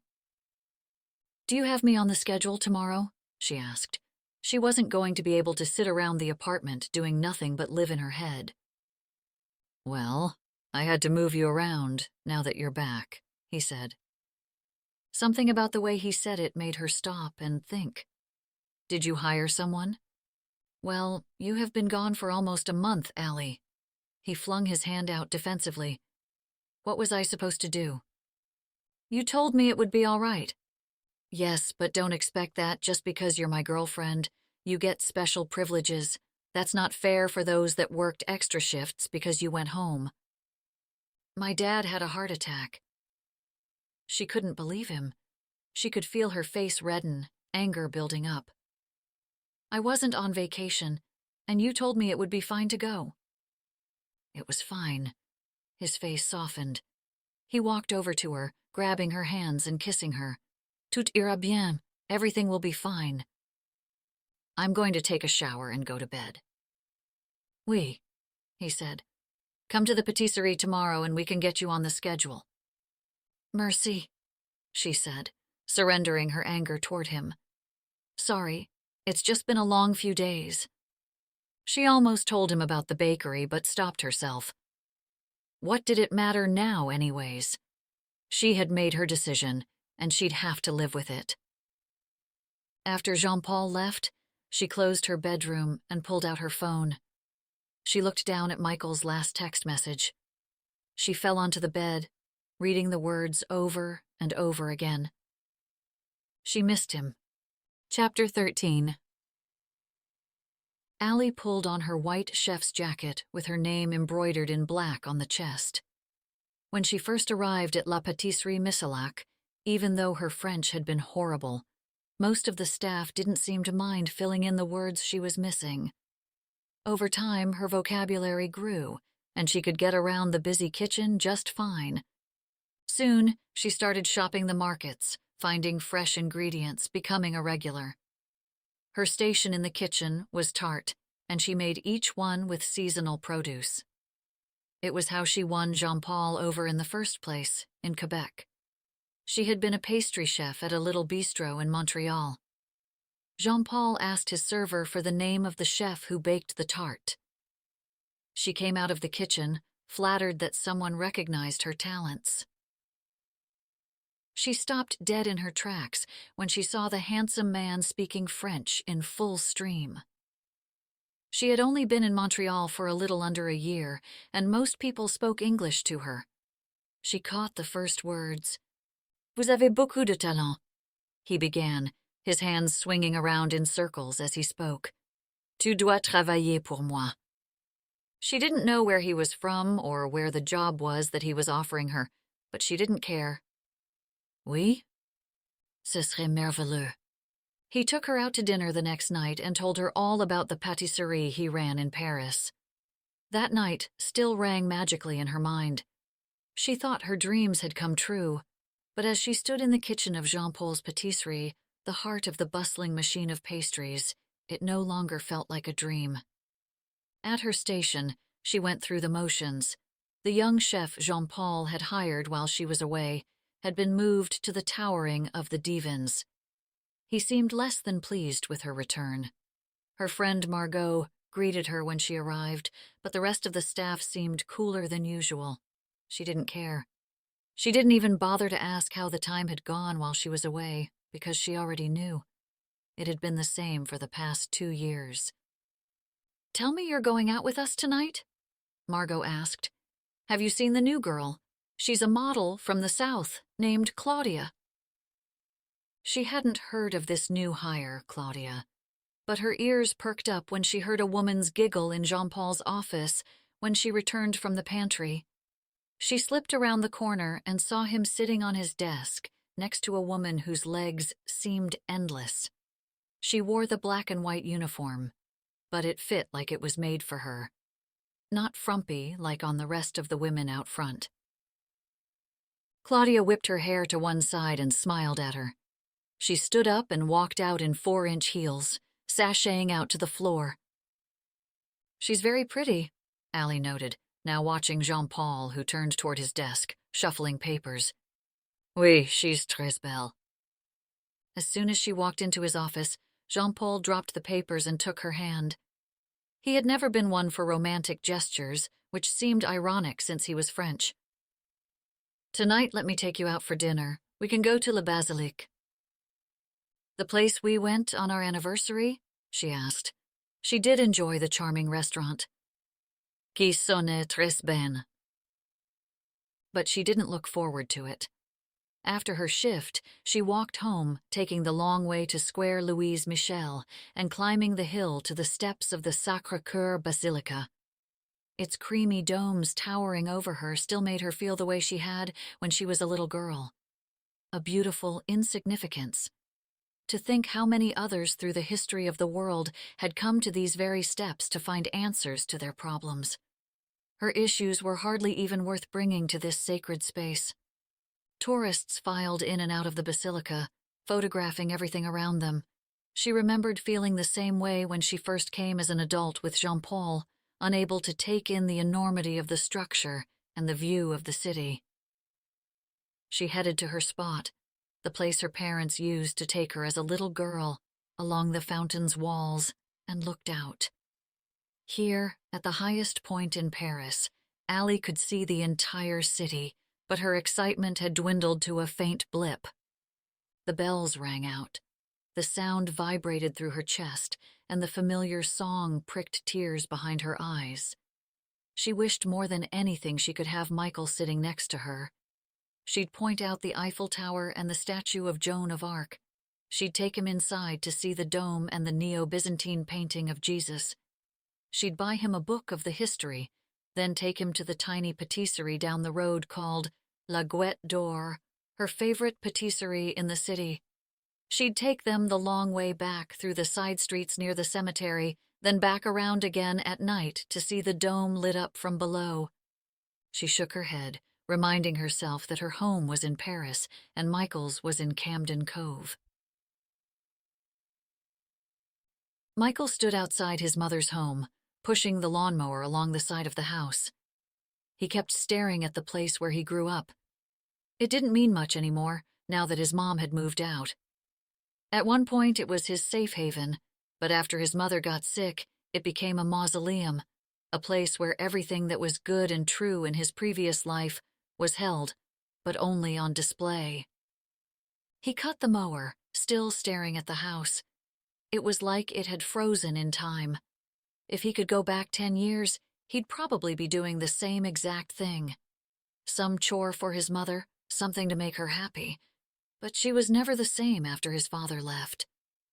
She drank frequently, but she was no drunk, just sad, desperate not to feel the pain of losing someone she loved. Losing a life she loved. She did the best she could with what she had. He dragged the mower back to the shed and climbed up the back steps. He pulled off his sneakers and threw them down at the bottom of the steps. His hands were dirty, so he wiped his brow with his arm and looked out toward the east.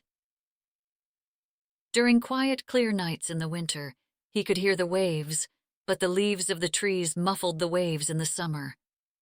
It was hard to keep his mind off her, but hard to imagine what she was doing. Last night, he broke and looked up her address, and the patisserie, and Jean-Paul. A dream life, for sure. She lived in the heart of Paris on a trendy street, according to a TripAdvisor website. La Pâtisserie Michalak sat near the Basilica at the top of Paris, a pristine shop with dozens of beautiful delicacies for the tourists. Jean-Paul had the most pictures when you Googled any of the 3 options. His apartment had been photographed for a Parisian magazine. In most of the images of the bakery, he stood leaning against something, a counter, the stove, a window. He was also connected with many well-to-do people in Paris, photographed at different events, with different women on his arm, none of them Allie. The rest of the night he read in the rocking chair, then lay in bed listening to the rhythm of the crickets. Things would return to normal. Soon she'd cross his mind less and less. He kept reminding himself of that throughout the night and into the next day. But as he stood in the middle of the bakery kitchen, all he could think about was Allie. "We have 4 weddings this weekend, so we'll have to split up delivering goods to the events," Frank said, as he looked at the calendar. Allie's system for weddings was on a spreadsheet on the laptop, but Frank was still using his own system, written in a lined notebook. Things didn't run as smoothly without her, but they ran well enough. There were little things she'd have thought to do, but between Frank and David on the phone, they got through the day. Michael had tried to think of a way to ask about Allie, but chickened out. Did she make it back safe? Was she glad to be back? Did she miss Camden Cove? Was Allie's flight okay? It was neutral enough to start the conversation, he figured. "Yes, on time and everything." Frank looked up from his notebook, tapping his pencil on the counter. "You know, I was surprised she didn't take our offer of the bakery." "What do you mean?" "She seemed happier baking here with you than in Paris." "What?" "I don't know. I just got a feeling." Frank shrugged. "Obviously, I was wrong, but she always seems stressed out over there." "I can't believe she isn't running her own kitchen with her talent." She had more skill than he'd ever seen in a chef. She certainly shouldn't be standing in the shadows. Her images should be connected to a famous patisserie. "Don't I know it?" Frank sighed. But I seem to be wrong about a lot of things. Michael wanted to fish, dig deeper into Allie through Frank, but he let it go as Frank got distracted with other things. His head spun. As cheesy as it sounded, he wanted her to be all that she could be. It wasn't necessarily Jean-Paul holding her back, but Allie herself. Allie stood in front of the mirror, holding another dress up in front of her. She swirled her torso as the red dress floated with her movements. It was strapless and perfect for the summer night. An Italian design every woman looked beautiful in. She pulled it over her head and zipped up the side. She looked at herself, her eyes with deep purple bags beneath them. The dress didn't hide any of her feelings.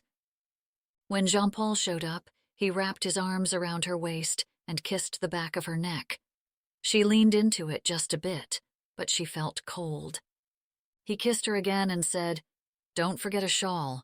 We should take a walk after." "Oui." She tried to shake off whatever she was feeling. Tonight was the kind of night she had dreamt about as a little girl. Le Basilique nestled in the Abbess's quarter. For Paris, 1905 hardly made this building old, but something about it screamed La Ville Lumière.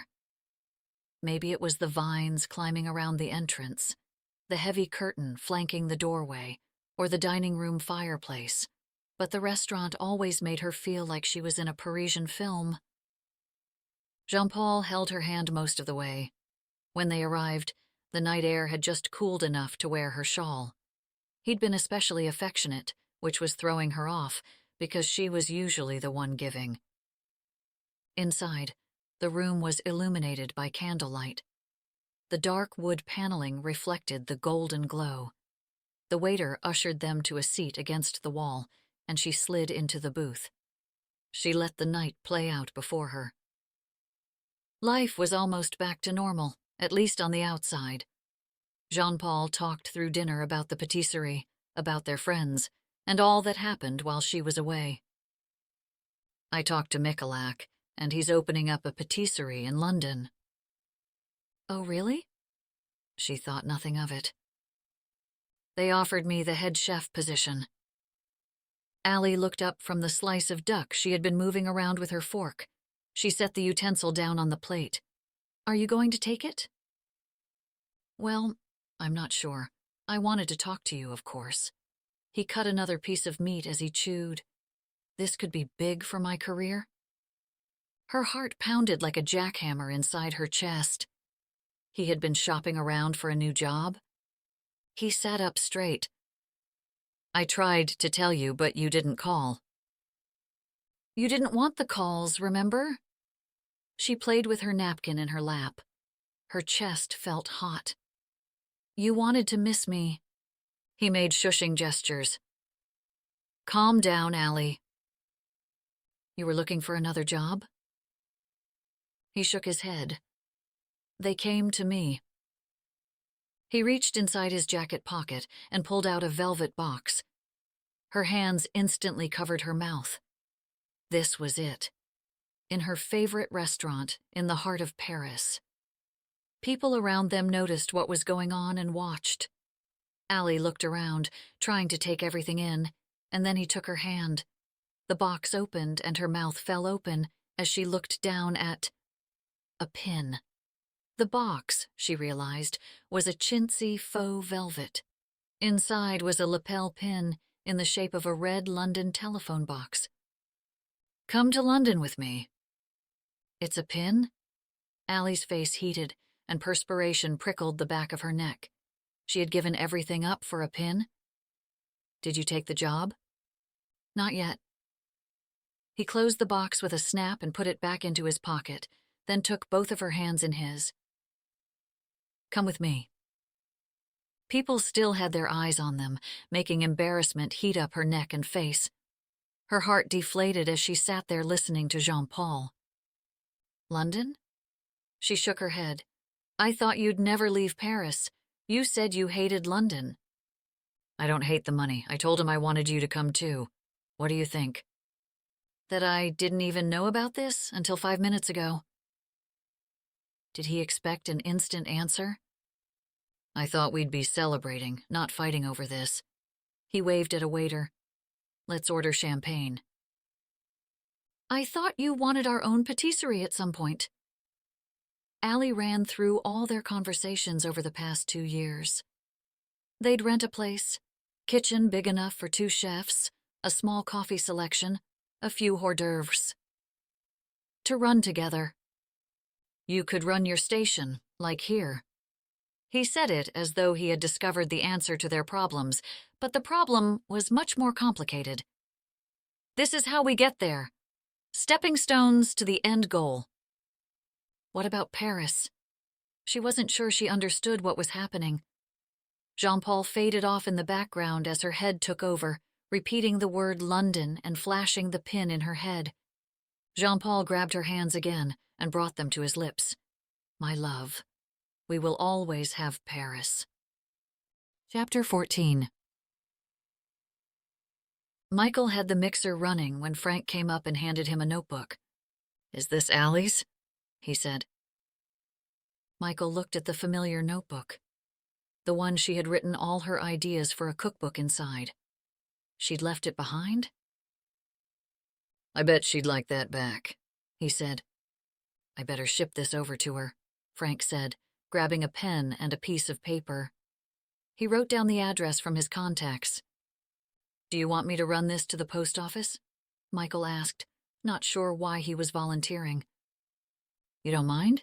Frank smiled. I have the address right here. He handed over the piece of paper with Allie's address written neatly on it. Michael took a deep breath. It's no problem. I can swing by on my way to see my mom. Great. Allie will really appreciate you sending it to her. A day later, Michael looked at the envelope, then at a blank sheet of paper. Was he being totally weird, writing a letter? He grabbed a pen and wrote, Allie, looks like you accidentally left this behind. Hope all is well. Michael. Simple. Nothing more needed to be said. He did what he had to do. Done. He looked at the paper, tapping the pen on his kitchen table. He should have mailed it the night before when Frank had asked him to do it. But he needed to write something. He had to write something.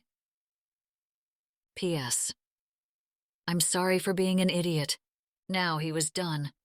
He folded up the paper into the manila envelope with her notebook and put the stamps on the front.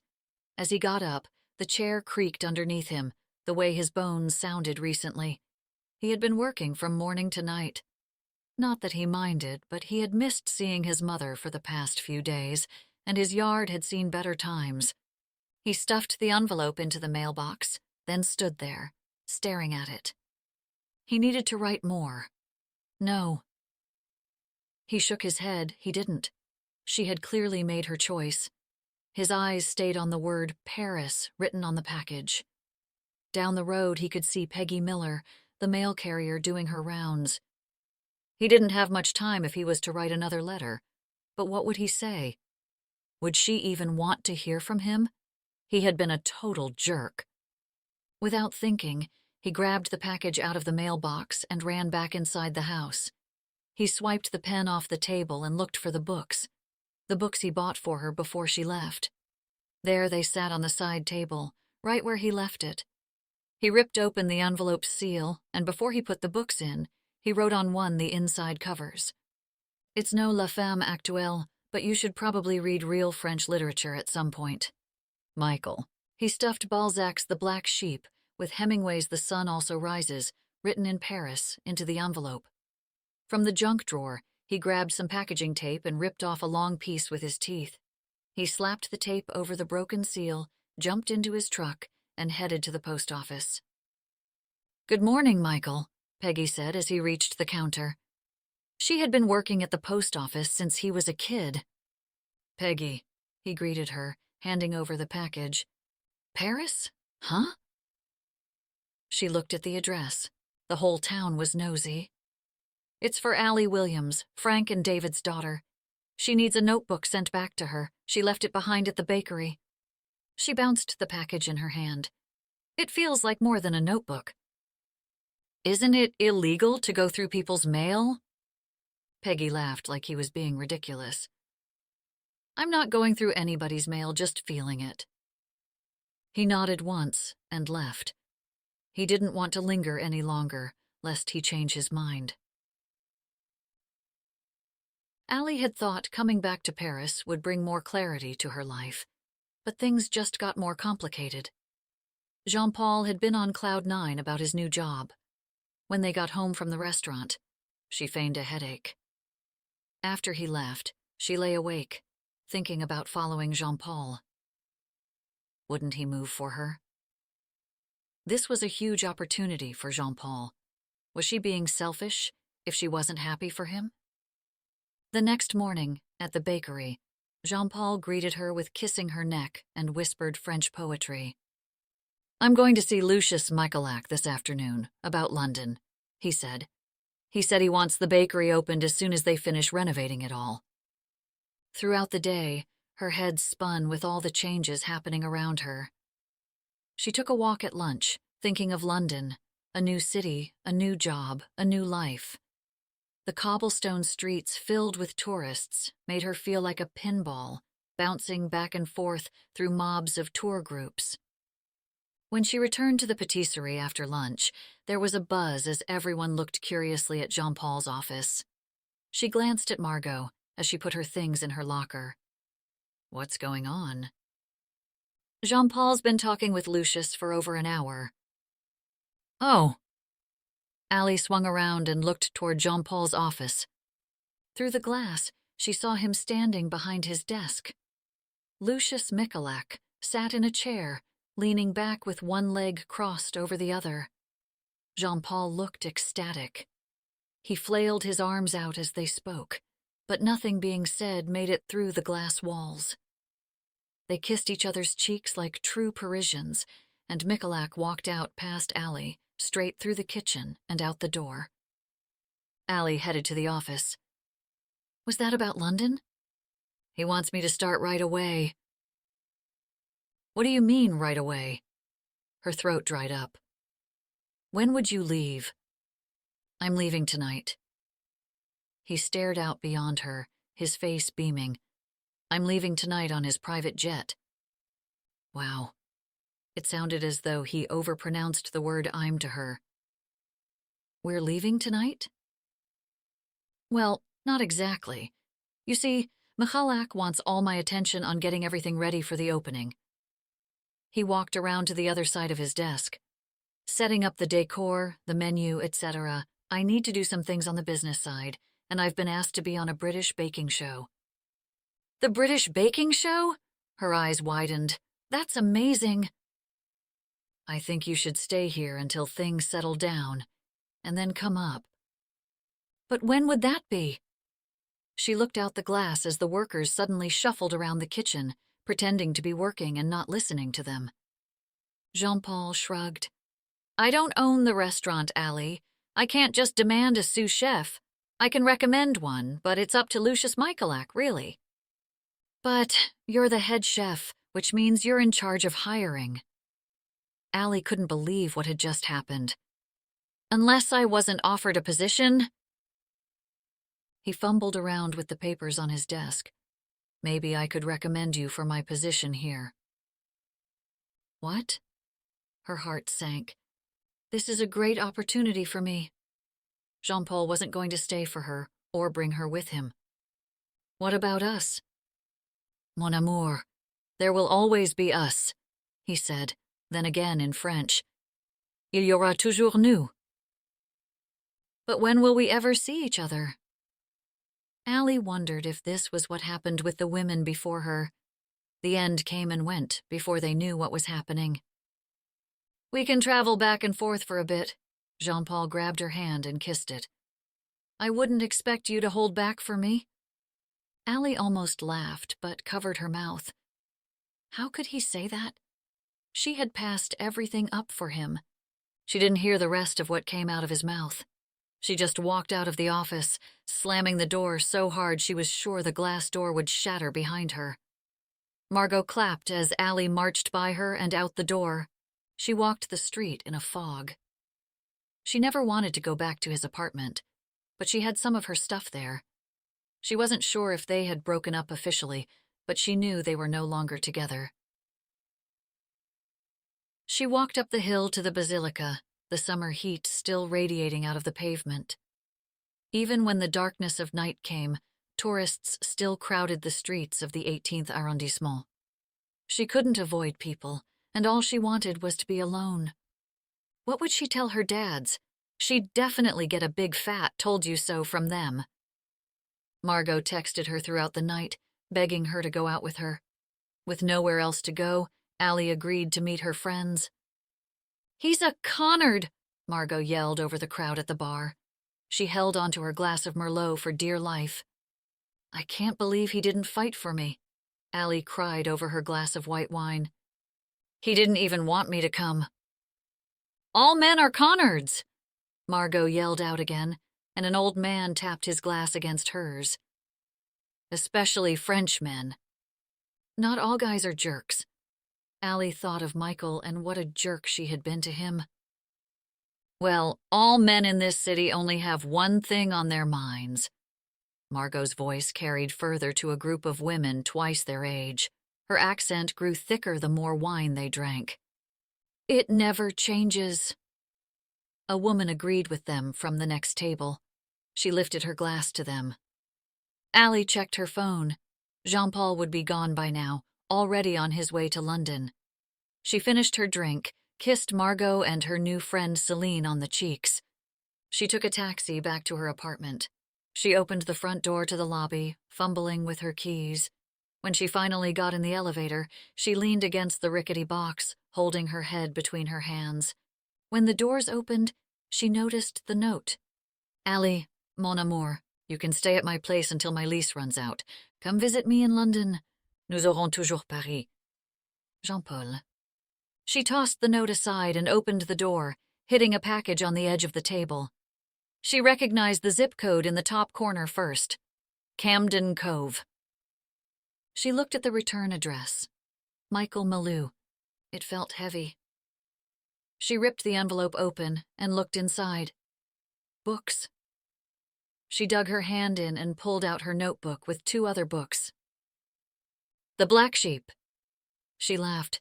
"The most depressing book of all time. Then Ernest Hemingway's The Sun Also Rises." She pulled out her phone and started texting, but stopped herself. She ran to her room, grabbed a piece of paper and pen, and started writing. Chapter 15. Michael started bringing treats when he visited his mother. He had almost forgotten he had really learned how to bake from her. Before things got bad between his parents, she'd bake all kinds of desserts. Cakes, cookies, brownies, all her own recipes. She had been good at baking sweets, and his dad would always compliment her on them. His dad would probably give him a hard time if he knew he'd turned into a pastry chef. He could almost hear the insults he'd sling if he knew. Not that he'd ever find out. He hadn't spoken to his father since before he left for the Marines. When he came back from Afghanistan, he thought things would be better.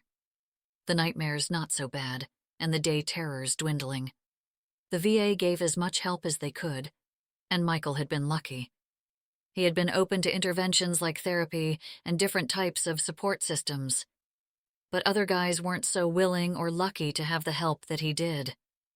As he walked through the sliding doors to his mother's wing, his body started to tense up and the usual assortment of feelings leaked in. Would it be a repeat day, or would she cry the whole time? Would she remember who he was, or had she stopped doing that? How much had changed from yesterday, and what would tomorrow look like? "Hey, Ma." He said it without really saying it to her. He fell into the chair next to her, adjusting the blanket around her feet. "You look pretty today."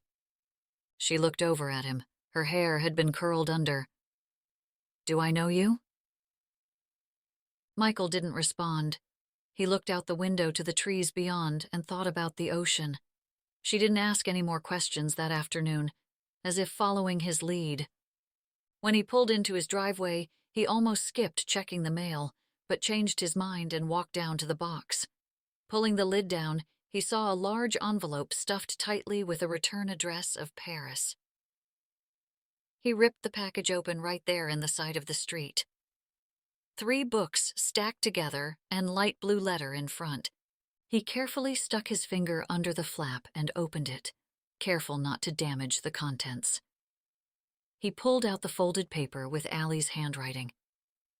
Dear Michael, have my fathers driven you crazy yet? Thank you for the most depressing titles of all time. You sent me Ernest Hemingway? Really? An American who lived in Paris? Come on, Mayu. I expected more from you. I sent you some must-reads of your own. However, I'm afraid the uplifting personal stories in the introductions will ruin your melancholy demeanor. I'm dying to hear about Harry and Eve. Did they end up having dinner at the fish market? Have they gone out again? Did Sully's wife have the baby? I haven't told anyone back home, but I'm starting my own baking classes. I hope you're enjoying yourself at the bakery. Allie. When he got inside, he set the letter on the table and pulled out the 3 books. Pastries by Père Hermé, the Escoffier Cookbook and Guide to Fine Cooking, and Julia Child's The Art of French Cooking. He couldn't stop smiling all night, even as he read through Julia's introduction. Allie checked her reflection one last time in the mirror before answering the door. She had worn her cutest dress and apron. The drinks and snacks had been arranged on the table, the packets of recipes printed out. She had 6 English expats signed up for her first baking class in Jean-Paul's apartment. The couple from the States arrived first. We lived outside of Los Angeles, the wife Karen explained as Allie offered them a drink and some pastries. I saw your class and I thought, why not? The doorbell rang again, and a woman, maybe in her 80s, stood at the door with a man standing behind her. The man spoke broken English. This is Dorothy. She is here to take class? Yes, Dorothy, please come in. Allie eyed the tall and handsome young escort. He guided Dorothy in slowly as she used her cane to walk. She wore a nice dress and jewelry, her hair pulled back into a French twist. Pearls draped her neck. Alphonse would have just loved learning how to bake his favorite, au bon pain, Dorothy said to the man as she settled into her seat at the counter.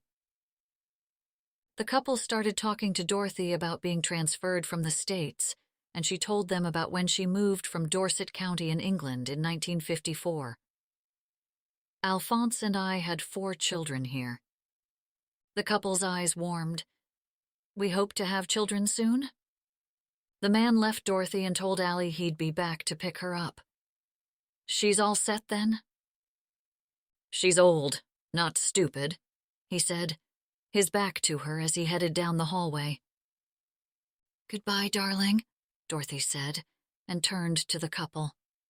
Samir is the best neighbor I've ever had. As Samir stepped on the elevator, Allie called out, I don't have your number. What if there was an emergency? A middle-aged man exited the elevator, passing Samir. You must be Mr. Peters. He removed his hat and reached out to shake her hand. Yes? He didn't look at her, but at his shoes. Come in. I have a spot by Dorothy. He followed Allie into the kitchen. He sat down in the empty chair next to Dorothy, his eyes glued to the countertop. Where do you come from, young man? Dorothy asked. Mr. Peters looked up, pushing his glasses into place. All over, really. I move every few years, for work. Dorothy smiled with curiosity as an awkward silence filled the room, just as the doorbell rang again, and Allie ran to answer the door. Hello? She said, swinging the door open. Good day. 2 men stood there in flip-flops. They had to be Todd and Miles, the Australian men whose perfect bleached blonde hair was like something you'd see in magazines. Models. Come in. She giggled to herself at the 2's summer attire of pastel colors over their perfectly tanned skin. They sat down next to the couple from the States. Allie offered everyone a drink and a plate of pastries, outputting off the inevitable. She wished Michael was there with her. Then, without thinking about it anymore, she stepped in front of the kitchen island and started her first Parisian pastry lesson. Welcome. I'm absolutely delighted to have you all here tonight. She folded her hands in front of her so she wouldn't play with them as she spoke. My name is Allie Williams, and I grew up in Maine, in the States. She paused and grabbed her glass of water, taking a sip. Her mouth was dry. Baking is in my blood. My father is a master pastry chef who studied and trained in Paris. After high school, I followed in his footsteps, moving from Maine to Montreal, then overseas to Paris, working at La Pâtisserie Michalak, here in the city. My passion is French baking, but my other passion is teaching my tricks and tips to others to help them master the French pastry. Each week, I will run a baking class with classics like the macaron, the éclair, or the sweet millefeuille. Tonight, however, we're going bake the classic pain au chocolat. She had all the ingredients set out in front of each person, just like the night with Michael. As she went through each step, the class followed along. The couple from the States, Jamie and Karen, pulled out 2 bottles of wine from their bag and shared a glass with everyone.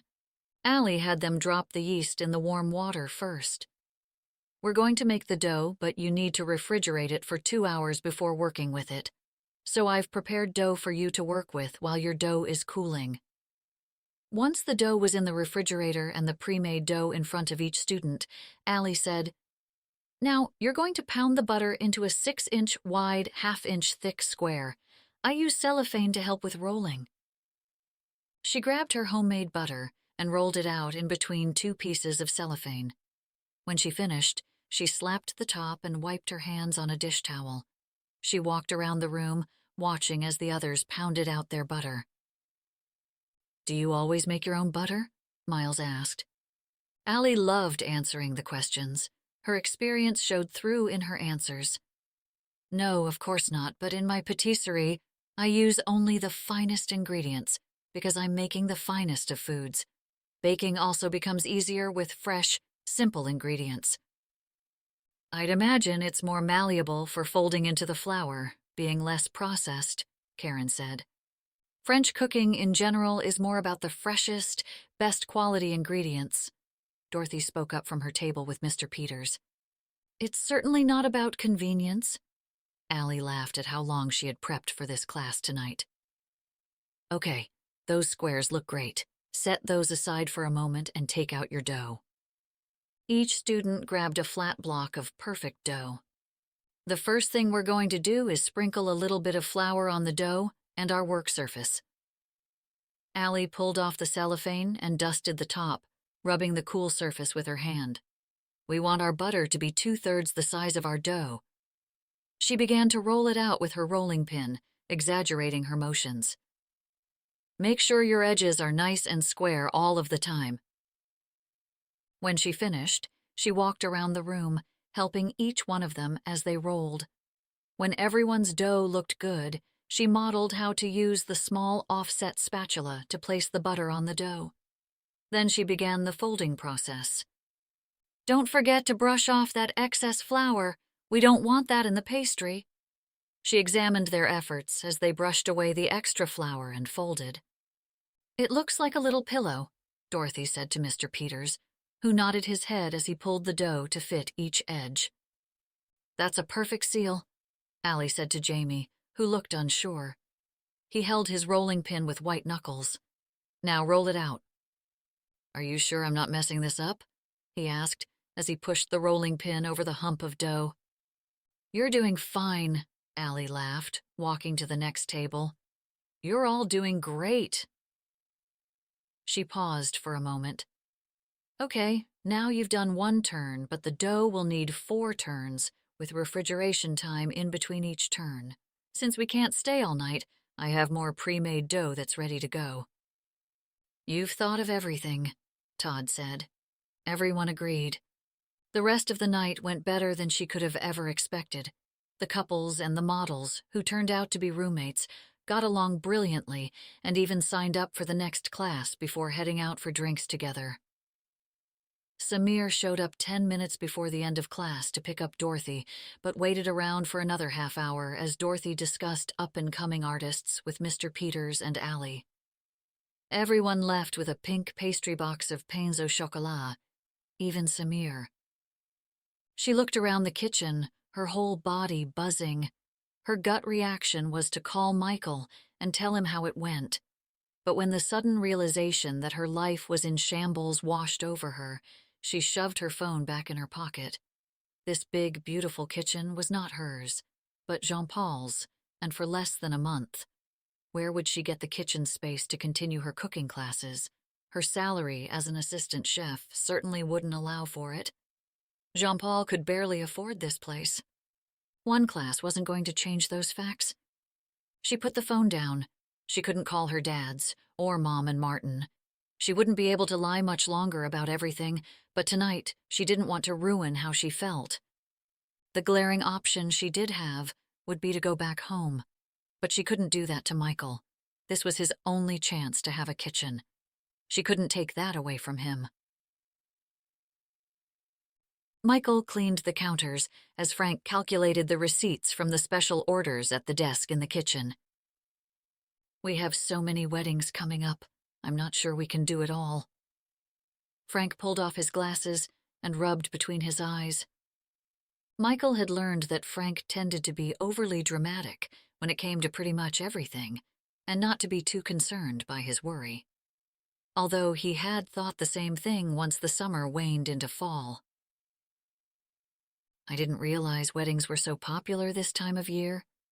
When we partnered up with the local bed and breakfasts and inns in town, it pulled in a lot of business for us." Frank's cheeks puffed out. "I guess that's a problem I can live with for now." Michael threw a dish towel over his shoulder and pulled out the croissant dough to turn one last time. "Have you talked to Allie?" Frank asked. Michael rolled out the dough. "Nope, not since the package." Frank tapped his foot with more and more vigor the longer he sat there. Michael tried to ignore the intense bobbing as he worked the dough, but he had known Frank long enough that he had something on his mind. "Is there something bothering you, Frank?" He turned. "I wasn't going to say anything, but since you've asked..." Michael wished he hadn't asked. "David told me that I shouldn't meddle, but I just can't sit back and watch her throw her life away for a guy who doesn't care about her." Frank's voice rose from a quiet murmur to a full battle cry. Michael continued to roll the dough out from the middle to the edges, trying not to engage. Frank pointed at him. "You understand her." Michael shook his head. He picked up the rolling pin and began working on the dough again. "It's not going to happen, Frank." "Why?" Frank asked. "Don't you see it?" Michael didn't allow himself to feel anymore. Otherwise, he'd never be able to handle what he had been through and seen in his life. Why was it any different with Allie? "It doesn't matter what I think. She made it very clear to me that she was not interested." "Ah, but that right there is the problem. You see, I don't think she knows how she feels when she's here." Michael pulled out a piece of cellophane and wrapped the block of dough, ready for tomorrow. He wanted Frank to stop, so he can bury his feelings as deep as possible. "Listen, Frank, I think your husband's right." Frank looked confused. "David's right? About what?"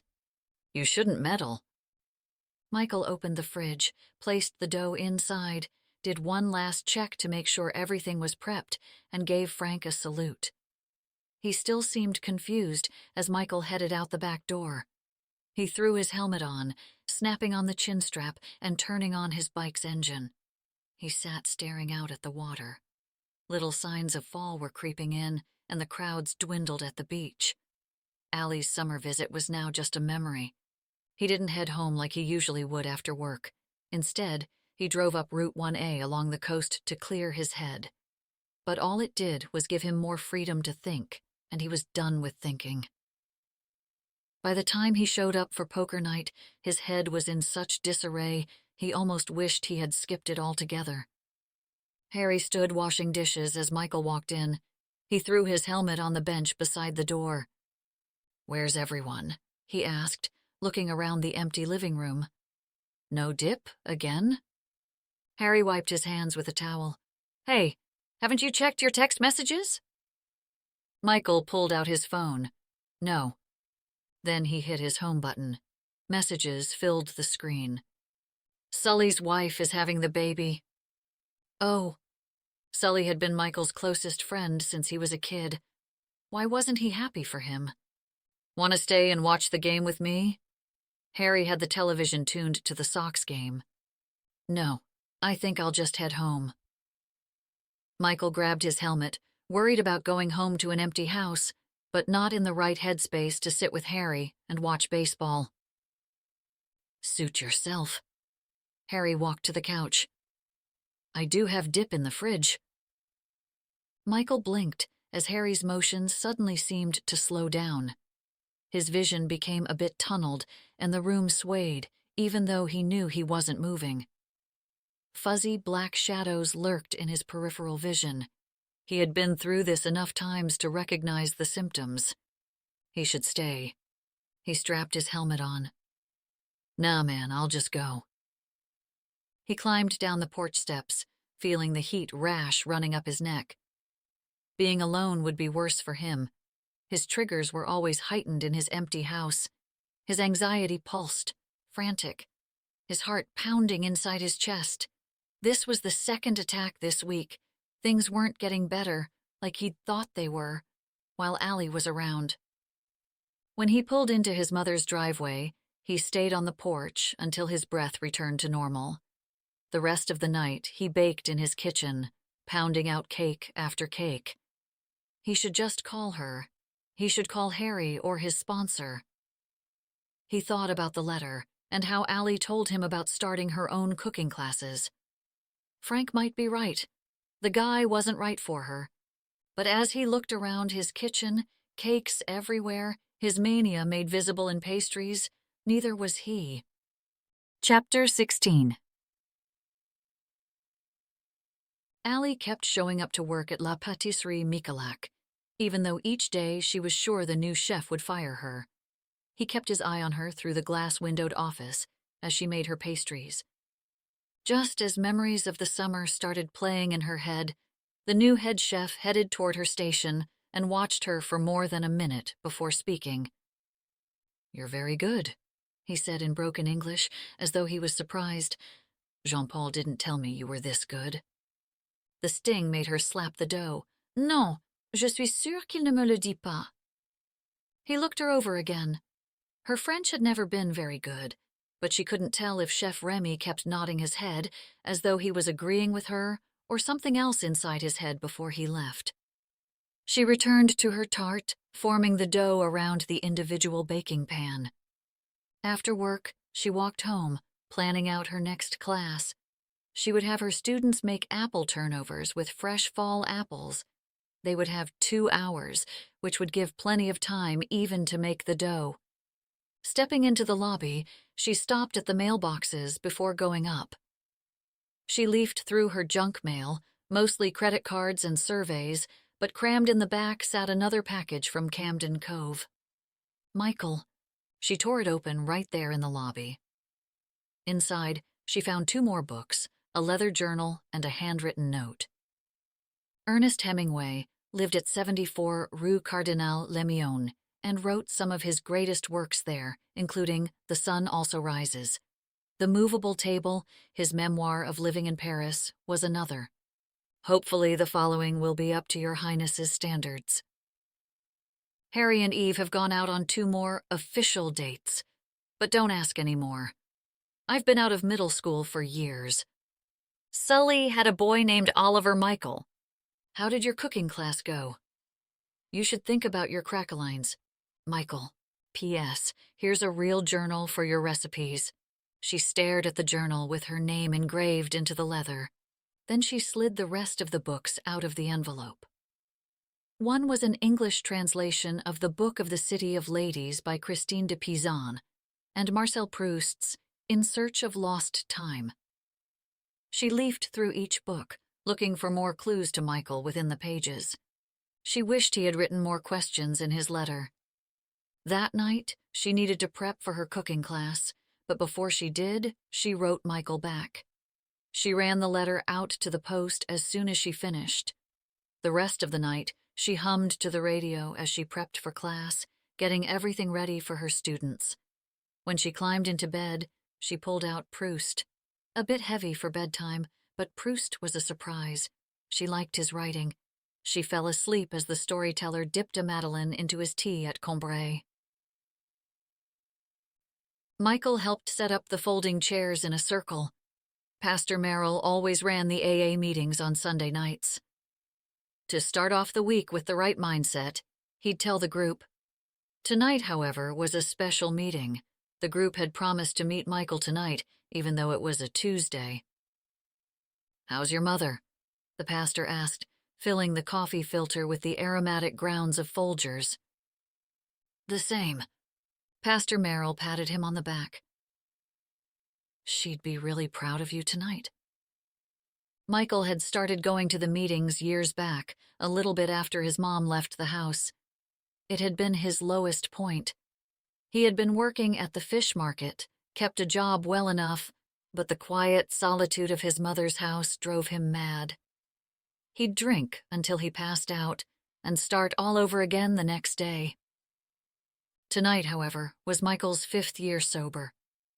8th year since the roadside bomb and Peter's death. 12th year since he said goodbye to his mom before she became sick. 25 since his dad left. Some of the regulars came, mostly the old-timers, but Harry showed up with Sully. "What's it like being a dad?" Michael felt bad that he hadn't visited since the hospital. "I don't sleep anymore, but he's cute like a leprechaun." "You're calling your own kid a leprechaun?" Harry shook his head. "That's horrible." "He'd better be Irish-looking, with a name like Oliver O'Sullivan." Sully hit Michael in the arm, laughing at Harry. "Gentlemen, why don't we all take a seat so we can get to the cookies?" Pastor Merrill said, gesturing toward the folding chairs. Sully and Harry moved to the seats. "As all of you know, tonight marks Michael's 5th year sober," the pastor announced to the group of a dozen or so people. Everyone clapped. "We wanted to mark this day by having a celebration of Michael's strength and perseverance, but also come together to support each other in reaching goals like this. So as tradition, when we reach this milestone, we ask that people tell their story if they can, and Michael has agreed." Everyone clapped as Michael stood up. He hadn't spoken since the first meeting when he introduced himself. "Hi, my name is Michael, and I'm an alcoholic." "Hi, Michael. Today is my 5th year sober." The group, well, mainly Sully, clapped again. Michael rubbed his sweaty palms on his pants and continued. 5 years ago, I sat at my kitchen table with an empty bottle of whiskey in one hand and a Smith & Wesson in the other. The only reason I'm alive today is because Pastor Merrill happened to stop by my house that night to check in on me. Talk about divine intervention." The crowd chuckled in a sad way. They, too, understood what it was like to hit rock bottom. Drinking had been my way to escape the nightmares and the pain of reality. Drinking was my way to move through it, to cover up how I really felt. My friends had no idea. My mother was too sick to notice, and I gave everyone else the Michael they wanted to see, because it was easier than showing the real one. By the time Pastor Merrill stopped by, I had never felt more alone in my life. He took in a breath, holding it in for a moment before releasing it. But that's the thing about alcohol. It makes you feel like it's the only thing there for you. Booze didn't want me to see that I wasn't alone. I had friends, great friends. I had my job. I also had my community. He looked out at the familiar faces. I wasn't alone, and neither are any of you. I couldn't have gotten through 5 years without all of you in my life. So, I want to thank you for helping me get here. Mary, one of the old-timers, hurried over to Michael, giving him a hug when he finished. "I'm so proud of you." Harry and Sully came to him next, patting him on the back.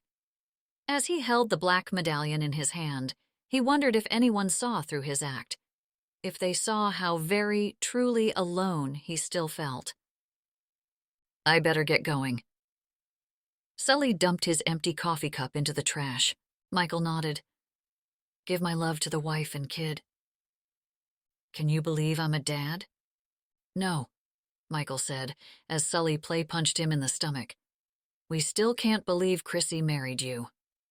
Ha, ha, Sully said. See you losers later. Sully shook Pastor Merrill's hand as he left. You want to grab a bite to eat? Harry asked. Michael didn't.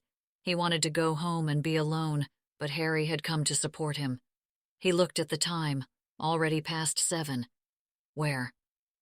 I was thinking the tavern. He nodded. Sure. Meet me there? It's a date. Or is that weird going to a bar on your sobriety anniversary? Do we have another option at this time? No. Wherever is fine. Michael's voice came out short. He said goodbye to the others and met Harry in the parking lot. So, I'll meet you there? Harry asked as he reached his sedan. Yep. Michael let out a huff. Harry stopped in the middle of the parking lot and faced him. It's none of my business, but ever since Allie left, you've been more like the old Michael. Michael froze, his body rigid. What's that supposed to mean? It means I'm worried about you. Harry looked around before saying, You've been holed up in your house, or the bakery. I've just started a new job. Give a man a break. Is it just this new job, or is it her? She has nothing to do with it. Harry rubbed his face. Michael, I know you. She has everything to do with it.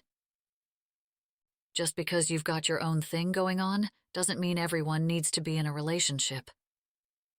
She told me that she and Jean-Paul broke up. What? They broke up? You should call her. Michael backed away. I think I'm going to skip dinner. Tired, you know. He ignored Harry as he yelled out to him. He didn't even hear what he had to say, the noise in his mind too loud. He wanted to go home, be by himself, but when he got there, he didn't get out of his truck, just stared out at the dark, empty house. From the corner of his eye, he saw the post box. Was he a glutton for punishment? Jumping out of the truck, his stomach sank as he opened the mailbox and at first saw nothing. But then in the back, he saw one blue envelope from Paris. He opened it immediately. Dear Michael, my class went better than I could have hoped for, being alone this time. I had 6 students and I did the exact same class with the pains au chocolat. I even weighed everything out beforehand and made the doughs.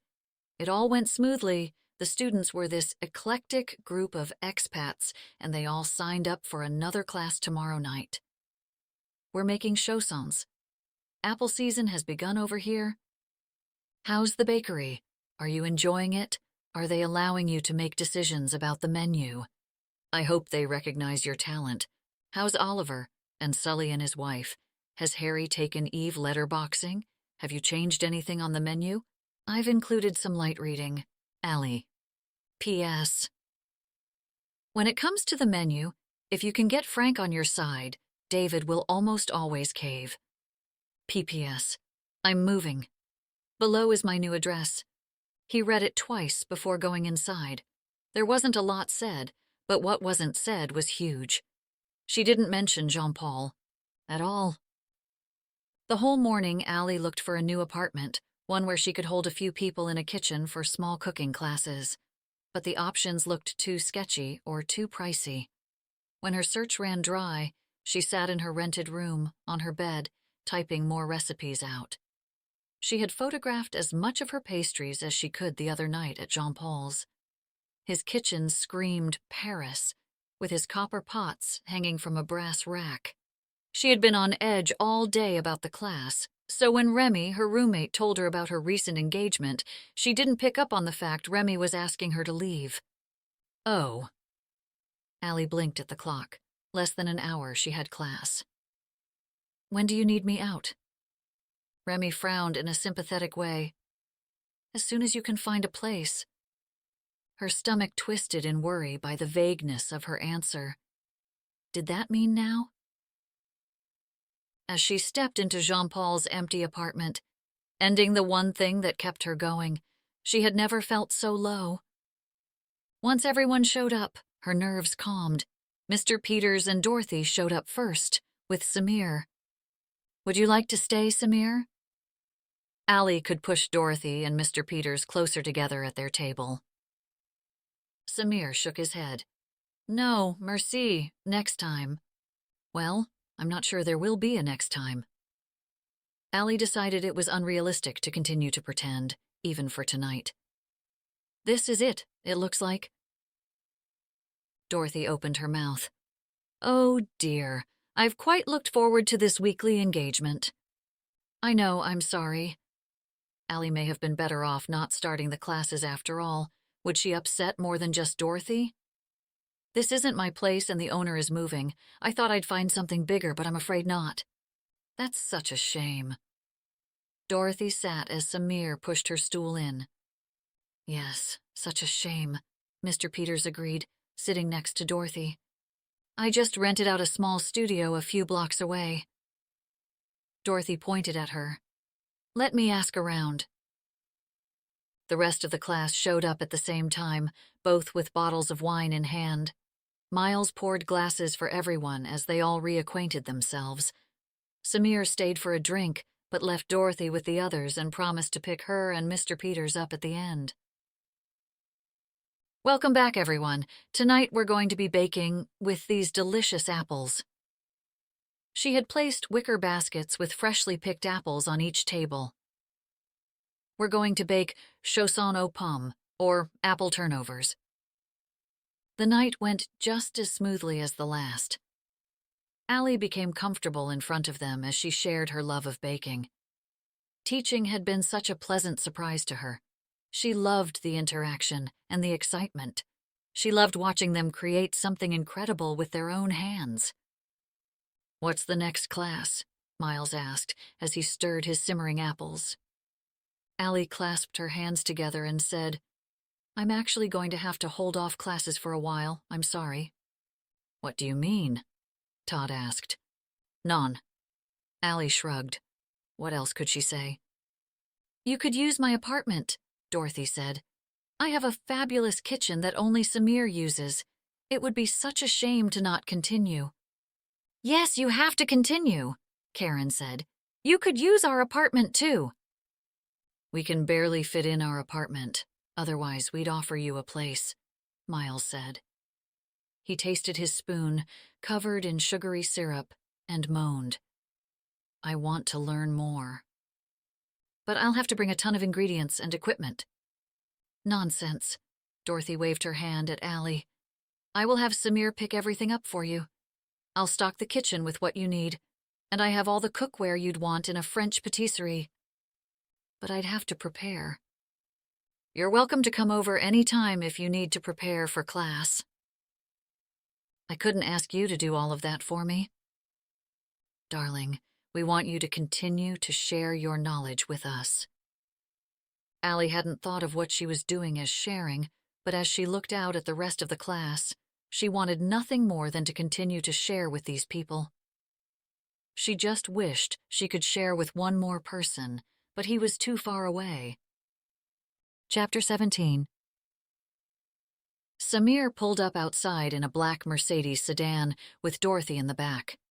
Dorothy had offered to help Allie lug everything to her new apartment when Allie mentioned it would take a few trips on the metro to move. Allie had only a few boxes. Her life's possessions didn't amount to much. As she looked back into her room before dropping her set of keys on the kitchen counter, it didn't look like she had ever been there. She dumped a box in the trunk. Samir will help with your boxes and put everything in the boot, Dorothy said. It only took Samir one trip to grab the rest of the boxes. He loaded them into the back and removed the last small box from Allie's hands. Allow me. Mercy. He nodded, then opened the door for her with his free hand. Allie leaned across the seat to kiss Dorothy on the cheeks. "I can't even begin to thank you." "It was our pleasure." The car dipped when Samir sat behind the wheel. Soon, they traveled down the streets toward Allie's new apartment. She watched the basilica's dome fading away in the background. "Thank you for doing this for me." Allie felt a bit embarrassed at having to reveal her circumstances.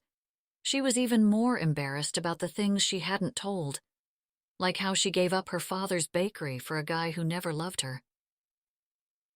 "What's the next class going to be about?" Dorothy asked. "I was thinking about doing crème brûlée." Allie thought about it, and then changed her mind. "Maybe palmiers." Either would be an excellent choice. Dorothy patted Allie's hand. "My friend Michael says I should do my cracklines, but I think I'll wait until some of the basics are mastered." "Ah, there's that name again," Dorothy said. "What?" "Well, you've mentioned the name Michael a few times. I thought he was your boyfriend." "Oh, no, just a friend back home." "You like him?" "No." Allie shook her head. "He's just a friend." Samir chimed in his thick accent, looking in the rearview mirror. "Your eyes give you away." Allie thought back to their kiss at Elizabeth's wedding. Her heart stopped as though electricity shot through it. Then she thought about his face when she came to the nursing home. How angry he was with her. She had blown it with Michael.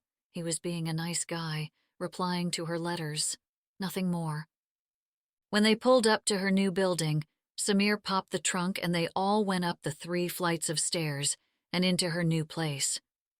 The studio apartment was small, even by Paris standards, but it had a window looking out at the shared garden, a bit of counter space, and a clean bathroom.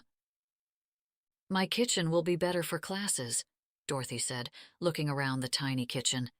She shook her head, looking out at the garden below. "Samir will pick you up and bring you home again. A single woman like you should be careful in this neighborhood." Allie hadn't thought about her safety, but now she noticed the extra locks on the door. "Thanks, that would be great." Dorothy and Samir kissed Allie on the cheek as they said goodbye, insisting Samir come back the next day with some furniture that Dorothy didn't need anymore. Once they left and Allie was alone, the studio apartment felt bare and empty. Then, as if someone had heard her silent wish, there was a knock on the door. She peeked out of the peephole and saw Margot standing there with a bottle of wine. "What are you doing here?" Allie asked as she swung the door open, relieved to see her friend hugging her. "I came to see your new place." Margot stepped in the door and stopped, looking around. "Oh, mon Dieu. Is it that bad?" Allie suddenly saw the cracks in the wall and the broken light fixture on the ceiling. "Nah." But Margot couldn't hide her disapproval.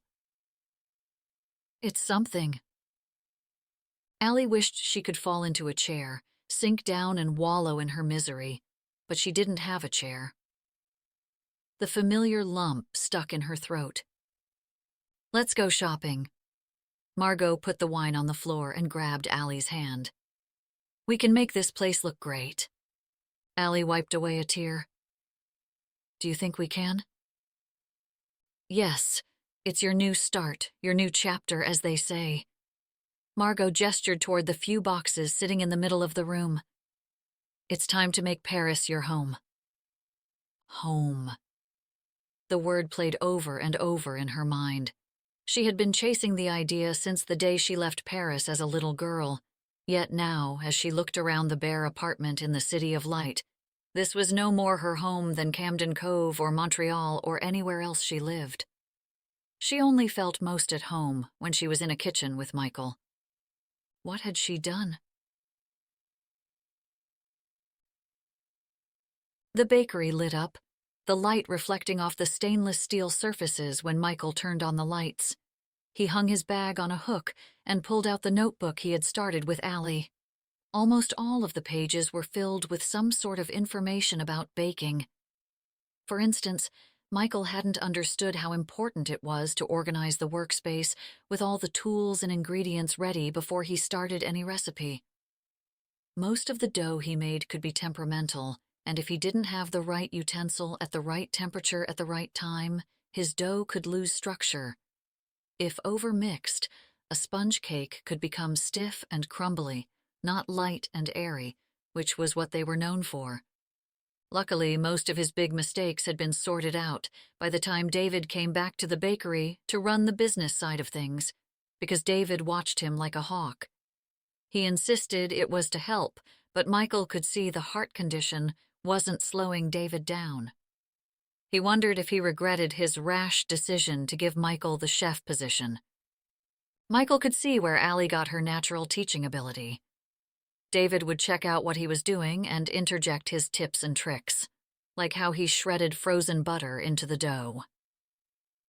A lot of people try cutting it up into tiny pieces, but this works so much better. He grabbed a couple of ice cubes and held them in his hands. But you have to keep your hands cold to get that crispy, flaky texture. Michael enjoyed David's tricks, and he learned a lot, but having someone looking over his shoulder wasn't exactly what he had in mind when Frank and David offered him the position. So, Michael started coming to the bakery earlier to avoid David's vigilant eye, but that morning, David came early as well. "I'm trying to schedule the rest of the cooking classes before the season ends." David opened his computer and sat at a stool at the island, watching as Michael sliced apples. Then, like always, he pointed out what Michael was doing wrong. "You don't want to cut all the way down." Michael looked at his knife as it perfectly sliced a 1/8 inch of apple. "I don't?" He sighed, looking at the clock. He still had at least 8 more hours. "It's easier to cut if you keep it attached, then go back after it's all cut." Michael carried on, leaving the slice attached at the bottom of the apple. All of David's tips were smart baking practices that Michael still needed to figure out, but it was wearing on him. Frank had been the one who redirected David away from Michael, but it seemed as though David really didn't want to let go. "You know, Jack would probably hire me back at the fish market," Michael said, separating the slices. "What do you mean?" David asked. "When will you have time?" "David, if you want to bake again, I can go back to the fish market." David just stared at him. Frank would kill me. He slouched in the stool. "It's just what I've done for my whole life." Michael understood where the man was coming from. It was never easy to let go of something, especially when it was still right there in front of you. It was like that with his mom. He never let go of the hope that she'd be back to her old self each time he visited, setting himself up for disappointment every time. "I should get out of your way." David stood and grabbed his computer. "I'll just work in the front." Michael sighed. He didn't have time for dramatics either. "No, don't do that. If I'm doing stuff wrong, I should fix it. It's your bakery." David rested the computer on the counter. "I have complete faith in you, Michael. I am glad I trusted Allie's judgment and hired you. You're very talented, especially at running a kitchen. It's just that I don't seem to have much use here anymore." Michael hadn't thought about what it might be like for David, who probably had no intention of slowing down before the heart attack. "I really can ask for my job back." David shook his head. "No, we need you here." Michael paused, trying to think of a way to politely ask him to sort of back off, but couldn't seem to find the right words, so he went back to the tart. Just as he was about to lay out the slices, David said, "You should start in the middle."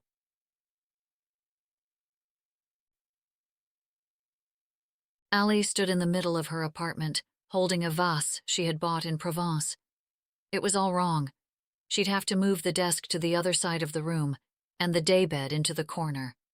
Placing the vase on the windowsill, she pushed the bed along the wall to the other side of the room. Grunting, she added lamps to her mental list of needs for her new place. The single-bulb chandelier made all the shadows come alive.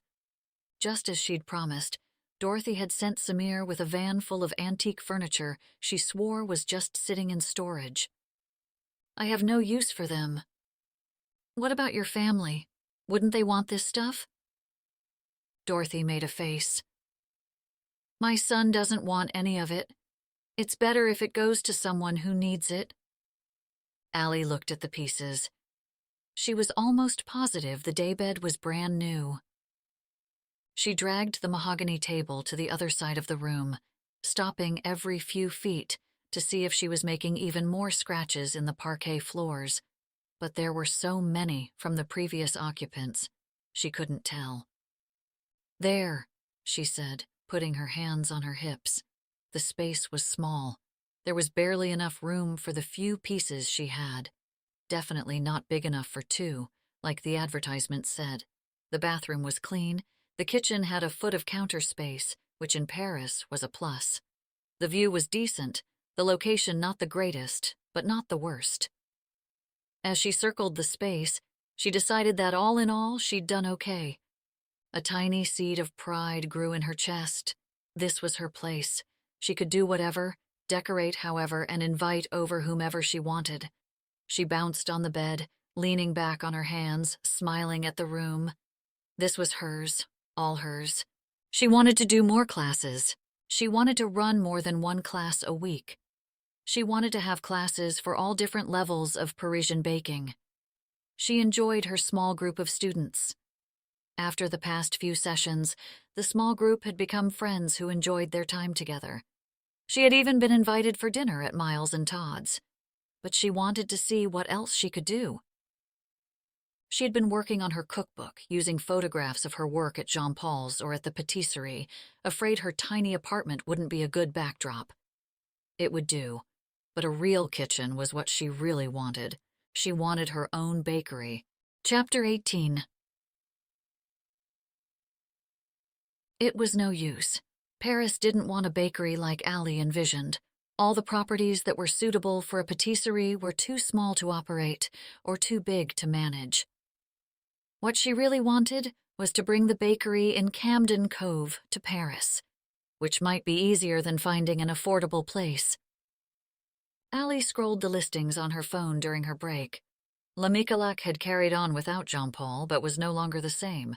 The new head chef was even more particular about pumping out quantity versus quality. "Fair plus," he'd yell out in the kitchen. "Do more." It had been weeks since she had spoken to Jean-Paul, and it seemed even longer since she received a letter in the mail from Michael. He hadn't written to her since she moved to her new place, though she hadn't written to him either.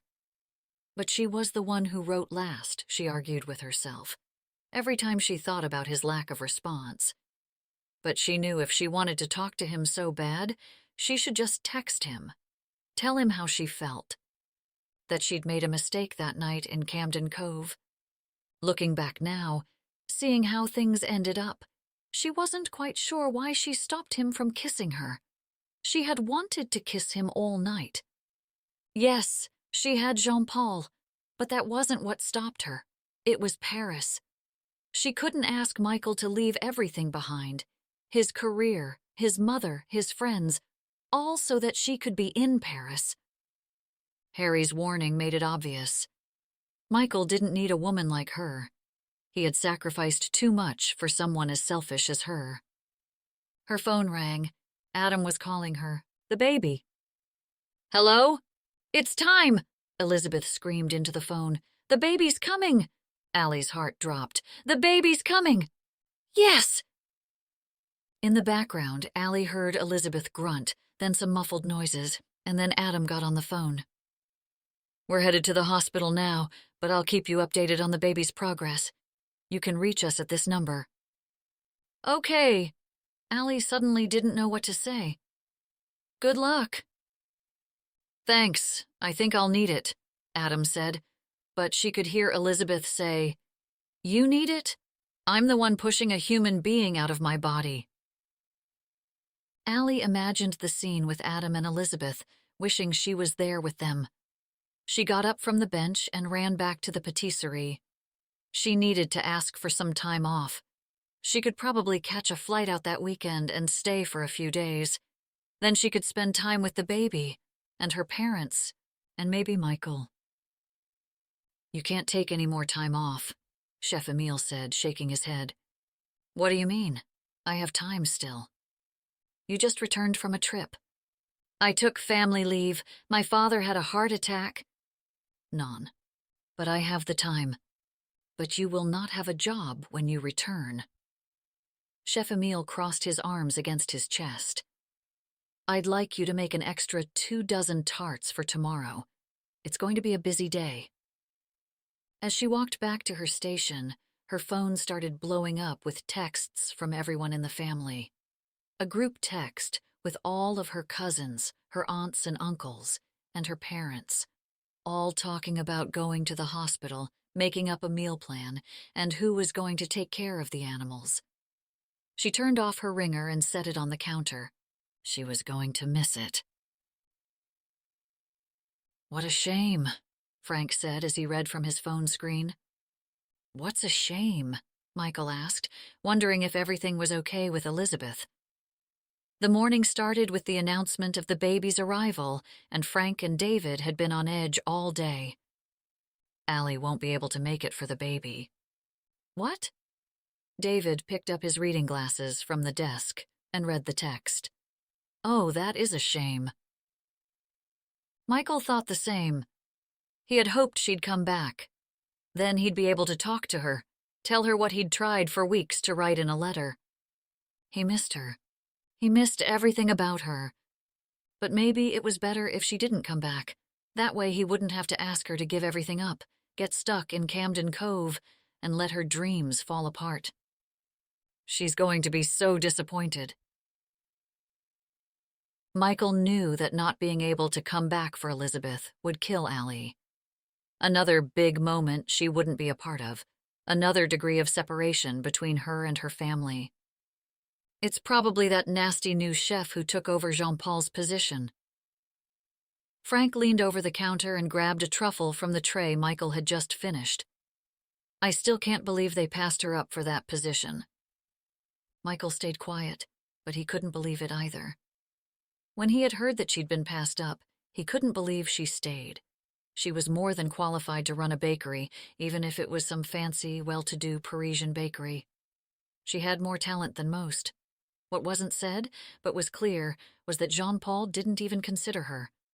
Which said everything about Jean-Paul. David set his phone down and went back to his computer. "She shouldn't have stayed so long when I had the heart attack.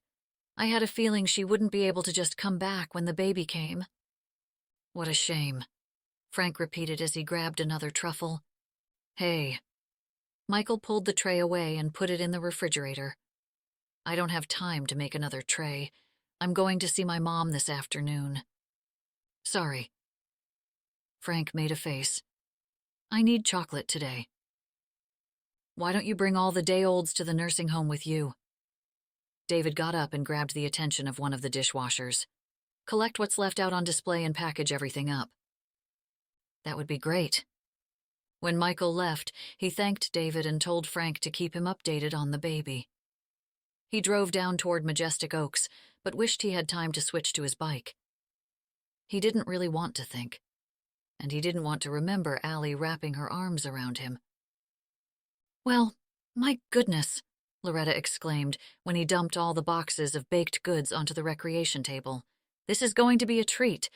Robert, did you see what Michael brought?" Michael looked at his mother, who sat in the chair next to the window. She looked out to the garden, where the residents rarely were able to spend time. She watched as a hummingbird ate from a feeder. "Hi, Mom." Michael set her favorite, a strawberry macaron, on the table next to her chair. She didn't look away from the bird. "It glistens in the sun." He remembered all the feeders she had up in the yard when he came back from deployment. There were at least half a dozen in the yard, all empty, all forgotten. It was his first sign that things were not okay with her. Usually she would have brought them inside for the winter because of the bears, but they hung or lay on the ground, not taken care of for some time. "The only bird that can fly backwards, right?" he said, remembering what she had told him as a boy. She didn't respond to him, just watched as the bird flew away. "What's that?" she asked, pointing to the pink macaron. "That's your favorite." He picked up the treat on its napkin and handed it to her. She swatted it away. "I don't like those." He almost lost the cookie to the floor, but caught it in time.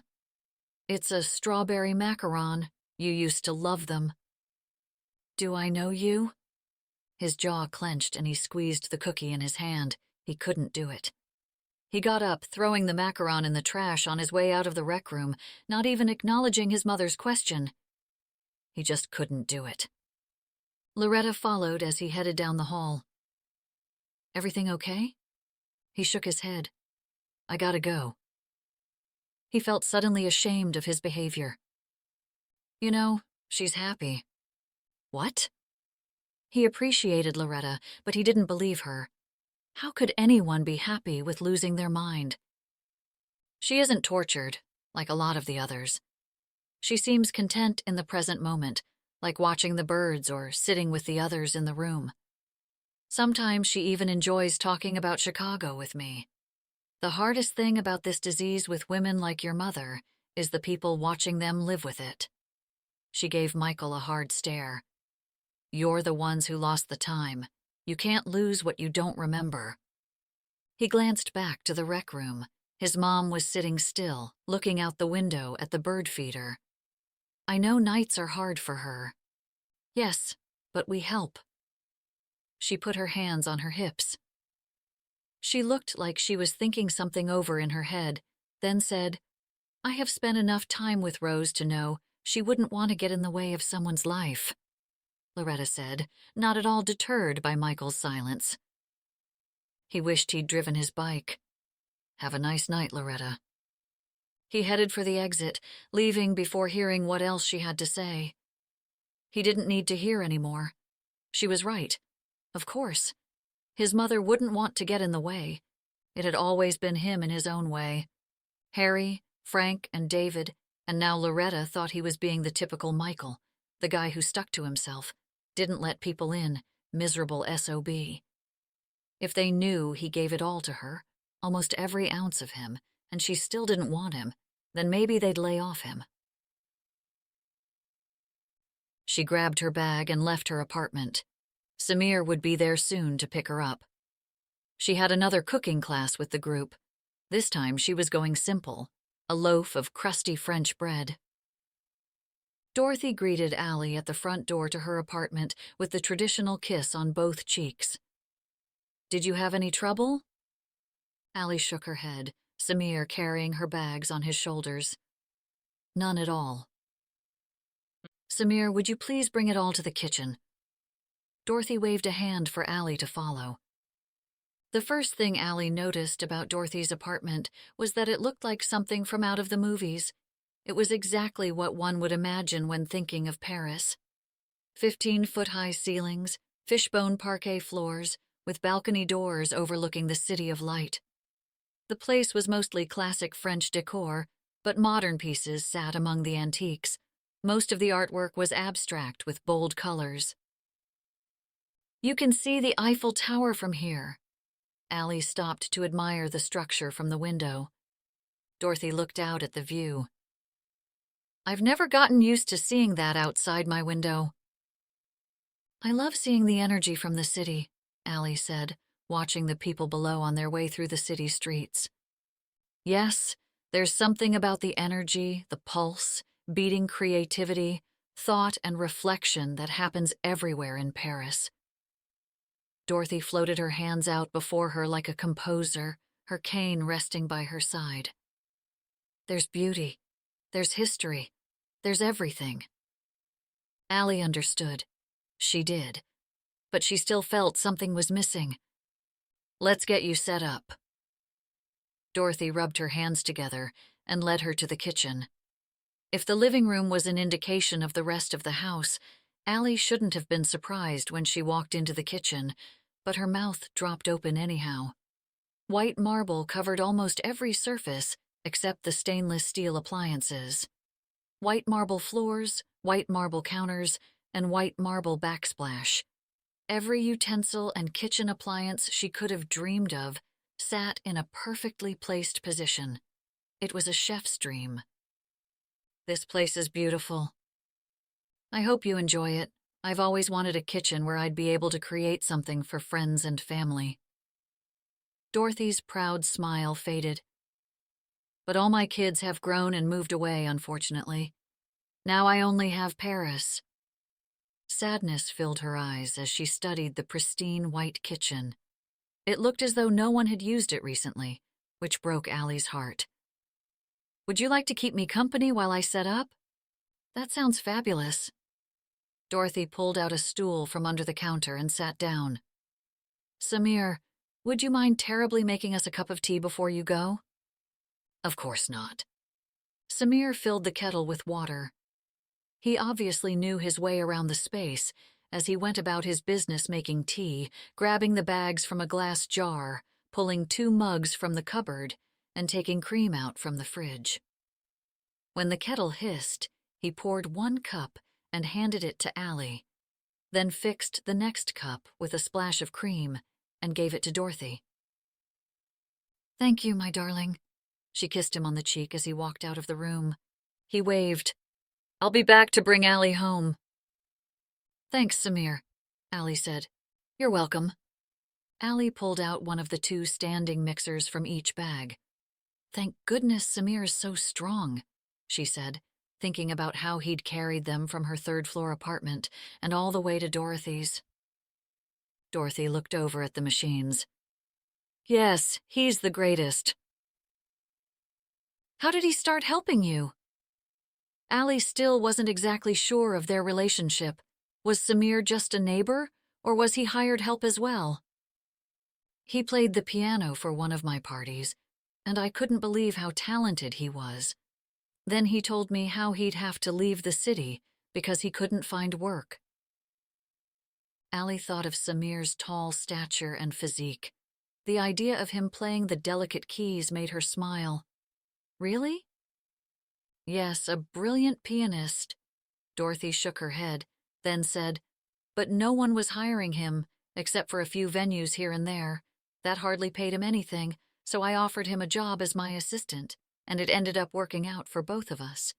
He helps me manage my properties, brings me to appointments, and helps around the house. He's become quite a friend as well. How nice that it worked out for both of you. Allie pulled out the containers of flour and sugar, along with the measuring cups and spoons. Do you mind if I use the island for the demonstration? Dorothy wiped her hand over the smooth surface. No, I think that would be perfect. Allie nodded, wishing Michael was there with her. The energy she felt teaching with him never seemed to fully replenish itself since she left Camden Cove. Do you need anything else? Dorothy asked, getting up from her stool. I'm going to freshen up before everyone arrives. Allie looked at the clock. She had about half an hour to finish up the prep work, which was more than enough time. I'm all set. Dorothy left and Allie continued to busy herself, setting things up, then rearranging them. She was distracted. She hadn't heard from anyone about the baby. The group text hadn't been updated with any news, which meant they'd either created a new one, or there wasn't any new news, or they were all together at the hospital, so they didn't need to send out a text about it. Maybe there wasn't any news. Babies took a long time. She'd heard of people being in labor for days. Maybe Elizabeth was one of them. They wouldn't forget to call her and tell her she had the baby, right? She picked up her phone and called Frank. It's a girl. What? It's a girl. Elizabeth and Adam had a baby girl. Just beautiful. Perfect. When? Her heart fell to her stomach. About an hour ago. Nobody called me.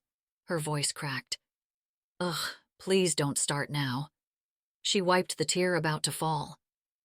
She's still getting settled. She'll call you when she can. Frank's voice softened. Allie didn't care if she sounded selfish. Elizabeth didn't need to call her, just someone. She had been forgotten again. Chapter 19. Allie sat at the end of the bar with Margot, who talked animatedly to two men who had just bought her a drink. Allie declined, but thanked them. She was too busy scrolling through rental properties outside of Paris. "Why would you want to leave the city?" Margot asked, as if she was mad to even consider it. "There's a small patisserie for sale in Normandy, in the center of town. The idea of living in a small village seems kind of nice." "Stay in a village with nothing to do so you can bake what you want?" Margot shook her head at the man standing next to her. "You have a good job baking at Le Micolac. Why would you want to give that up?" One of the men sat down next to her. "I'm from Normandy. It's quite beautiful, but it's not Paris." "Maybe I'm not supposed to be in Paris?" Margot wrapped her arm around Allie and said, "Nous aurons toujours Paris." "Yes, we'll always have Paris." The horrible last words of Jean-Paul. She closed the screen on her phone and ordered a glass of red. The man next to her pulled out his wallet to pay, but she shook her head, and the bartender handed her the receipt. A feminist. Her heart was recently broken. "Ah, a broken heart does better with a glass of Armagnac." His thick accent slurred his English words together. "4 Armagnacs for our friends." Allie didn't protest, though. She didn't need it either. The night ended with Allie saying goodbye to Margot and her new friends and heading back to her place. As she walked up Rue Lamarck, she couldn't help but admire the French architecture. The golden stone exterior was ornate, with iron balconies hanging over the sidewalks, flowers dripping from window boxes, each building unique, yet with a cohesive style. When she reached her apartment, she went directly to the computer and looked again at the small bakery in Normandy. It would be perfect. Perfect spot, perfect space, perfect time. Yet something nagged her about leaving. It was exactly what she'd turned down with her dad's. It wasn't her dream. It was conceding that she wouldn't make it in Paris. She didn't want to settle either. She'd just have to keep looking. Michael pulled the van up behind the restaurant and opened the back doors. On the floor in the back was the first official wedding cake he had created all on his own.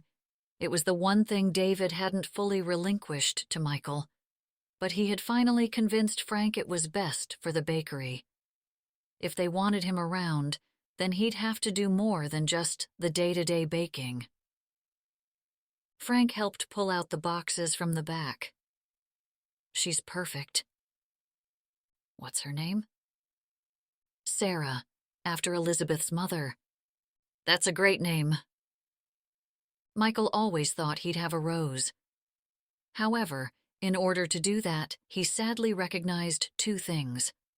1, he'd have to have someone in his life to have a baby with, and 2, his mom wouldn't know anyway. He was too late. "Let's bring the cake into the kitchen, and then I'll set up the coffee bar." Michael had no idea what kind of energy David had put into the wedding side of things until today. The cake was a feat in itself, but that was the easy part. David was known for his coffee bar. Biscotti, cookies, finger tarts, scones, and more would be served with the coffee. Not only did David bake over a dozen different types of pastries, but different varieties of each. Almond, meringue, lemon, chocolate, and other flavors he had never thought of. Michael had never baked so much in his life. He couldn't believe David had done this on his own for so long. He was exhausted, and he still had the rest of his regular baking to do after setting up the wedding.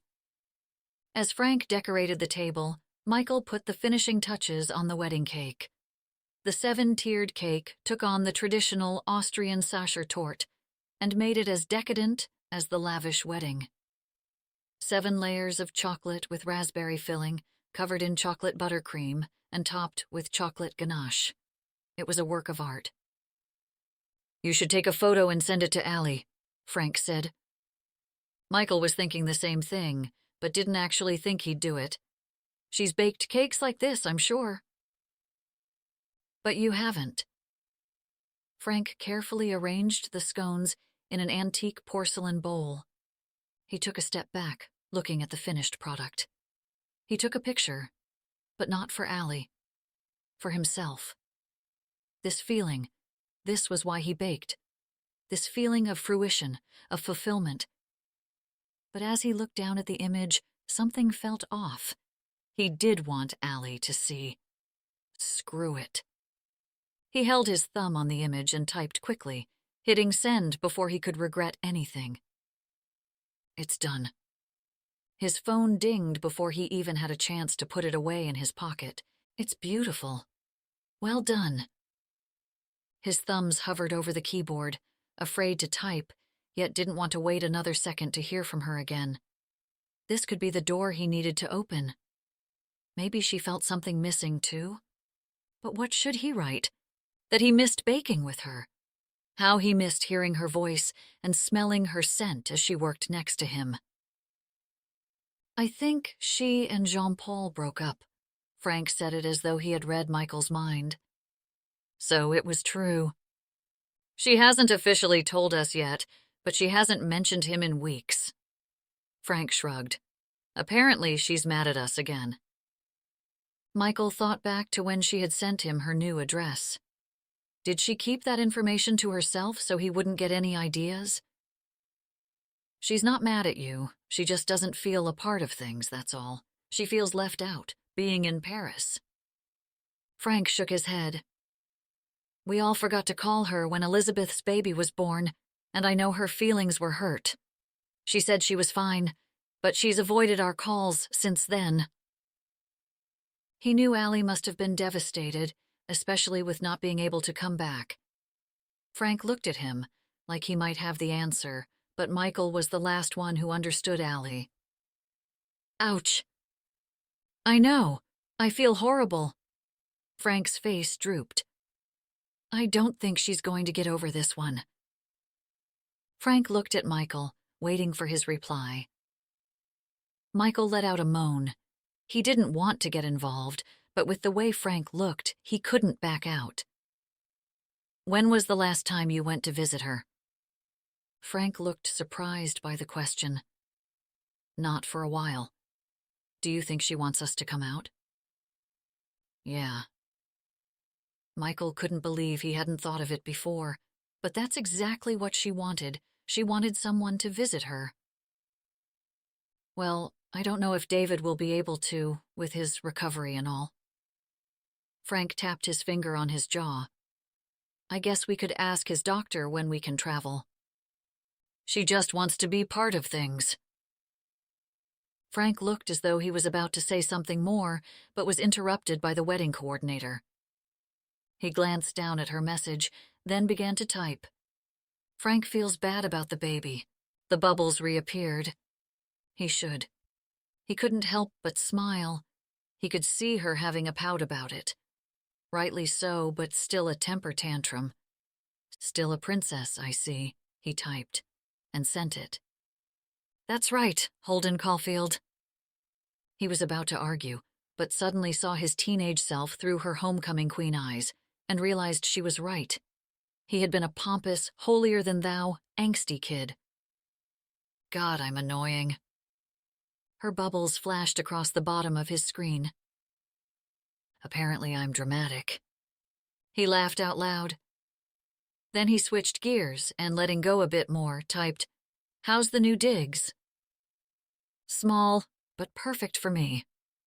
She wasn't going to say it, but he wanted so badly to know. Where was Jean-Paul? He thought of all the different ways he could ask, but if she wasn't willing to tell him, then he shouldn't overstep. How the cooking class is going. Good, but... The bubbles appeared again. But what? He wondered if the new place was too small. Did she have to find a new place? I miss having an assistant. Shoot. He stared down at the phone. What the heck did that mean?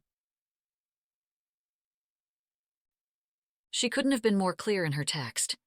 She missed Michael. There, she'd said it. But when his reply didn't come, she felt as though maybe she wasn't clear enough after all. Had she insulted him in some way? She typed furiously into the phone, writing everything that came to mind in one long paragraph. She wrote about how much she missed being in Camden Cove, but only because of him. How she didn't realize how much she'd miss him until she left. How she hadn't stopped thinking about him since. But as she read over it, she hit the delete key and erased every single word. Would she leave Paris? No. And that was the end of it. Maybe her pride was too big. Maybe she was too full of herself. But she couldn't leave. Not now. Not when her dreams were so close. And if she wasn't willing to give it up for him, how could she ever ask him to give everything up for her? She put the phone down and stood. She walked to the window and looked out at the lights across the street. Each lit apartment had a completely different world inside it. Michael had a completely different world, with the bakery and his mother and his close friends. He couldn't and probably wouldn't leave, which was exactly why Allie couldn't ask that of him, because she already knew the answer. Was she really thinking of his thoughts and feelings? Was she purposefully jeopardizing it so that it wouldn't come back to hurt her? Or was she just being selfish? The next morning, she couldn't shake the horrible feelings in the pit of her stomach when nothing, no reply at all, came from Michael. She couldn't believe how rattled she was by the whole thing. Here she was, thinking she had broken his heart that night when he tried to kiss her, but he certainly didn't miss her enough to say so. "Did Michael text you that picture of the cake?" Frank asked over the phone later that day. "Yes, the wedding cake. It looked like one of David's cakes." Michael clearly had no trouble replicating her father's complicated French recipes. He certainly didn't need to be someone's assistant. "It was a Sacher torte," Frank said. "Great pick for the season." She thought of Maine's wild raspberries growing alongside the roads. "Yes, he's really talented, that one." Frank sighed. "You know, he's what?" "He's been quieter. He's always quiet." "No, I mean, he's lonely. He should get a dog." She didn't want Frank to start involving himself now. "I think he misses you." Allie pressed her lips together so she wouldn't shout back at him. "I should let you go. Thanks for calling, though." "Allie, we were thinking of coming out.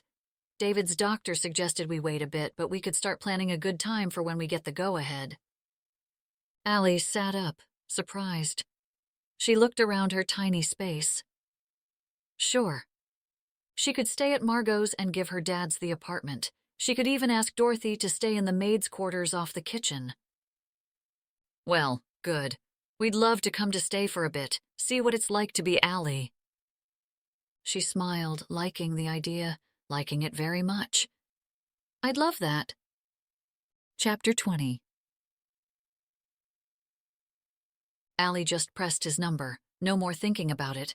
It was early, but she knew he'd be in the bakery already, and if she didn't get this off her chest, she would lose more than one night's sleep. Why did she send that text without thinking first? Another foot in the mouth, but she may have done worse, like insulting him. By the fourth ring, she almost hung up when he finally answered. "Hello?" Did he not know who was calling? Was her number not in his phone any longer? Was it not him? "Michael? Allie? I didn't mean that you should only be an assistant. I meant to say that... The words had stumbled out of her mouth, but now she couldn't get them out. She took a breath. "That I missed cooking with you." He stayed silent, and the longer he stayed silent, the more she feared that she'd blown it. Again. "I'm sorry if I insulted you by saying I missed having you as an assistant." "You didn't." "Oh. So, that's all?" "What do you mean?" "That's all you wanted to talk to me about?" She thought about all the things that had been happening. Did he want to hear about her life falling apart? Then her nerves started in again, and she blurted out, "I think I'm going to open a bakery in Paris." Wow, that's great. You're the only one I've told so far. Oh, silence again. I haven't been able to find a space yet in the city. Be patient. His voice sounded sincere, like the old Michael, the one who liked her for who she was. I wish... She stopped before she said anything more. You'll need an assistant, he said. I didn't call because I wanted you to be an assistant. Did he think that was what she was telling him? No, I didn't think that, but you'll need help. I honestly don't know how David put in all that time by himself. She thought about her dad, how he gave up his dreams of Paris to move closer to her, but ended up being too busy to see her. She'd spend the afternoons in the kitchen with him after school as he prepped for the next day. But he was never the dad who took her to the beach or hung out at the movies. Did she want that for herself? Someone who was too busy for a family? I didn't mean to say you couldn't do it, Michael said. She shook her head as though he could see her. I know. She let out a sigh. When did talking on the phone become so difficult? I should probably let you go. Are you at work? No. She thought about her new shift. It seems as though asking for another vacation showed her lack of commitment. Well, then you should be looking for a kitchen instead of worrying about me. Michael said it as though it was the easiest thing to do. It's different here. She thought about how it had been 4 days since the real estate agent called her back. The pace is slower. You've got to keep trying. He didn't let her speak. You're really that good. What? She hadn't meant to ask, but the idea that Michael thought she was really good meant a lot. You can't give up. She could feel a frog form in her throat, clogging her words. I won't. She wanted to say so much more. She wanted him to come out and bake with her. She wanted that kiss. She wanted him. Now I better let you go before David shows up. He's still coming this early? Your dad has a hard time letting things go? That he does. Good luck, Allie. Michael? She wanted to say it. She really did. Yeah? I've missed you.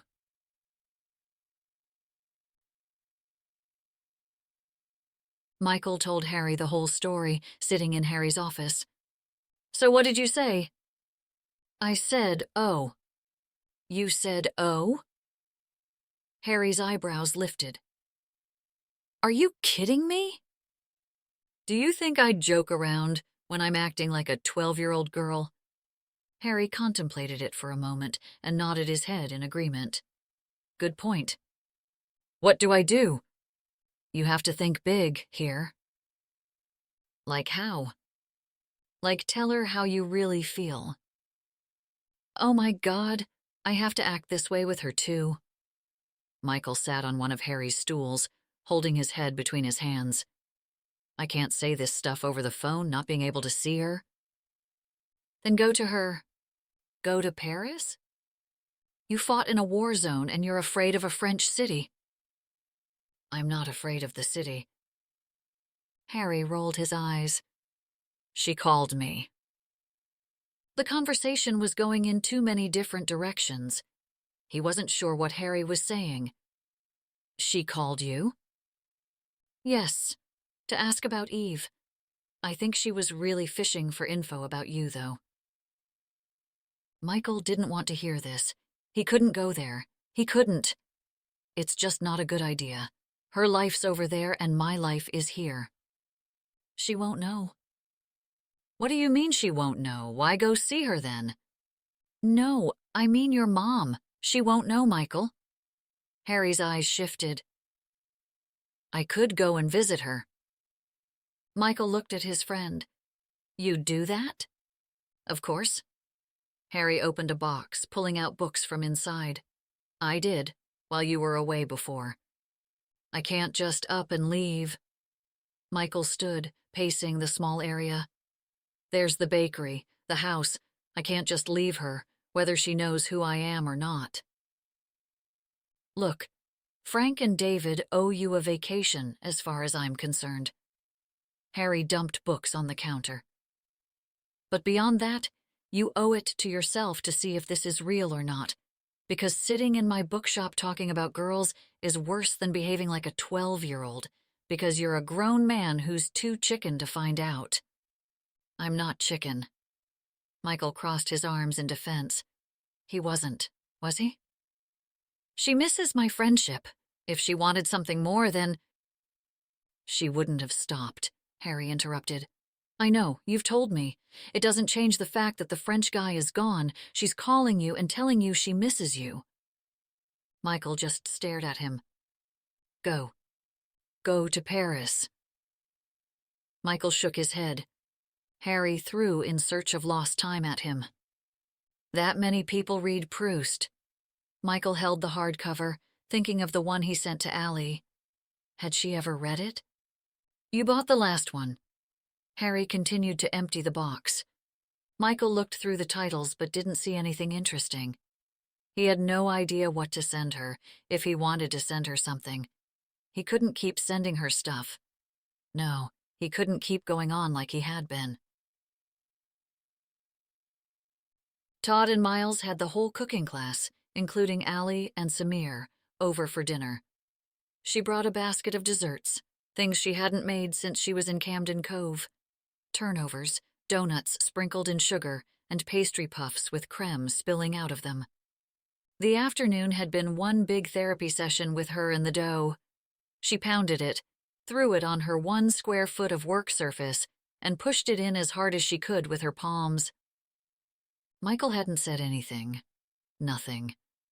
The faint "oh" was it, and she wasn't even sure he meant it to be audible. She was a princess, thinking there might be something still on his end. Glad she hadn't been face to face with him like she had planned if she went back to see the baby. No, she was glad she had baked all day, getting over whatever this was, and now knocking on her new friend's door in Paris. Bonjour, Miles said as he answered her knock. His and Todd's apartment reminded her of her own, small, narrow, but full of character. Salut! They kissed, and she greeted Todd the same way. For dessert. She handed over the basket. Everyone's here, it looks like. They were all standing in the living room as music played in the background. This was the kind of night she had dreamed about, a community of people she helped create with her pastries. Todd handed her a glass of wine, and she stood next to Samir, listening to the conversations. Pourquoi si triste? Samir asked. His big brown eyes saw right through her. She smiled, but she didn't fool him as his expression didn't change. I'm trying to figure out what to do with my life.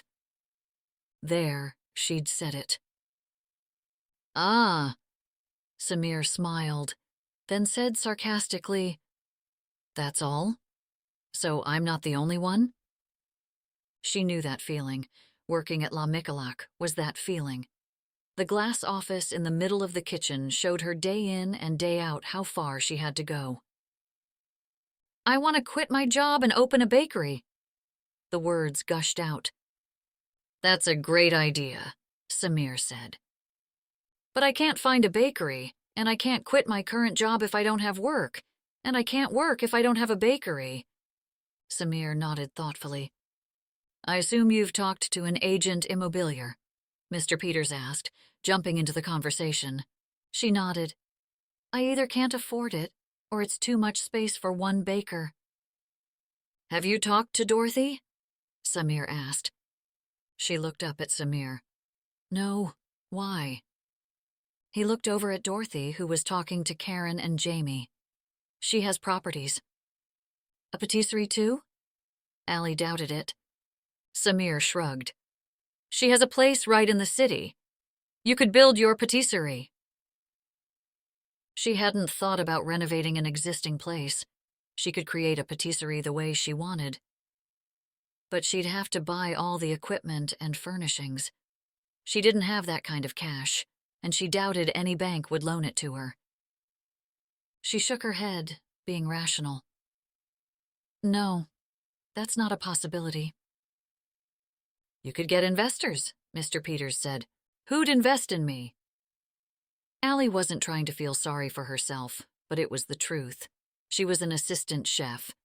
Yes, it was at one of the best patisseries in all of Paris, but that didn't really mean much when no one knew who you were. I'd invest in you, Mr. Peters said. I could even help you with creating a computer system for your orders and supplies. Allie was speechless. You'd invest in me? Samir then spoke. Dorothy would definitely help you find a piece of property. What are you all talking about? Dorothy asked from across the room. Allie wants to open a patisserie of her own. It should have some space for cooking classes, Karen said. Allie waved her hand to stop the talk. No. There's no patisserie. Why not? Dorothy asked. For one, I don't have a place. Samir and Dorothy immediately looked at each other. Isn't there a spot on the corner of Versini? Samir asked. Dorothy's forehead wrinkled as she thought about it. It's quite small, but would work for a neighborhood patisserie. I couldn't. Why not? Allie stood dumbfounded. She was suddenly overwhelmed by the generosity around her. Because you've already done so much for me. Todd walked over to her and gestured toward the others. Look what you've done for us. We have a little community now. We're here to help each other. Miles clapped his hands together loudly, twice. Let's eat and figure out a plan for Allie. Karen swung her arm around Allie's shoulders. I could help with the counter until you're ready to hire. I've waited tables and stuff before. I think you're getting ahead of yourself. Allie held up her palm, pushing her hopes down. The last thing she wanted was to be hopeful. I don't even have a business plan. Come see the place tomorrow, Dorothy said, as Samir pushed her chair in at the table. Samir said, I'll pick you up. Allie shook her head. I don't. Where's the harm? Dorothy asked. I've lived long enough to know the risk isn't the failure, but the regret. Allie grabbed the back of the chair, trying to keep herself from floating, but it was too late. Her dreams were lifting her up. I probably can't even afford it. She squeezed her fingers against the wood, waiting for it all to fall through. If you're baking pastries like these, Jamie said, sneaking a puff, then you won't have to worry about it. Allie looked out at them, but tears blurred their faces. You guys are the greatest. Chapter 21. Allie met Dorothy and Samir at her lobby's entrance. She couldn't wait to see the bakery. Maybe this would work out. Maybe she'd get her own Parisian patisserie after all. She remembered pressing her nose against the glass of the cases of David's patisserie as a little girl, trying to figure out which treat she wanted to try next. Those had been some of the happiest moments of her life, and soon she might have her own. Her very own. She'd be a patissier. What would she name it? She'd always wanted to name her own place something simple, like Patisseries et Pain, or something with La Patisserie to give homage to David and Frank. Maybe with her own name, La Patisserie d'Allie. The morning fog reminded her of fall. Paris's streets were empty when Dorothy and Samir pulled up in the black sedan. Allie jumped in the car before Samir even opened his door. She'd wanted to ask to go last night, but Dorothy looked tired, and Samir took her home. When they arrived in front of Dorothy's property, she knew exactly which restaurant Dorothy owned. El Échauget had been a popular little bistro that had live music on Friday nights. There was a small bar area near the front door. The interior didn't scream patisserie at all, but as soon as Samir opened the door, she knew it would be perfect. The wooden floors creaked underneath her feet as she walked across to the dining section. A couple of tables sat in the middle of the room, with a long bench across the side wall. "How old is the building?" she asked. The location was on a side street that locals used to cut through the neighborhood, but made it quaint and quiet for being in the city. "Not too old, 1870 maybe?" Dorothy said. "My husband had a few properties and left them to me after he died. I'm hoping my son wants the properties soon. I'm afraid being a landlord is more work than I'd like now." She rubbed her hand along the shellacked bar top all the way to the end, imagining a bright display of pastries. With a little push, she opened the doors to the back. The kitchen was dank and had a lingering smell of grease. A large sink sat up against the back wall. A walk-in cooler that smelled as though something had died inside had shelves built into the walls. She opened the doors to the oven that was as old as the building and protruded out from the wall, taking up much of the space in the small kitchen. "How many racks in the oven?" 8. The checkered black and white floor was surprisingly clean compared to the rest of the place. She could definitely keep the floors. The stove, though. "This is why you can afford this restaurant." Dorothy stood at the back of the kitchen. "It needs a lot of work, which is why the rent is low, but you could do some improvements inexpensively. Samir, we could ask your cousin to come in and do some renovations." Allie circled the room. "So, what do you think?" Samir asked. She put her hands on her hips and said, "I'll take it." Dorothy and Samir smiled at each other. "You'll probably want to replace the stove as well as the dishwasher." The dishwasher was pulled out from the wall, a hose hanging into the sink. The walls were covered in papers of handwritten rules and reminders for the staff. Above the door, a stopped clock hung. She opened the back door up to a small alley, expecting to find it filled with dumpsters, but instead it was clean, with chairs positioned with potted flowers for patrons to enjoy the small area. "It's perfect!" Allie ran to Dorothy, then to Samir, and hugged them both. "I can't believe it's happening." "You deserve it, my darling. You deserve it." Dorothy patted her back. Allie let go and took a step back to see the whole place. "It's perfect." "She asked for you," Loretta said to Michael, handing him the deck and board. "She even said you'd be coming by to play cribbage." This was unexpected. His mother hadn't had a day like that in so many months he didn't even remember. But didn't get his hopes up. He knew better than anyone how quickly things could change. That disease pulled no punches. As soon as he saw his mother, he could tell she was lucid. It was the way she carried herself. She had always been so proud, shoulders back, head high. As he saw his mother sitting in the rec room, he finally figured out who she reminded him of. Allie. "Michael." She stood from her chair, holding out her arms. She balanced herself against the armrest. "Ma." He hugged her, squeezing her tiny body. "I heard you want to play some cards." "Yes, you know you always said I was really very good." "How about some cribbage?" He set down the cribbage board on the table next to her chair. "I've been wanting to play." She folded her hands, squeezing them together so tightly that her knuckles were white. He wondered if she was as scared as he was that she might not have a moment like this again. "You deal?" she said. He split the cards and shuffled them in a bridge, tossing each one out in front of her. She collected each as they landed in front of her and held them tight against her chest. "I'm not going to cheat." "You always did," she teased. The old rose was sitting in front of him. His heart burned. "You want to start or what?" He gave it back like he would have before he left, before she got sick, before she lost her memories. She peeked at her hand, looking at her crib, deciding which one to keep.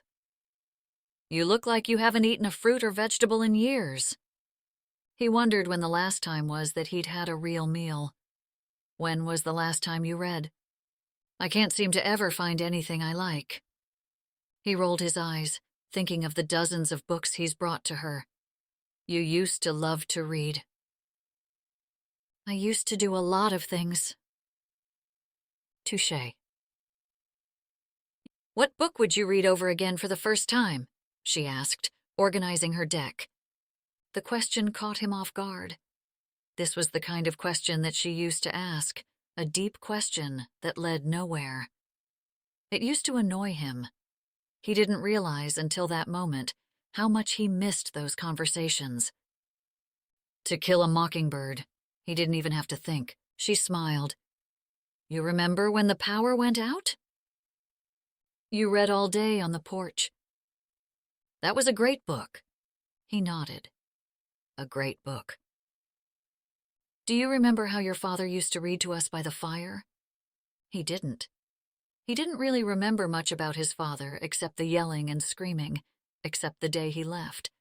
That Michael remembered vividly. When he looked up from his thoughts, he could see tears forming in her eyes. I thought we were playing some cribbage, he said.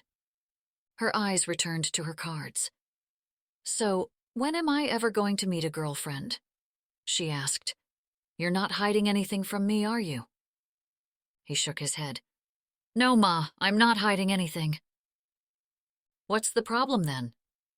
She leaned over the table and touched his cheek with her free hand. You're so handsome. She lives in Paris. Rose's gaze went to him, but she didn't say anything. She looked out the window. I don't want to be your burden. Michael could feel the air shifting. He'd upset her. No, you're not a burden. She nodded but didn't look at him. Then what's holding you back? He didn't want to tell the truth because he may have used his mother as the excuse, but the real reason was him. What if she couldn't love the real him? She tilted her head, trying to get better eye contact from him, but he couldn't risk her seeing the truth. You might not get a second chance. It's not that simple. He shifted in his seat, trying to focus on his hand. She shrugged and played her first move. As he went, she looked out the window, her eyes wandering to the gardens. Joey, are you ever going to take me home? She asked. Joey was his uncle's name. He knew there was a resemblance, something she had told him his whole life, so it shouldn't have ended the moment, but he knew it was over. Nope. How could he leave Camden Cove? How could he leave his mother? Her eyes flickered around the rec room. They had changed before he even noticed. Confusion and fear set in. Do I know you from Chicago? He shook his head. No. Allie moved all the wheeled racks by the sink, then grabbed her rag and wiped down the walls. Grease dripped down as she scrubbed with the hot, sudsy water. Her arm was already sore from the day's work, but she couldn't stop. She wanted to start baking as soon as possible. The rent was doable. She had been careful to save, put away as much as she could, so she knew she'd be able to get by for at least a couple months without making any money. The equipment and renovations were not something she could really afford, but she knew it had to be done. She would need a lot of patience. It would take time to build what she wanted. But she looked forward to the journey. When her arm finally became numb, she decided to take a break. She picked up her phone and went out front, sitting at a table. Her dads would be home from the bakery by now. Michael had been closing up, from what they had told her. She video called, and on the third ring, Frank answered. Well, hello? This is a nice surprise. Allie looked for David. Where's Dad? He's sitting in his chair. Frank turned the screen to her dad. I have something to tell you guys. She couldn't wait. She stood, flipping the camera toward the room. Where are you? David said, looking over his readers. I'm in my patisserie. That's La Micolac. Frank made a face. It's dirty. No, my patisserie. She panned the room with her phone. It's mine. I'm opening my own patisserie. She looked back at the screen. David and Frank's mouths dropped open. It's yours? David laughed. That's wonderful. I thought you said it was dirty. It is, Frank said. I think behind the walls, it's brick. Allie pointed to where the drywall broke behind the bar. But look at the oven. She walked into the kitchen and pointed the phone at the floor-to-ceiling oven. It has 8 racks. 8, David said. In a place that size? It'll take you all morning to heat it up. What are you going to name it? Frank asked. I don't know. Allie kept changing her mind. I think something like pain et pâtisseries. You should have your name. Not very French? Allie. You're right. You're Parisian now. Allie could feel her belly do a flip-flop as she looked around the kitchen, seeing all the things that would make it great, like the large sinks and shelves along the walls. Things were really happening. Have you already left La Michalak? No. Allie figured out she would have to work a little longer in order to do what she wanted. She'd work during the day and renovate at night. She didn't want to take longer than 6 weeks to get things ready enough to at least open the doors. But she also didn't want to open to the public with the place still a mess. She wished she could ask for help, but she knew they couldn't travel. It would be another few months, the doctor said. Do you have a plan for the menu? David asked. How will you design the floor? Frank asked over David. We can't wait to visit, David said. I can't either. Allie really hoped they would. She really wished she could ask Michael. Chapter 22. Michael's mind hadn't stopped spinning since he came home from his visit with his mother. He showed up at the bakery earlier than he usually did, but he still fell behind with the daily pastries. He couldn't stay organized. He burned 6 loaves of bread by not keeping an eye on them, over-whipped some dough, and was behind with most of his times.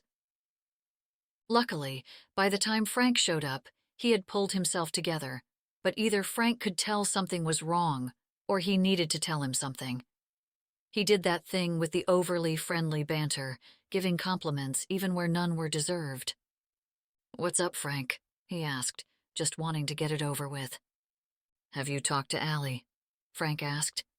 He had hoped Frank would drop this fantasy of him and Allie. All it did was keep things spinning in his head, and he was tired. No. He could hear his own shortness and regretted it, but kept working. Maybe Frank would take the hint. Well, she's bought a patisserie. Michael stopped what he was doing. What? She did it? His heart swelled with pride for her. She did it. Is she freaking out? He knew she would be excited. It was a dream come true. But she would also be worried about something or other. I just wish we could go over there and help. Frank looked at Michael. You should go. Michael pretended he wasn't thinking the same thing. I couldn't. She'd love the help. Frank obviously still oblivious to the whole situation. Honestly, it wouldn't kill us to close during the winter for a few months. You'd learn so much. It would be a great opportunity. Michael let out a deep sigh. I can't leave unless, well... He stopped, his eyes suddenly stinging. This is my only thing right now. He went back to work, wrapping cellophane over the pastries. Frank nodded as though he understood what that meant. You always have a place to come back and bake. How are you going to handle this place on your own? The kitchen, David's heart, Frank's anxiety, he wasn't so sure. We'll be better knowing you'll be there to help Allie. Frank's lips curled up. Plus, the season's almost over. We can manage with someone part-time for a while. What will David say? What Allie would say? There are direct flights out of Logan, Frank said.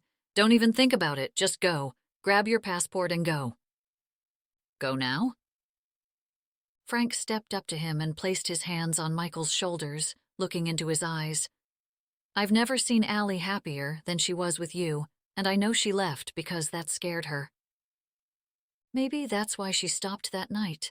Maybe Frank was right. Michael hoped Frank was right. He better be right. What about tomorrow's prep and everything? Michael, you're going to see our Allie. Don't wait. Michael pulled out his apron and gave Frank a big hug, patting him on the back. "I'm going to help Allie." "I'll keep bringing pastries to your mother while you're away," Frank offered. Michael clenched his jaw to prevent the trembling. If it wasn't for Allie, he'd stay in this community. It had been good to him, despite the hardships. "I'll see you in Paris," Frank said, closing the door behind him. Michael looked at his bike, holding his helmet in his hands. He needed to pack. Allie was on her break from the icing station. She had officially been assigned a station after weeks of moving around. She really didn't know why the new head pâtissier held on to her, since, for some reason, he didn't really like her. Margot took a puff from her cigarette. "You threaten him?" "Hardly. He sees your talent, otherwise he'd find someone else. He just wants to let you know who's in charge." "Soon, I'll be in charge," she thought, as she jotted things in her notebook. She hadn't told Margot, worried she wouldn't be able to keep it a secret. She needed this job, whether she wanted it or not, at least until she opened. In her notebook, she wrote a list. She wanted to make a supply list, a spreadsheet of costs, supplies, a computer system for the retail, the exchange of money. Employees. The list kept getting longer and longer. "Have you talked to Jean-Paul?" Margot twisted her cigarette out in the ashtray. Allie hadn't even thought about Jean-Paul. She had no idea if he enjoyed his new bakery, if it was even open yet, or if he was doing okay. "Nah. He was always a Connard. Good riddance." Margot shrugged. "You should go home and take a long bath. Relax." Allie didn't say anything, but she wasn't going home. She was headed straight back to her new patisserie, La Petite Pâtisserie. The name came so naturally one night, she almost wondered if she had known it all along. When her shift ended, she met Samir at the bakery to receive the new refrigerated displays. Next will be the new dishwasher, she thought, as she watched the delivery men bring in the new appliances. She flipped the lights. The room reminded her a little bit of David's kitchen, a cozy, homey feeling. She wanted people to feel comfortable, to stay and enjoy themselves. She walked back to the kitchen and filled a bucket with soap and water at the sink. She'd start painting the dining area that night. They had moved the bar to the other end for a coffee station, which opened the whole place up. But first, she opened up the large roll of butcher paper, rolling it out and measuring it. She taped pieces together, making a huge rectangle to fit the front window display. Then she painted La Petite Pâtisserie, Ouverto, and hung it in the window. She put no other information on it. No number, no website, no social media. It would be completely organic. She knew how quickly word of mouth would travel, and she knew why this would work. She could bake really well. When she finished with the sign, she scrubbed down the dining room walls, scraping off food stains, cleaning the baseboards and floors. It might be old, but she could get it clean and put together until real renovations could be done. "Do you like it?" Samir asked, pointing out the placement of the displays. Allie stepped back, determining whether there was enough viewing room. People would linger, look through all the beautiful options, luring them to find the perfect treat. "It's perfect." Samir nodded, then wiped his hands together. "What's next?" "Samir, I'm good. Go home." "I'll meet the delivery man in the morning for the dishwasher." Allie nodded. "Merci. How can I ever repay you?" "Dorothy has been a good friend, and I like her being part of something again. She is a beautiful soul who just needs people around to keep her going, and you're her people." Allie smiled. She was glad to be Dorothy's people. "I like you both very much." "I will be away in a few months. I'm hoping you can all pitch in together and take her to appointments if she needs it, until I get back." "Of course." Allie could make it work. "Tomorrow, then." Tomorrow. Samir walked out into the night, leaving Allie alone with her painting equipment. She turned on her music app, playing something as far from French as she could get, a little country station she'd found. It reminded her of being with Michael, the music he listened to in the kitchen and in his truck. She thought she was too cool for country before Michael, but for some strange reason, now she really liked it. As the sun crept down behind the buildings, the shadows dragged along the floor as she painted. She'd have to hire soon, get someone to work the counter with her. A Frank. Maybe a kitchen assistant. She'd do the dirty work for the time being, dishes, cleanup, deliveries if there were any. She'd be willing to do what was necessary to keep going.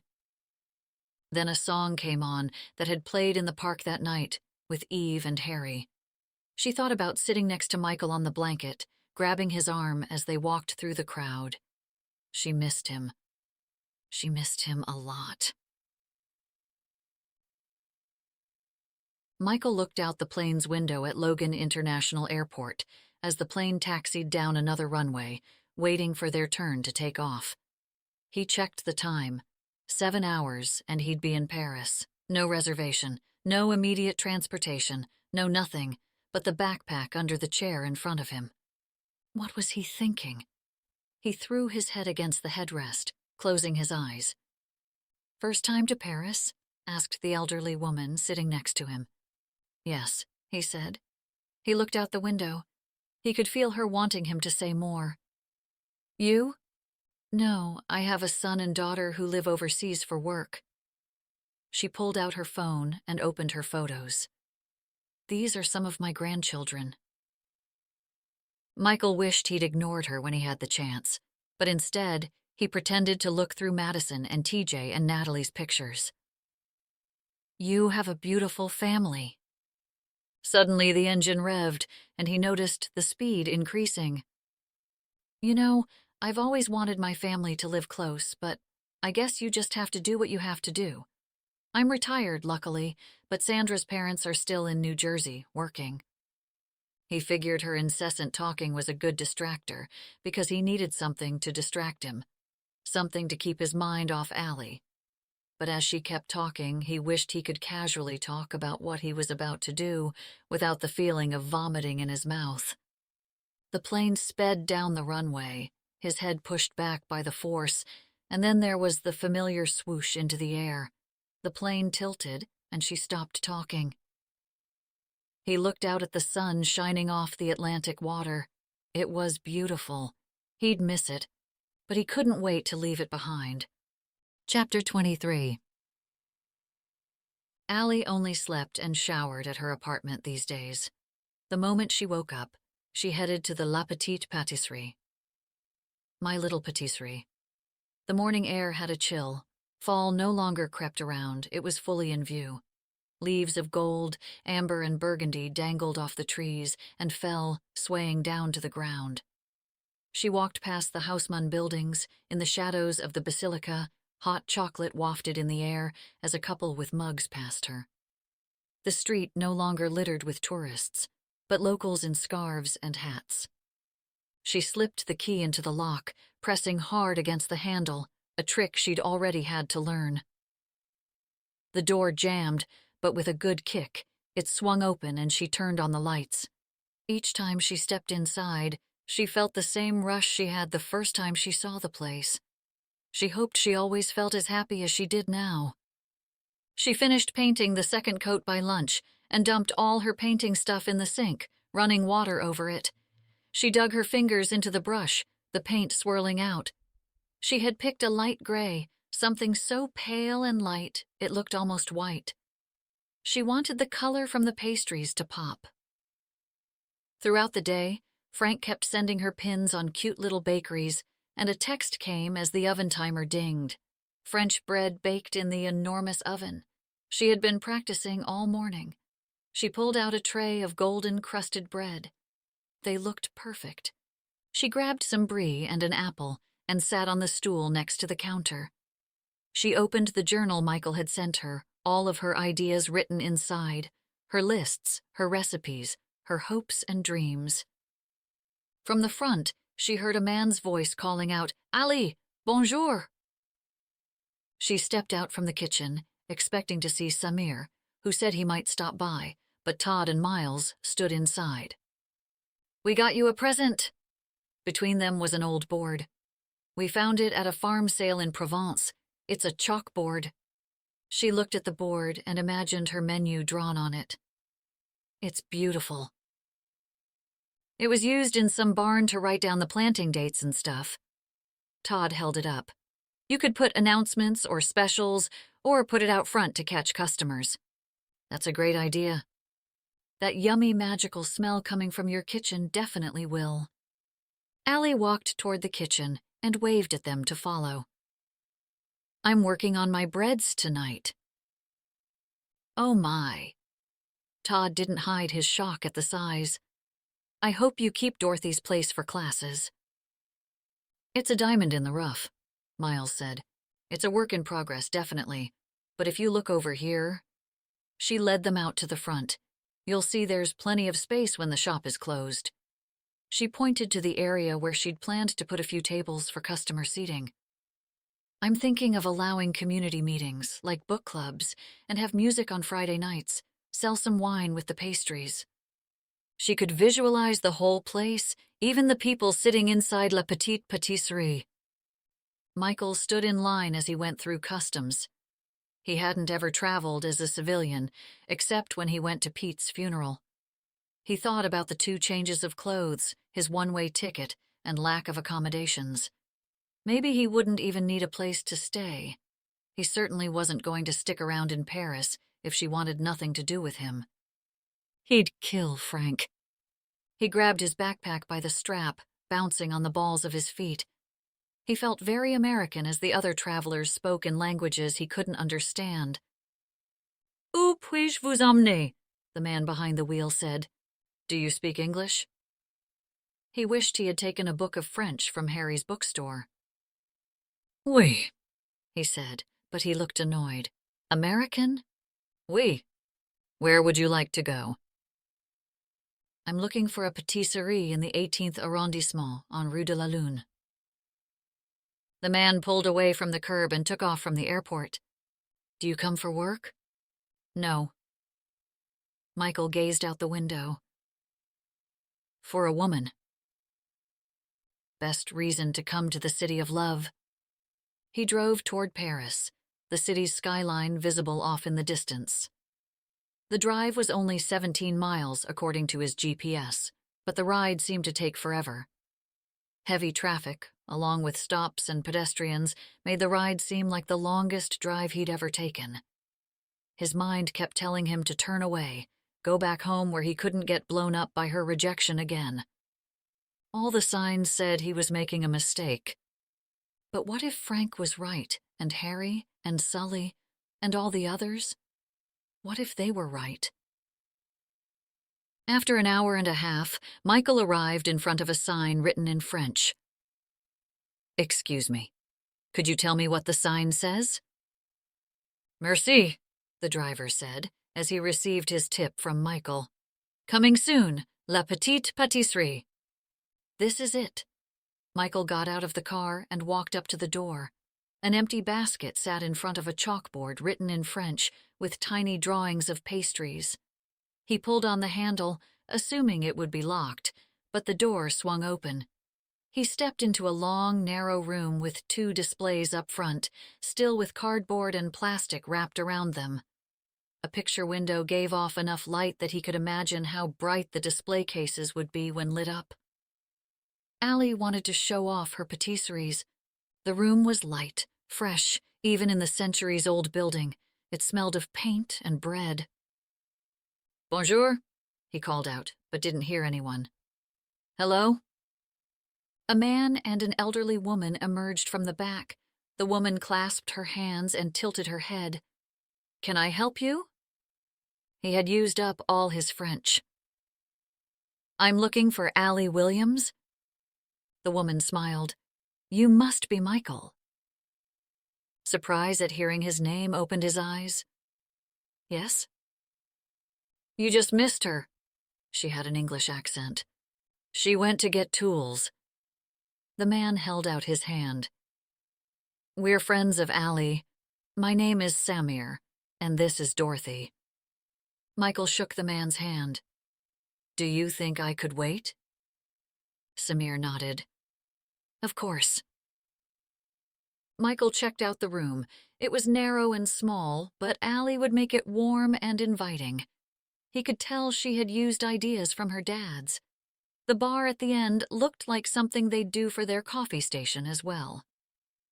Does she know you're here? Dorothy asked. He shook his head.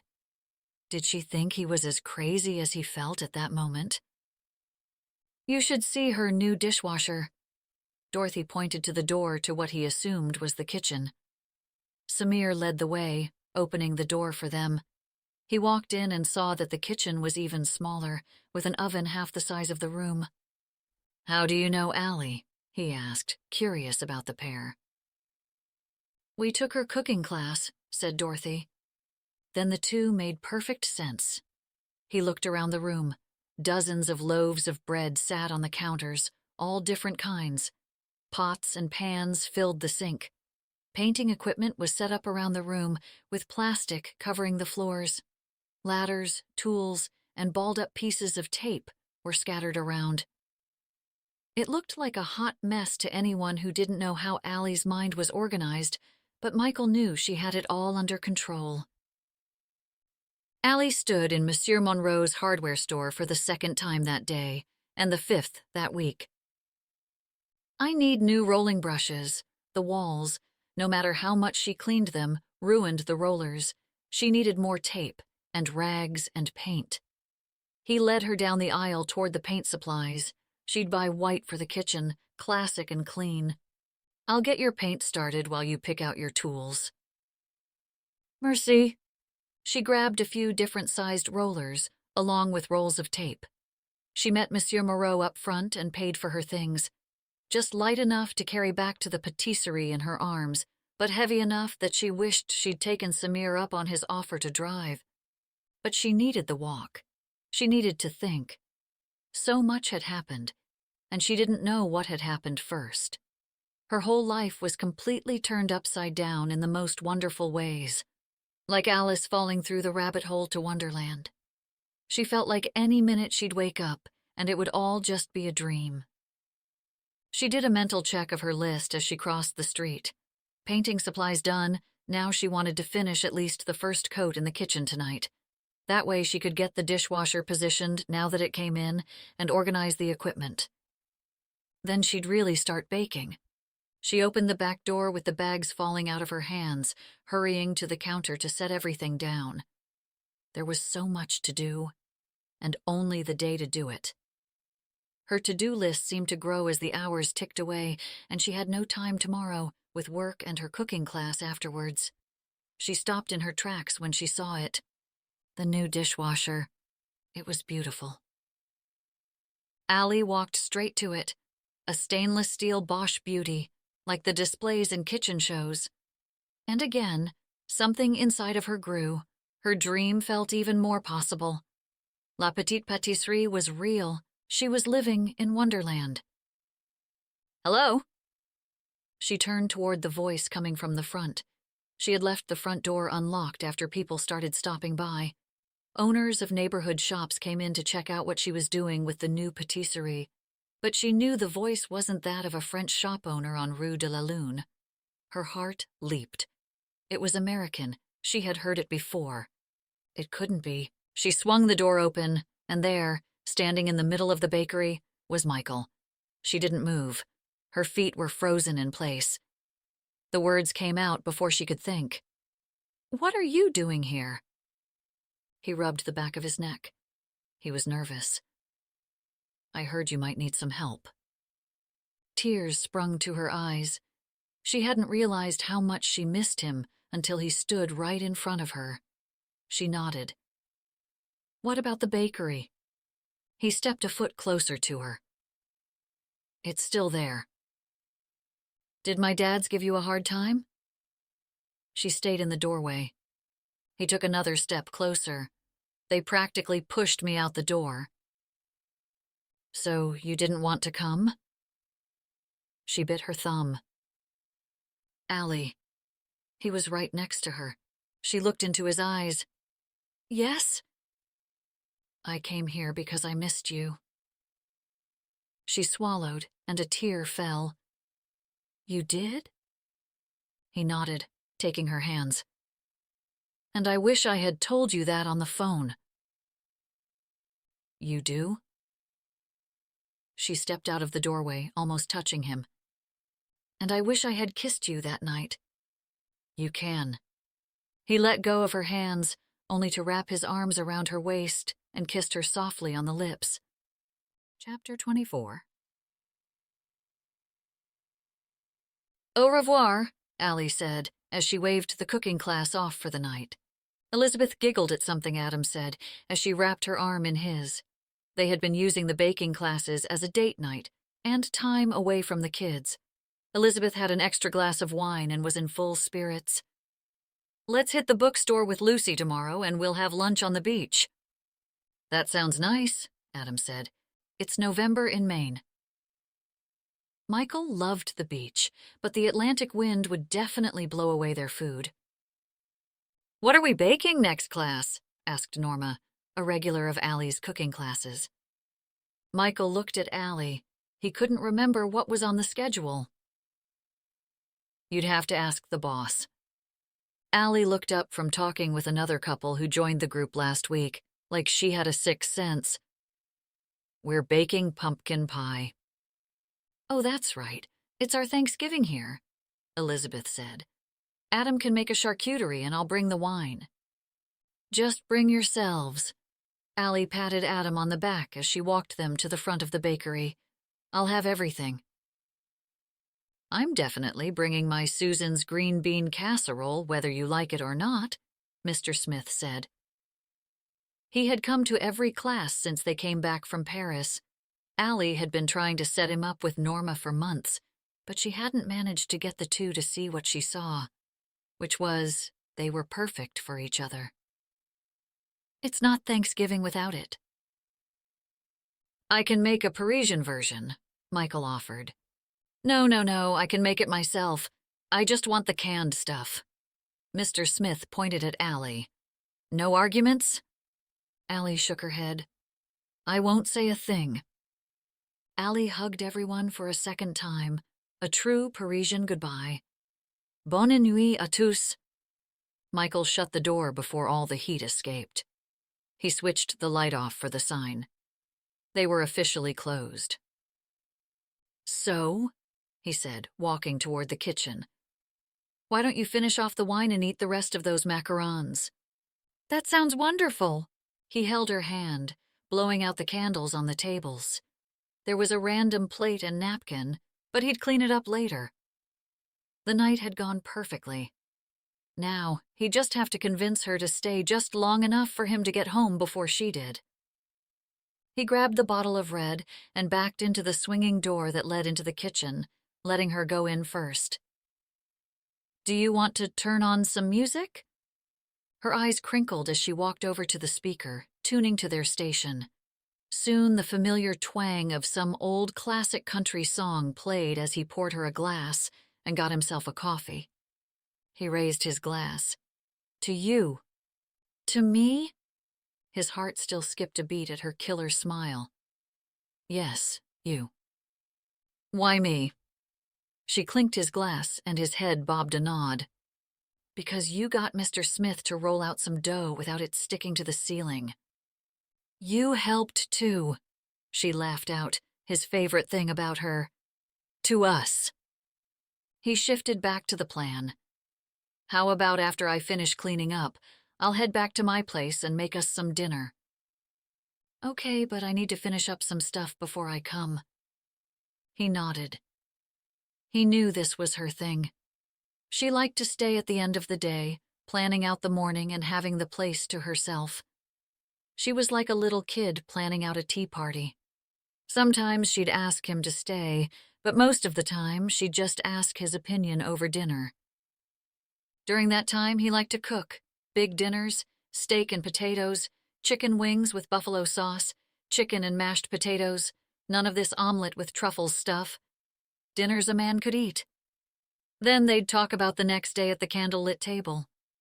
She might stay late, but besides that, They were at the bakery together, making decisions, renovating, and planning the next steps.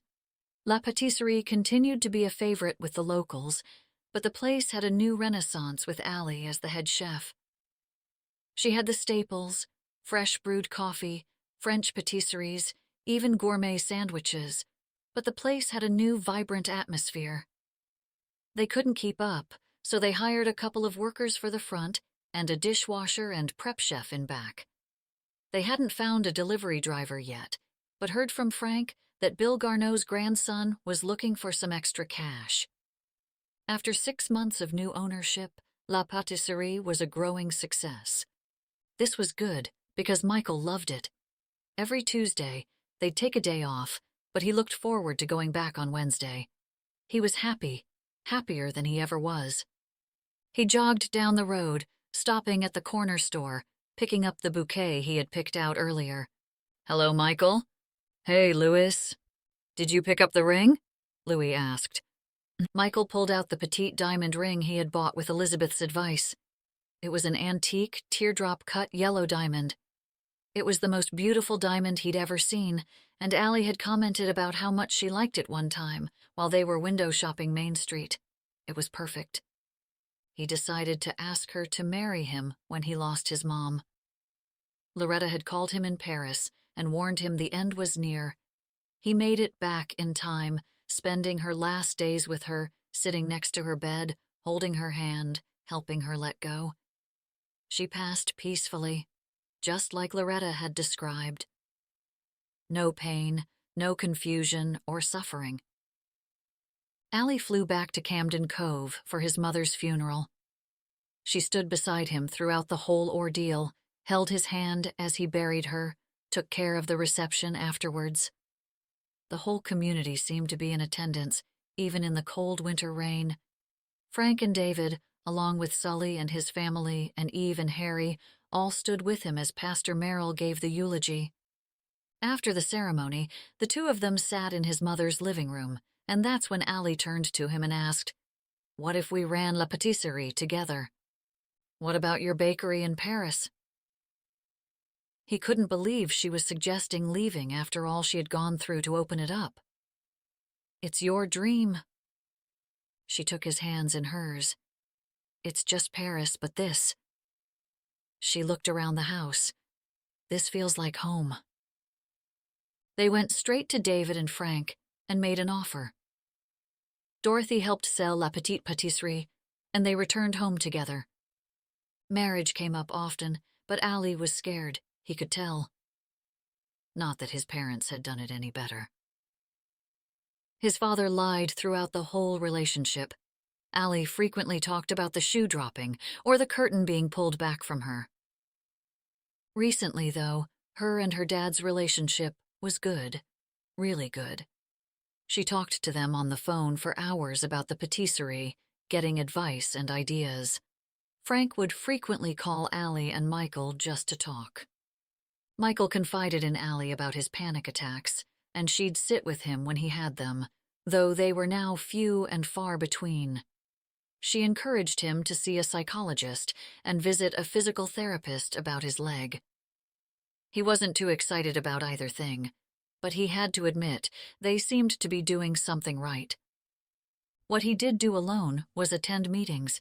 He continued with his AA group who met regularly at the church.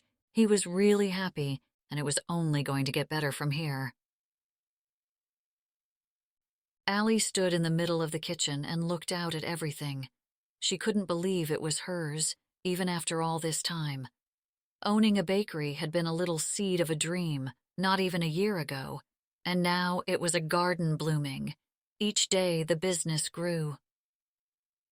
The bakery quickly turned into a bustling business where locals and tourists alike enjoyed their café au lait along with a sweet pastry, and they loved the cute couple who owned it. Besides showing up at her Parisian patisserie, Michael had turned out to be full of surprises. For one, he was really good at working up front. People enjoyed talking to the handsome pâtissier, and he enjoyed them back. He'd talk about each treat as if it were a piece of art, convincing customers to try something new. His passion showed. He also quickly made friends with other business owners in town. The sulky loner of Camden Cove turned out to be the popular one on Main Street. Another surprise was that Michael enjoyed working the cooking classes as much as she did, if not more. Most nights, they stayed in at his place and talked about baking. They started looking for places to live when the time came, something with at least 2 bedrooms. But she had to admit, she liked the idea of renovating his mom's old New Englander. They didn't need much. She finished wrapping cellophane around the rest of the croissants and slid them into the fridge to be baked the next day. Turning off the radio, she stopped and listened to the waves outside. She loved hearing the pulse of the ocean. She had heard once that the brain couldn't decipher the sound of traffic from the sound of waves. Paris's sounds had calmed her, but the waves of the ocean allowed her to breathe.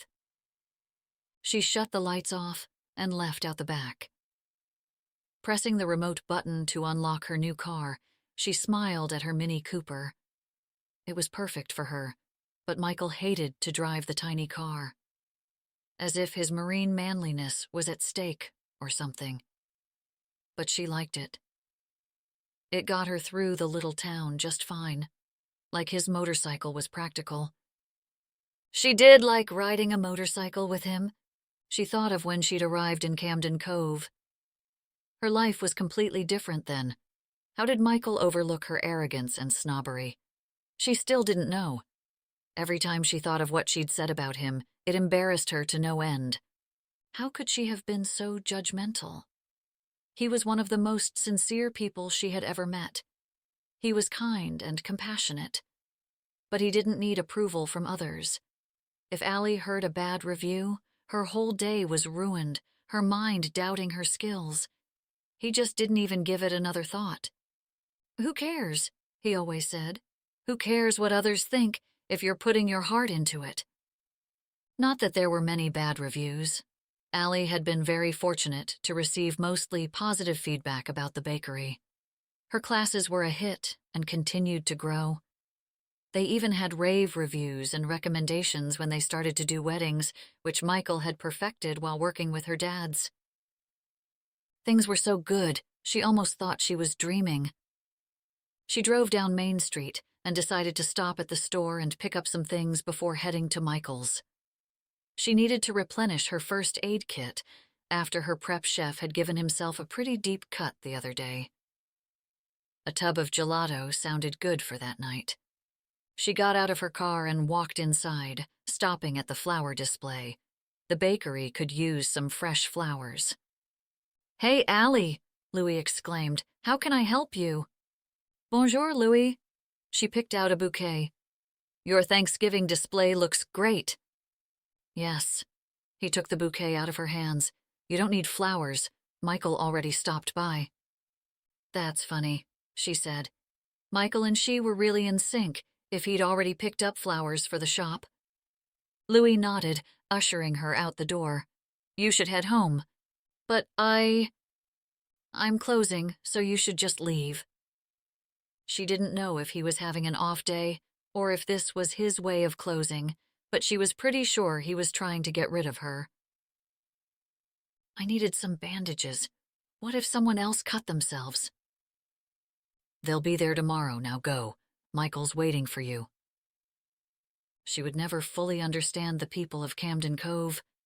She headed back in her Mini Cooper, her to-do list running through her head as she arrived at Michael's house. She needed to call the laundry service and order more linens for the wedding the following weekend.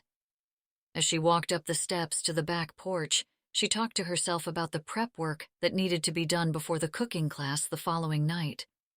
She had all the ingredients from her delivery today. When she reached the top, she almost didn't notice Michael standing outside the house. What happened? The last time he'd met her outside the door, he had almost burnt down the place with a grease fire, cooking an Angus steak. The corner of his lip perked up. Nothing's wrong. "Then why are you standing out here?"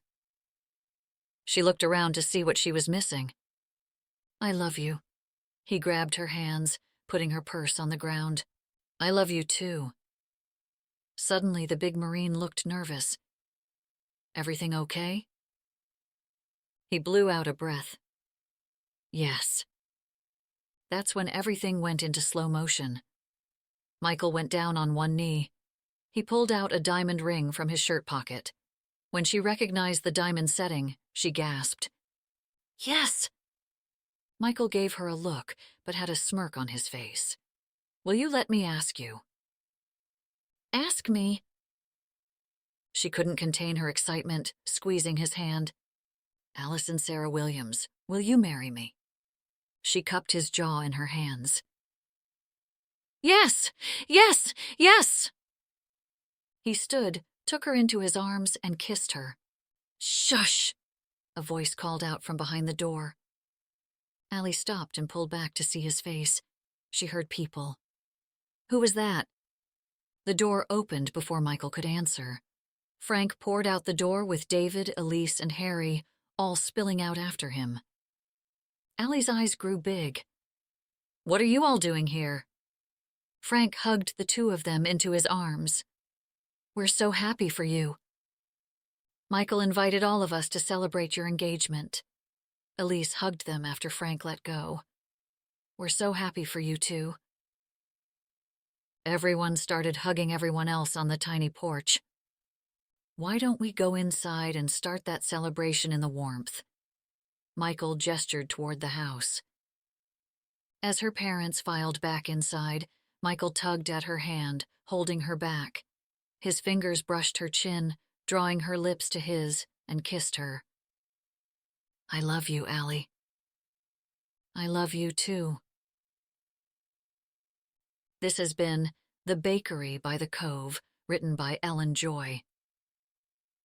If you liked the Camden Cove series, then be sure to check out Ellen's other romantic women's fiction series, Cliffside Point, Prairie Valley Sisters, and Blueberry Bay. And please don't forget to click the like button and subscribe to this channel to find out when more audiobooks and other content are added. You can also purchase all of Ellen Joy's books on Amazon.com.